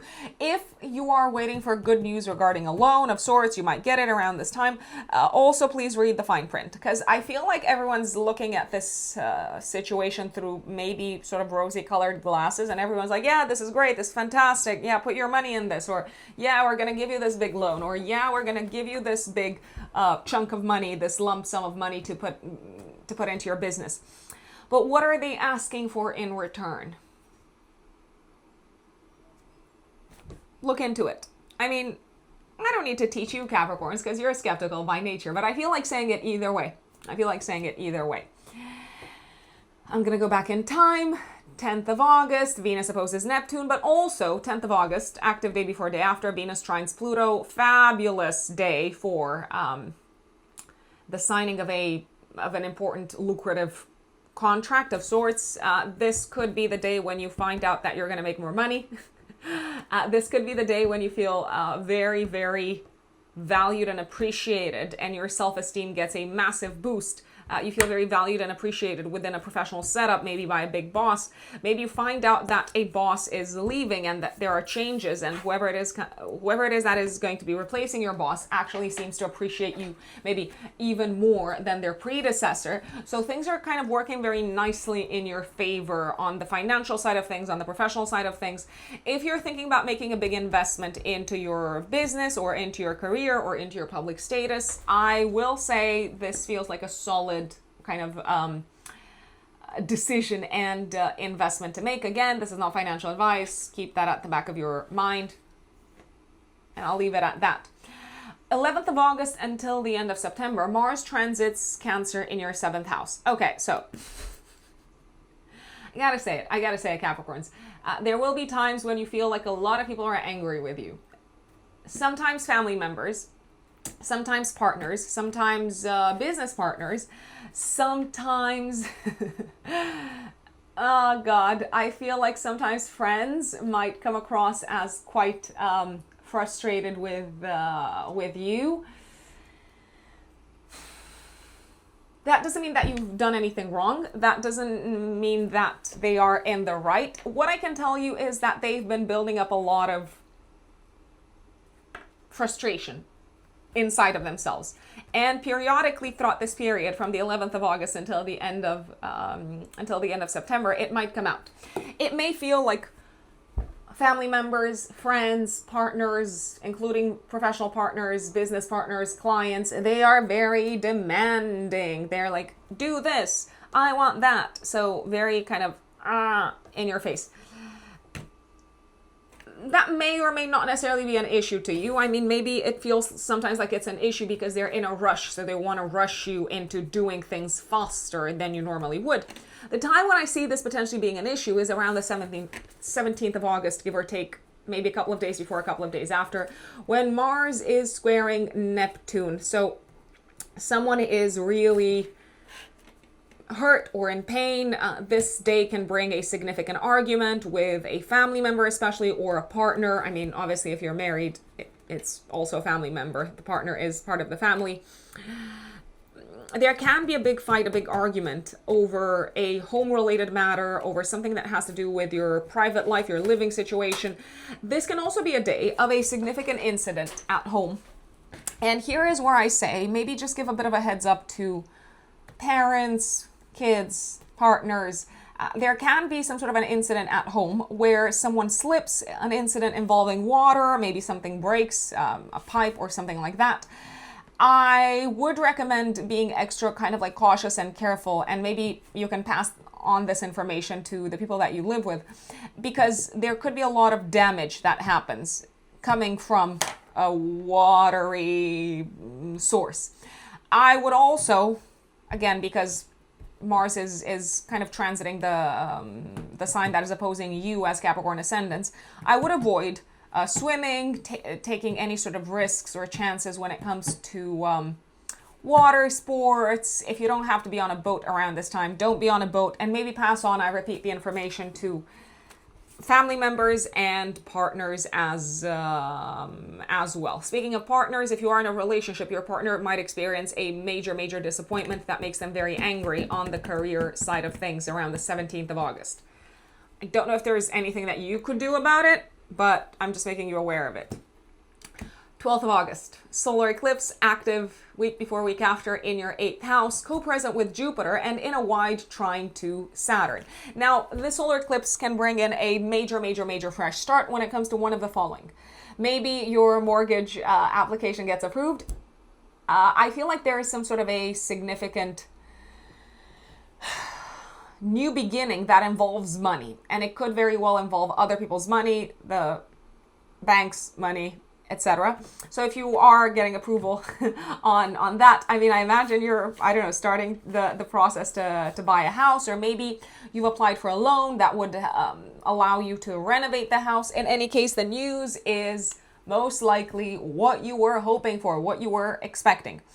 This eclipse can also bring a fresh start when it comes to your partner's financial situation. So the partner can experience a reset on this front. Maybe there's also some sort of a transformation happening in the life of a partner that will have you reorganize your home life, your family life. If you're waiting for developments on the front of insurance, or if you're expecting some sort of a payout, it is probably kind of moving in the right direction for you. So other people owe you money. Speaking of other people owing you money, there is a chance you might help someone with money around this time. Mercury is trining Neptune and sextiling Uranus. I also feel like this eclipse can literally just bring in a major reset in your life, especially on the health front, but maybe also on the work front. Why do I say on the health front? Because Mercury, which is the ruler of your house of health, is also kind of there in your 8th house. So you might decide to completely overhaul your health related habits. You might experience what feels like a rebirth on the health side of things. I mean, the 8th house is also very strongly associated with surgery, just as an FYI. By the way, this is not health advice. This is not medical advice. Please take the advice of your doctor if anything comes up.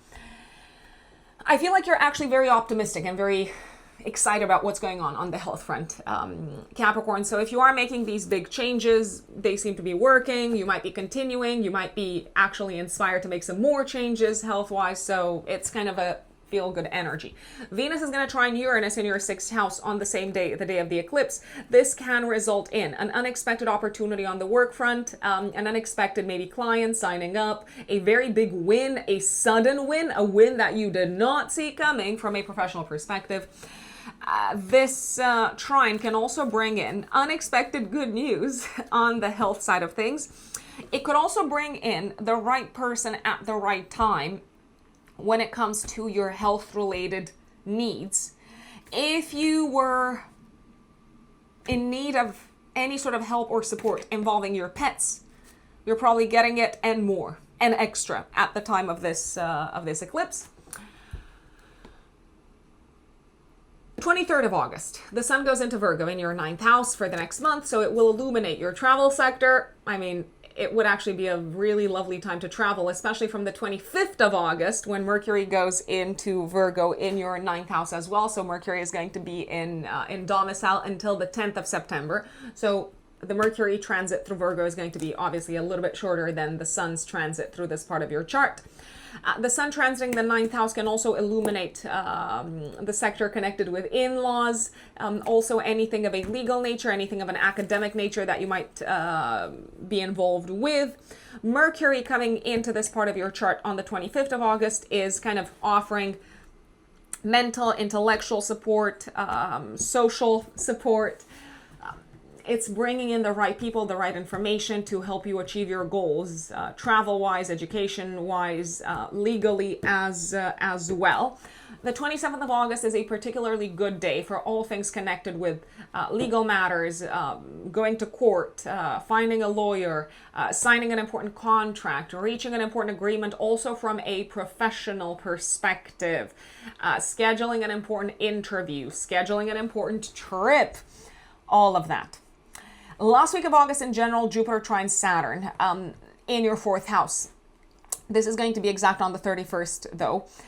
I like this energy because it feels like things are kind of stabilizing in your home life, in your personal life, in your private life after a lot of turmoil, after a lot of changes, and maybe also after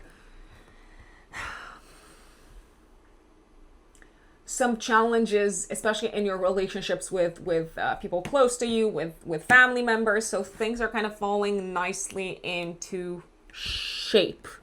If you are looking to expand the home sector or the property sector, this transit is very, very helpful. So if you're looking to, I don't know, accumulate the deposit to buy a new property, it feels like you are very much on the right track last week of August.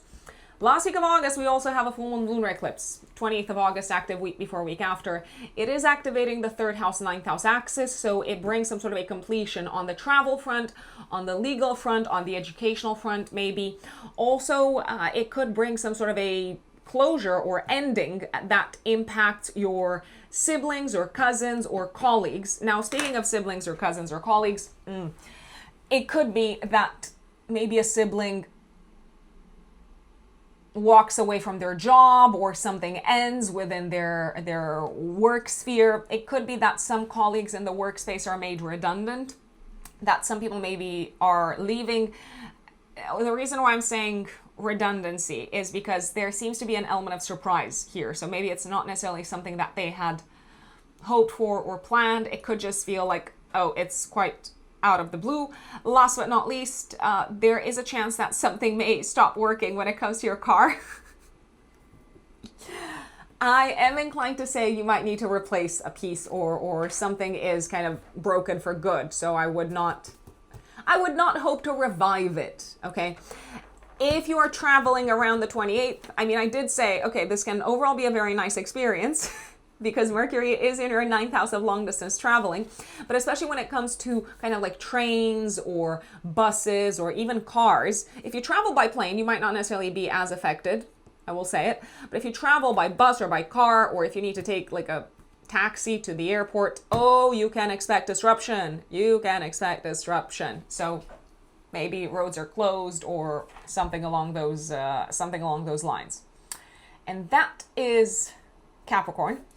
Now let us move on to my fellow Aquarians, Aquarius suns and Aquarius risings. August of 2026. What does it have in store for us, my dear Aquarians? 3rd of August, Chiron goes retrograde in your 4th house. If something is bothering you when it comes to your home and living situation, when it comes to your relationship with a family member, I think it might be a good time to address it, especially, I want to say, from the 6th of August until the 10th of September. Why? Because even though Chiron is retrograde in your 4th house of home, Venus, which is the ruler of your 4th house of home, Aquarians, is going to be in domicile in Libra. So if anything's not working, if you're not really sure how to bring up the topic with a family member, if you just feel like a change is overdue, then Venus comes in to support you. Chiron is going to get out of Taurus 18th of September, so take advantage of this transit to maybe update things. Also, if you notice that a family member is struggling in any shape or form, financially, health-wise, in terms of their relationship with themselves, I believe that your input is probably going to be incredibly, and I mean incredibly helpful, incredibly useful, especially after Venus goes into Libra from the 6th of August until the 10th of September. Now, since I keep on mentioning this transit, it is hands down the transit that I'm the most excited about, Aquarians, because Venus is in domicile in Libra. So again, 6th of August until the 10th of September, take advantage of this, Aquarians, to travel, spend time with family members, travel with family members. Relationships with family members will probably see an improvement. Relationships with in-laws will probably see an improvement. In-laws in general, if you have in-laws, they're more likely to like you, to help you, to support you, to be there for you if you do need any sort of advice or guidance or support. Speaking of advice or guidance or support, do not hesitate to reach out to people who can help you on any front throughout this period, because they seem to have a lot of knowledge. They seem to know their stuff, and they're kind of helping you put things into perspective. If you are looking to, I don't know, apply for anything of an educational nature, like a grant, or submit your thesis, or apply for an MBA, take advantage, especially on the academic front, Aquarians, of this period, 6th of August until the 10th of September. Did I mention travel? I feel like I said it. I'm going to say it again. Now, the days that I don't like for traveling, I mean, if you're already there, if you're already at the kind of holiday destination, then it is what it is. But the days that I don't necessarily like for traveling are the 10th of August and the 21st of August, maybe also day before, day after, but especially these kind of 2 days. 10th of August, Venus opposes Neptune. I mean, there could be like a train cancellation or like an issue with the plane or something. I mean, don't think of like the worst scenarios, Aquarians. It's not so dramatic, but maybe the plane needs to be replaced, or I don't know, one of the pilots is kind of replaced at the very last minute. You might just not be on time. The plane might not be on time. The train might not be on time. So just keep that in mind. 21st of August, I also foresee delays, but it kind of like brings up a sense of frustration. Things are taking so much longer. Also, if you are traveling around this time, I feel like you can't really enjoy it 21st of August, maybe also day before, day after, because you're kind of sulking or you're not necessarily in the best of moods. Something's weighing heavily over you. You are kind of overthinking something. You are in a little bit of a pessimistic mood. So there might be nothing wrong with a trip or with the travel itself. It could be that you're just not in the mood for it. It could be that the conversation that you had with someone is still kind of replaying on your mind. And I actually am inclined to say that you're probably seeing it in a much worse light than the other person meant it. Now, speaking of conversations, 10th of August and 21st of August can feel a little bit difficult in terms of conversations with others, just because either you don't get them or they don't get you. Or 10th of August, there's a sense of vagueness. It's like, oh, so we got together and we spoke, but we didn't actually like agree on anything. And what was said, I don't know, I don't remember, the other person might not remember. It might have all been sort of unclear and up in the air. 21st of August, you seem to be a bit more on the rigid side, and you're not really open to hearing other people's thoughts or views or perspective, even though they might have a very valuable perspective to offer. So I'm inclined to say that the issue is you on the 21st of August, Aquarians. Now, knowing that, if you do have significant conversations with anyone around this time, and they could be conversations around your academic path, around work, maybe also around traveling or anything connected with legal matters, I feel like saying, just listen, you don't know it all, and just because maybe things haven't historically worked out, it doesn't mean that they will not work out moving forward, I'd say. So keep an open mind. That is my recommendation. 10th of August, 21st of August, there is a chance someone might cancel a meeting with you last minute, so they can be a little bit tricky. Also not the best days for taking exams or passing exams, FYI. 7th of August, Sun trines Saturn. Now, this is actually a very good day to pass an exam, to take an exam and to pass an exam. Also, very, very good day for important conversations with your significant other, with a business partner, with a sibling, with a colleague. It is also a very, very good day to sign a contract. It is a very good day to buy something or to sell something. I really like this. And it also feels like a serious topic is made more kind of accessible and much lighter by someone that is maybe meant to act as a guide or as a partner or as a counselor or as a consultant of sorts. Mercury goes into Leo 9th of August all the way until the 25th, okay? I mean, relationships, partnerships, collaborations, they are very much on your mind. It could also be that whoever it is that you're in a relationship with, or so let's say you're not dating anyone, whoever it is that you are teaming up with in the workspace, whatever business partners you have, these people are just genuinely sort of fun and in the mood for fun and in the mood for like a good time, a jolly good time, as they say. So I feel like you can kind of mix a little bit work and pleasure. I mean, who says that business partnerships and conversations and professional interactions have to be super serious and super like, oh, like this is hard and we can't be playful about it? No. Who said that? Who made that up? 10th of August, Venus not only opposes Neptune, I did mention that, it will also trine Pluto. Okay, so I believe that you're finally starting to feel a little bit lighter, a little bit more optimistic, a little bit more trusting of the good things that will come to you after maybe quite a disruptive time in July, after maybe having gone through a rebirth, a reset of sorts in July. Now you're kind of looking into the future, and maybe you're also feeling somehow kind of guided and supported by divinity, someone out there, a higher power, and you feel good, you feel valued, you also feel like, I mean, I don't want to put words in your mouth, Aquarians. Obviously, you know best what you're feeling. But you may feel as if you're much more appreciative of the person that you are becoming.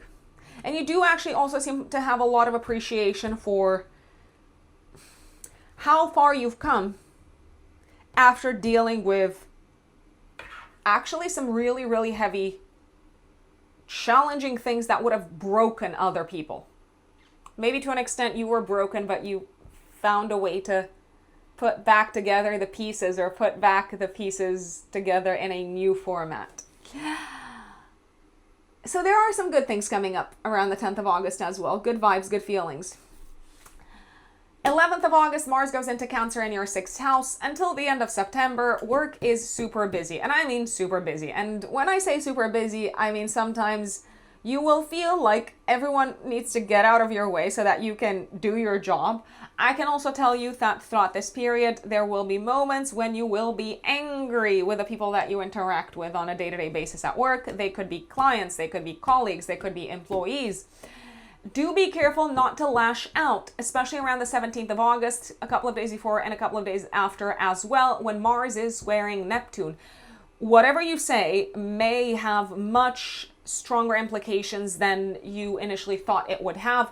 You might inadvertently sort of insult someone. You might say something that is very rude. You might say something that kind of gets you in hot water with HR, even Aquarians. And I don't think that was your intention, but I would recommend containing your very kind of strong, maybe warranted, but I would recommend containing your strong emotional reactions around that time.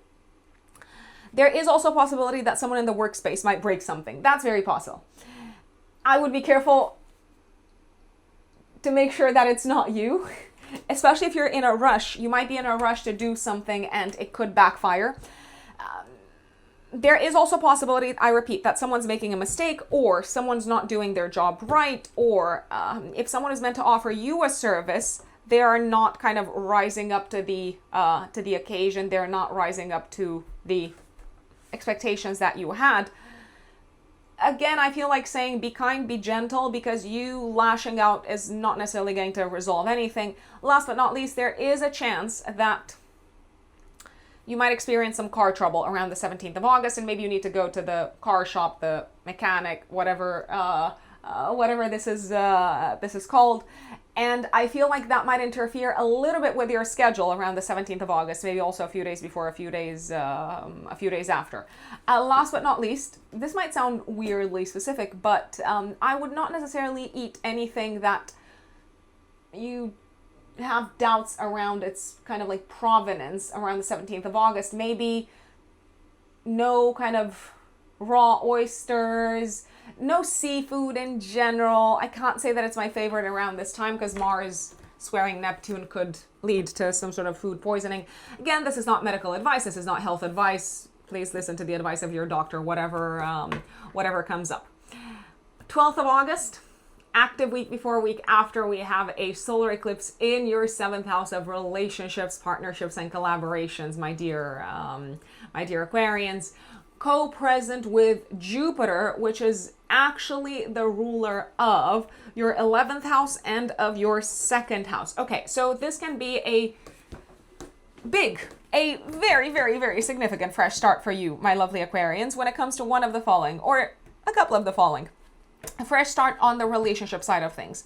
So maybe an existing relationship is entering a new stage, a new chapter. Maybe you've decided, okay, we're going to move in together, or we're going to buy a house together, or we are committed to pooling resources to achieve a common goal together.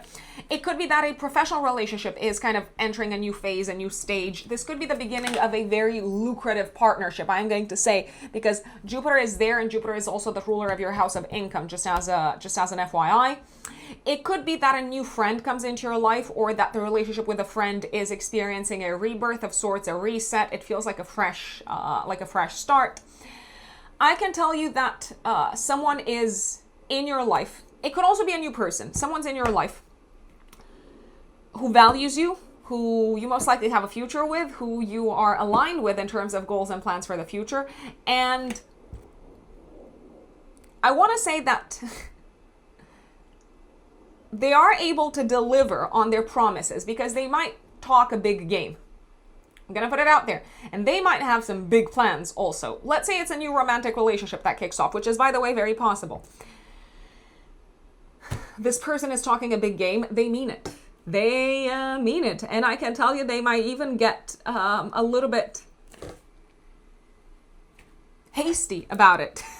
They might be in a rush about it a bit further down the line, potentially throughout the autumn in the northern hemisphere that is Aquarian. So whatever it is that you're signing up for, I'm like, they're serious. This is big. Mercury is going to be in your 7th house, trining Neptune and sextiling Uranus. I feel like this is a time of really kind of exciting, positive, uplifting, unexpected, lovely conversations with a romantic partner, with a child, maybe with a combination of both, maybe also with someone that you are kind of keen to work together with. Speaking of working together with someone, this eclipse might not necessarily just be the fresh start of a new professional relationship or of a personal relationship. It could be the fresh start of you working with someone who's meant to help you achieve your goals, and someone who does this in a very, it could be like a coach figure. Someone who does this in a very fun way, in a very interactive way, in a very enjoyable and entertaining way. And they do seem to be kind of like brimming with out-of-the-box ideas, which is really stimulating for you, Aquarians. I will just put it out there. Speaking of out-of-the-box ideas, Venus on the 12th of August is going to trine Uranus in your 5th house. So if you want to surprise a romantic partner, go ahead. They might also surprise you. This day could also bring, the 12th of August, maybe day before, day after, could also bring an unexpected opportunity to travel. There could also be like sudden aha moments happening in your romantic sector that make you very happy. Sudden good news coming in for your kids or in relation to children. By the way, Uranus in the 5th house, not on its own. I will put it out there. I feel like I have to make this big disclaimer. Uranus in the 5th house in general can bring unexpected pregnancy. So if that's something that you're open to, fantastic. If that's not something that you're open to, then you know what to do with that information. A very fun day. Enjoy yourselves. Welcome love into your life. Welcome more love into your life. Say yes to the unexpected, because people are on your side, Aquarians. 15th of August, Mercury conjuncts Jupiter. More good news on the partnership front, on the financial front, potentially. Also, when it comes to children, when it comes to creative projects. You also seem to be very inspired by someone from a creative perspective. Maybe you also enjoy kind of around this day sharing an activity that is very close to your heart, kind of like sharing it with someone else. So playing something together with someone else, or writing music together with someone else. And it feels not just fun, it also feels very productive. 23rd of August, Virgo season begins. The sun goes into your 8th house for the next month, so it will illuminate topics such as debts, taxes, inheritance, transformation in general, your partner's assets if you have a partner, anything that you might be a little bit sort of, I don't want to say afraid of, but that you might feel some mixed feelings about, let's say. There may be some issues coming up that you need to address in a very kind of practical, manner.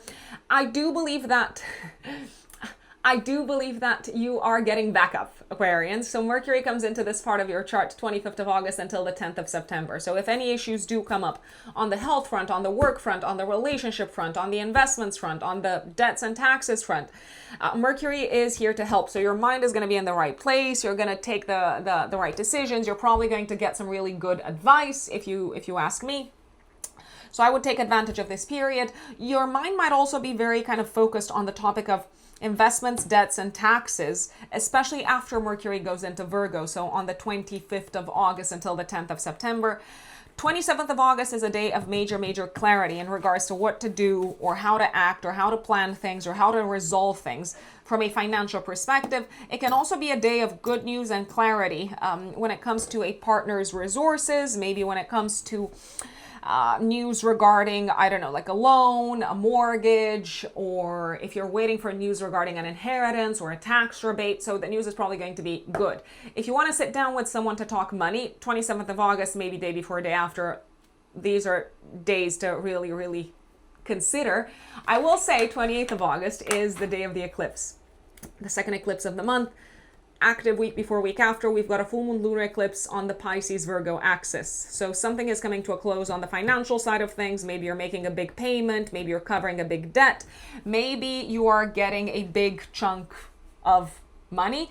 Maybe also something is coming to a close when it comes to a disruptive period for your partner financially. Speaking of partners, there is a chance that either a personal, like a spouse, a personal life partner, or a business partner, they might be going through a bit of a shakeup from a financial perspective. So let's say your partner has their own business. It's possible that they are seeing a client leaving, potentially. You might also feel like it's time to bring to a close an existing financial agreement. So if you've been working with someone and you had initially agreed on a certain percentage or on a certain commission, you might now come in and say, no, actually, this no longer works for me. We either reach a new agreement or we cease working all together. Big payments happening also around the topic of children. So maybe you need to pay for your child's education, or maybe, education costs. Maybe you hear news of them being accepted into some sort of an educational program, and whilst that is very good news, at the same time you're thinking, oh my God, we will have to completely rethink our budget, rethink our expenses, get rid of some expenses. I wouldn't be surprised if you got rid of some expenses around the time of the eclipse as well, because now you have to me, it looks like now you have other priorities. It's also possible that if you were kind of shopping around for services from different people, you're getting a better deal around this time, Aquarians. So worth shopping around for, I don't know, a better service provider. Last week of August, but it is exact on the 31st, Jupiter is trining Saturn. Saturn is your chart ruler, Aquarius. It feels like someone in your life is infusing you with joy, with optimism, a sense of trust, a sense of faith in terms of plans for the future. Speaking of plans for the future, someone is helping you in very concrete ways, sort of with guidance, but also with their energy.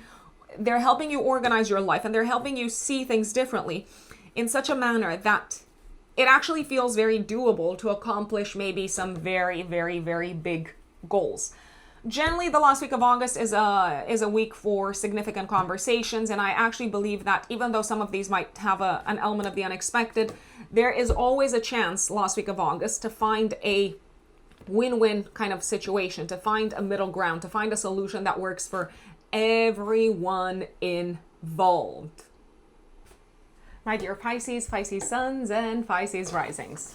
August of 2026. What does it have in store for you, Pisces?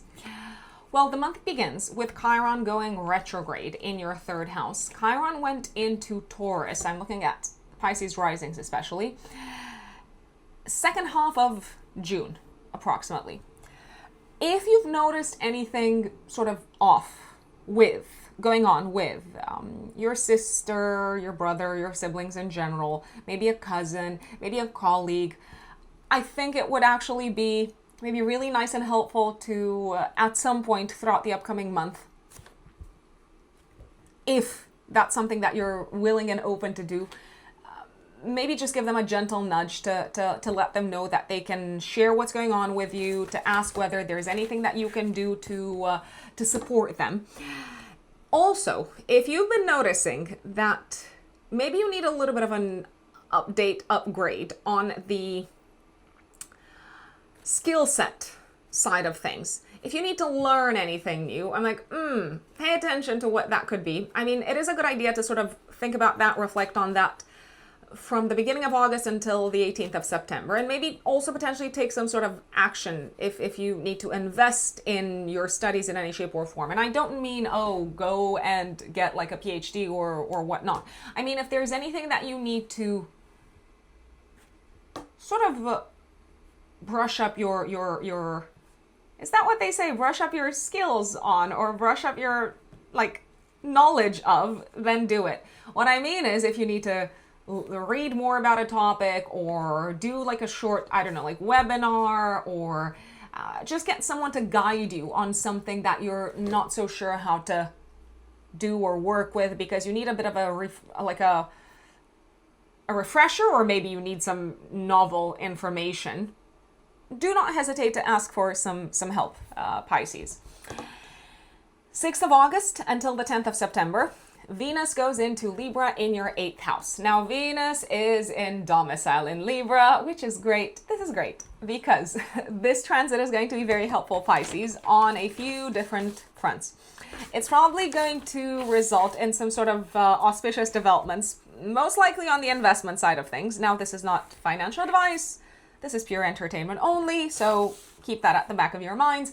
You might notice that your investments are growing. Is it a good period to consider investing some more in whatever sort of speaks to you, or whatever you think is a solid investment? I'm going to say yes, with the exception of the 10th of August, maybe also day before, day after, and maybe the 21st of August, day before, day after. On the 10th of August, Venus will oppose Neptune. So, I don't know, you might end up paying more for something that is not worth that much. And 21st of August, even though maybe there's like a solid investment opportunity on the horizon, I feel like you've got other priorities from a financial perspective. And you need, when I say priorities, I mean obligations. And you might need to focus on your obligations, let's say, of a financial nature, especially. Now, generally with Venus transiting the 8th house from the 6th of August until the 10th of September, if you have a partner, you might also notice that your partner is doing better from a monetary perspective. There is a possibility that you might attract financial support, investors, other people's money throughout this period. It is overall a good period to ask for loans, bursaries, things like that. Again, with a couple of days, well, a few more days as the exception to the rule. So 10th of August, day before, day after, and 21st of August, day before, day after.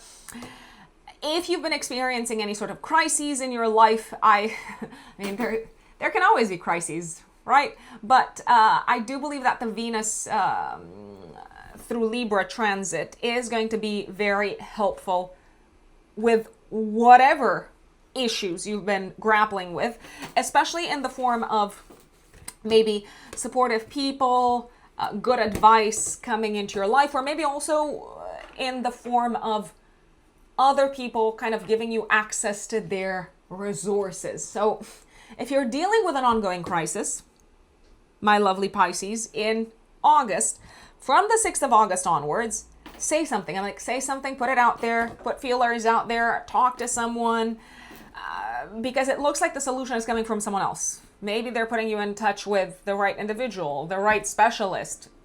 So again, now you know.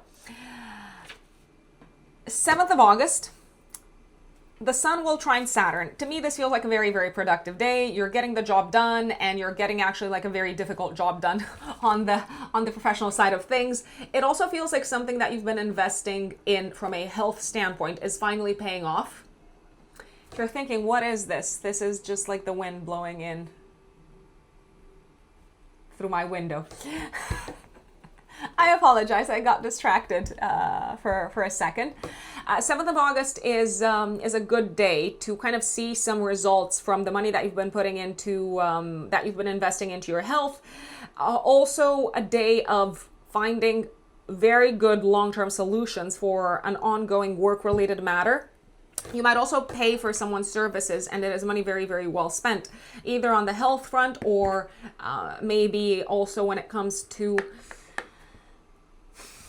something that puts you closer to your goals. Let's say 9th of August, Mercury goes into Leo in your 6th house until the 25th, and you're thinking about work and health. Work and health, that's pretty much on your mind. The people that you're talking to are also thinking about their health, their work, their mental health, potentially.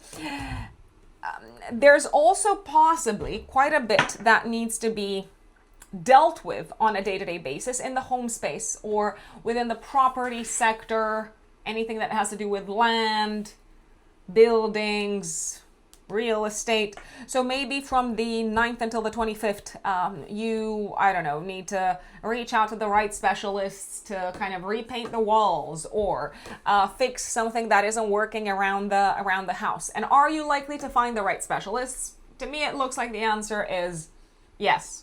Yes. Are you also potentially starting work on a home or like real estate matter throughout this period? That is indeed very possible, especially since we're going to have a solar eclipse in your 6th house of work coming up on the 12th of August. We're going to talk more about that. This can be the beginning of a fresh chapter when it comes to developing something, improving something, fixing something, renovating something, kind of building something, both in your professional life, but also on the home front, on the real estate front, on the property front. 10th of August, Venus opposes Neptune. I did mention this already. It will also trine Pluto. Now, this day, 10th of August, I see it as a very, very lovely day for you to kind of spend it away from the world with someone that is very close to you. If you feel like opening up to someone, I think this is actually a very good opportunity to do so because they will make a difference. They will make a difference with their views, with their ideas, and maybe also with the solutions that they come up with. Also a very lovely day for, I don't know, like intimacy, the 10th of August. Not such a great day for purchases. I would not spend too much money. If anything, I mean, I don't necessarily think money should be spent at all around this time. There's also a possibility that someone has some financial expectations of you and you just can't meet them around this time. I mean, it doesn't necessarily have to be a romantic partner. It could be your child who just wants you to pay for a lot of things and you're like, no, this is not something that we're going to spend money on at this time. 10th of August can also bring with it the reset of an important relationship in your life, for the better. I'm gonna say it. Maybe it's a relationship that you have historically struggled with.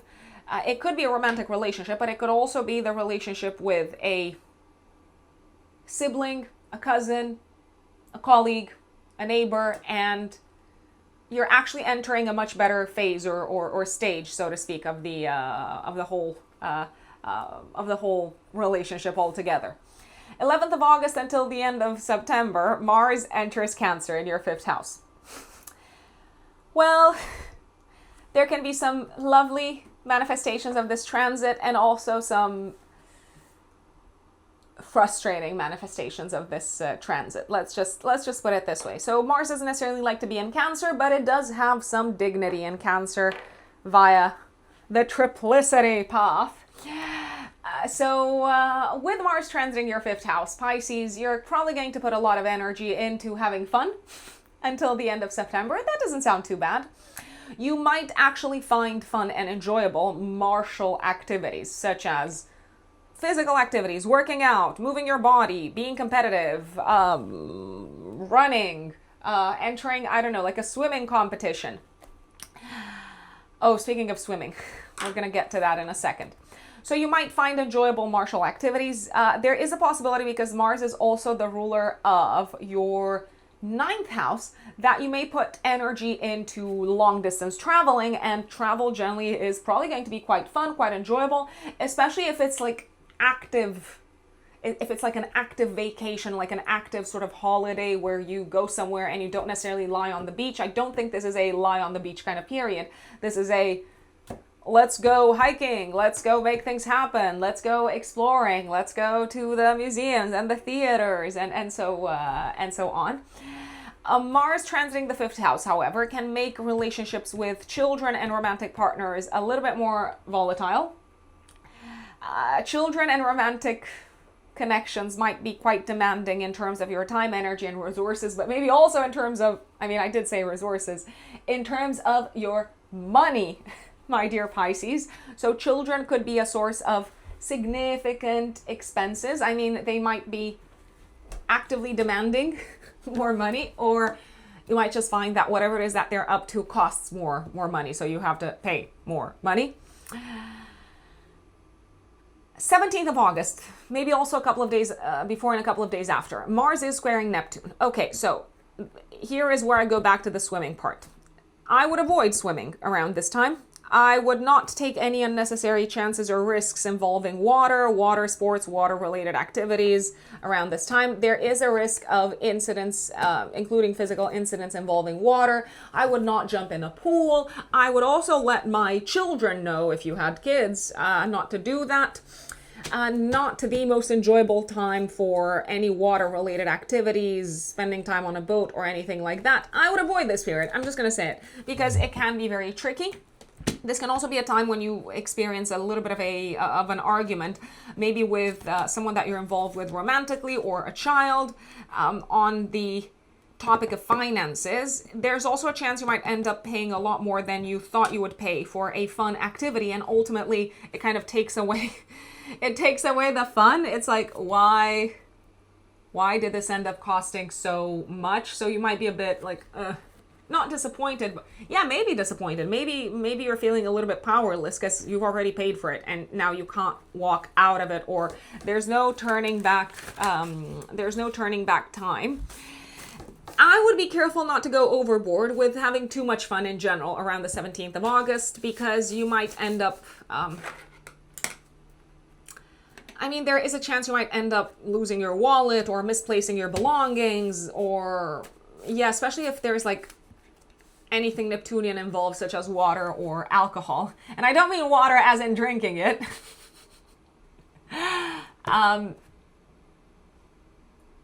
My recommendation would be to restrain and restrict yourselves. Are you going to do that? Are you not going to do that? Is it still going to be okay? Probably, but maybe you're going to be a few bucks short. Maybe more than that. Going back in time, 12th of August, solar eclipse, active week before, week after in your 6th house. In addition to everything that I've mentioned so far, Pisces, this solar eclipse can bring in a fresh start on the job front. I would not be surprised if many of you started a new job, if there was a new project coming in on the work side of things.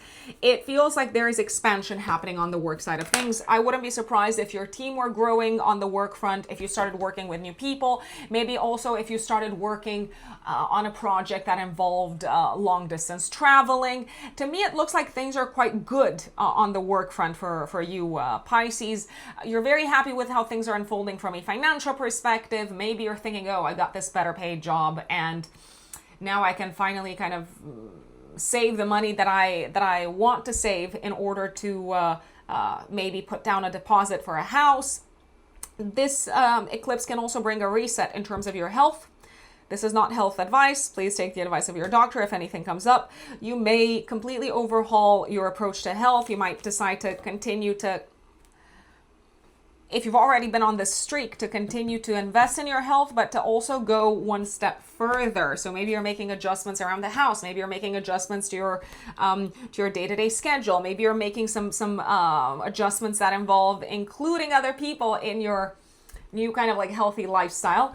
So this eclipse symbolically can bring in a reset on the lifestyle front. You are not lacking enthusiasm. You are not lacking supporters. I feel like people close to you, family members, loved ones, they are on your side. If you want to bring someone in because you're thinking, oh, this would be super healthy for them. If you want to bring a parent onto well, on board with your new healthy lifestyle, I'm actually inclined to say they might agree with it. Maybe historically they were like, no, no, no, I don't have time for this. No, no, no, I don't want to go on walks every day. No, no, no, I don't want to eat Whole Foods. Again, this is not health advice, folks. You may be pleasantly surprised to see that they are up for it. Ultimately, Venus will also trine Uranus on the 12th of August.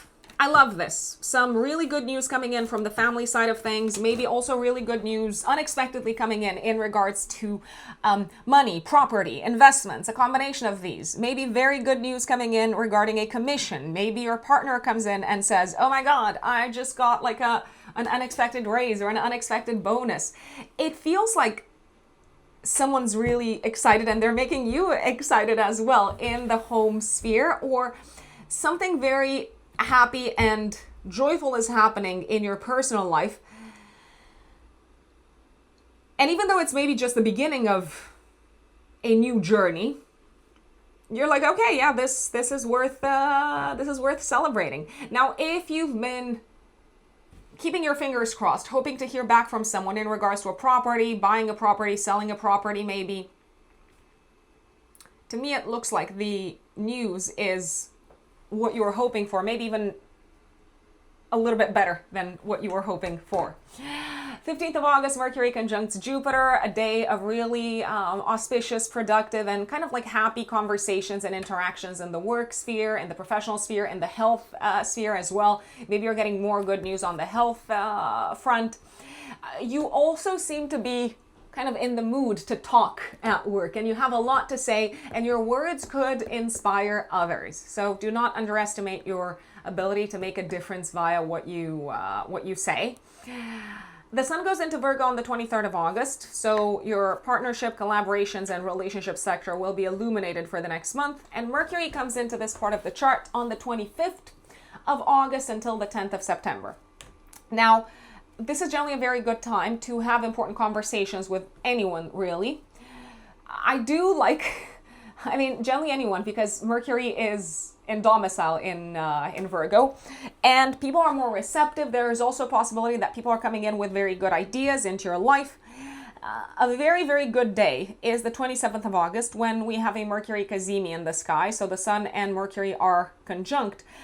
This is a fantastic day for contracts, agreements, discussing about the future of a partnership, business partnerships, signing in a new client, making an important presentation to someone who is significant in the work sphere, maybe accepting the help or the support of an advisor, a consultant, a counselor, that is a specialist in their field. You may find a very, very, very good specialist around this time, just as an FYI.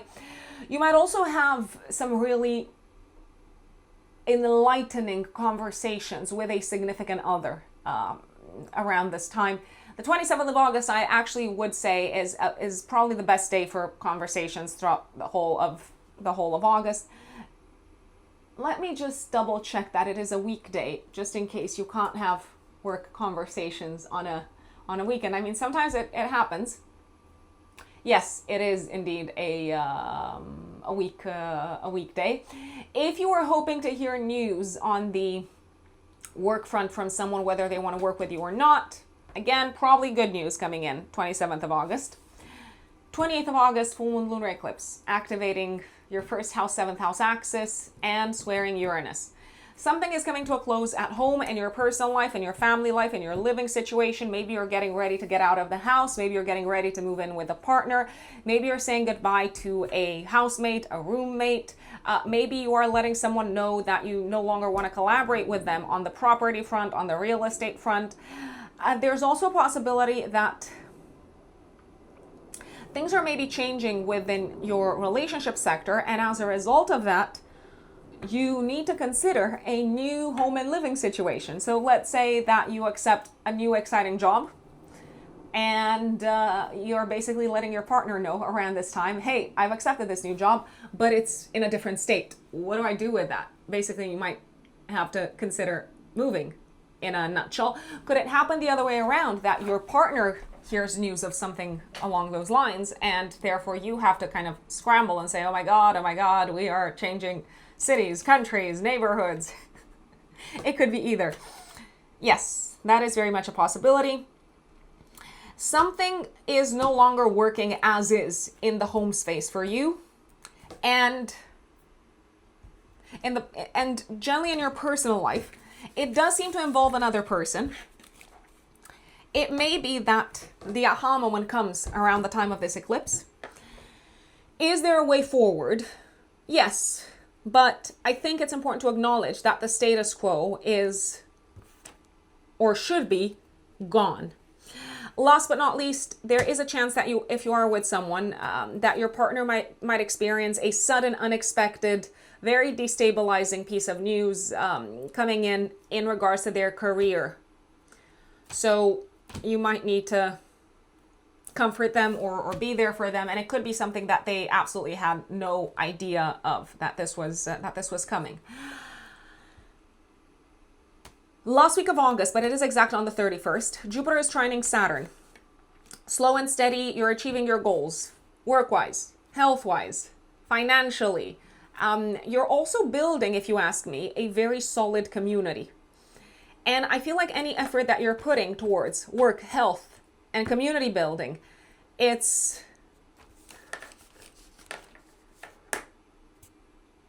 the right thing to do, and it's achieving its goal. Because sometimes, I mean, I'm sure it's happened to you as well. Sometimes we put a lot of like time and effort and energy into something, and ultimately it ends up maybe not necessarily paying off, or we realize that we've been off the mark.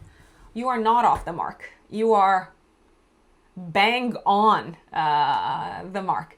And I actually believe you're also wrapping up some things that maybe have given you some significant headaches on the professional side of things. So the month actually ends really, really nicely, my dear Pisces. Folks, I want to thank you for tuning in for your August horoscopes. Do let us know in the comments how August unfolds for you. And if my content is useful, if it's helpful, if you like it, don't forget to give it a like, a thumbs up, turn on the notifications button so that you are notified whenever I post new videos. If you want to work with me, a reminder that I do one-to-one astrological consultations. I offer astrological consultations. This is my day-to-day work. You can do so, you can book a reading with me via my website, which is written in the stars-astrology.com. My website is also in the pinned comments and in the description box. You can find it. There. There is also an emergency option for those of you who are maybe in a rush and who would like to meet sooner rather than later. Don't forget about Astro and Calendar. Astro and Calendar is the app that essentially adds the most important dates of the month from my forecast into your calendar with written descriptions, so that you have in your calendar plugged in 3rd of August, Chiron retrograde, 6th of August, Venus in Libra. But it's not just that. It's not just kind of, oh, this is what happens on the day. It's basically, how should I explain it? Oh my God, I'm having like a brain, a brain not so active moment. It essentially pulls in the description of each of these astrological events that I shared with you in this horoscope, and it adds them in written format to your calendar. So your calendar, it doesn't matter what you use. You could be using the Google Calendar, the Outlook calendar. It doesn't matter. Astro and Calendar works with all of these, and of course, I am a partner with them. So I do actually get a chunk of, I think it's all written on the website. I do get a portion of the subscription that you are paying for Astro and Calendar. Part of that comes to me. So again, if you like the information to be super accessible in your calendar, that is how you can add it. You can also do this manually. I'm fully aware of that. So you don't necessarily have to purchase Astro and Calendar. You can do this by hand, but I actually believe it saves people time, and time is of the essence, and time is money, as they say. Last but not least, if you're active on Instagram, I'm also active on Instagram. Rux Unbelievable, in one word. That is my only Instagram handle. That is where you can also find me. I want to thank you again for being here, for choosing me as your astrologer, as your internet astrologer. I am super, super grateful and happy to be doing this for you folks. And I hope to see you next time. Thank you. Bye.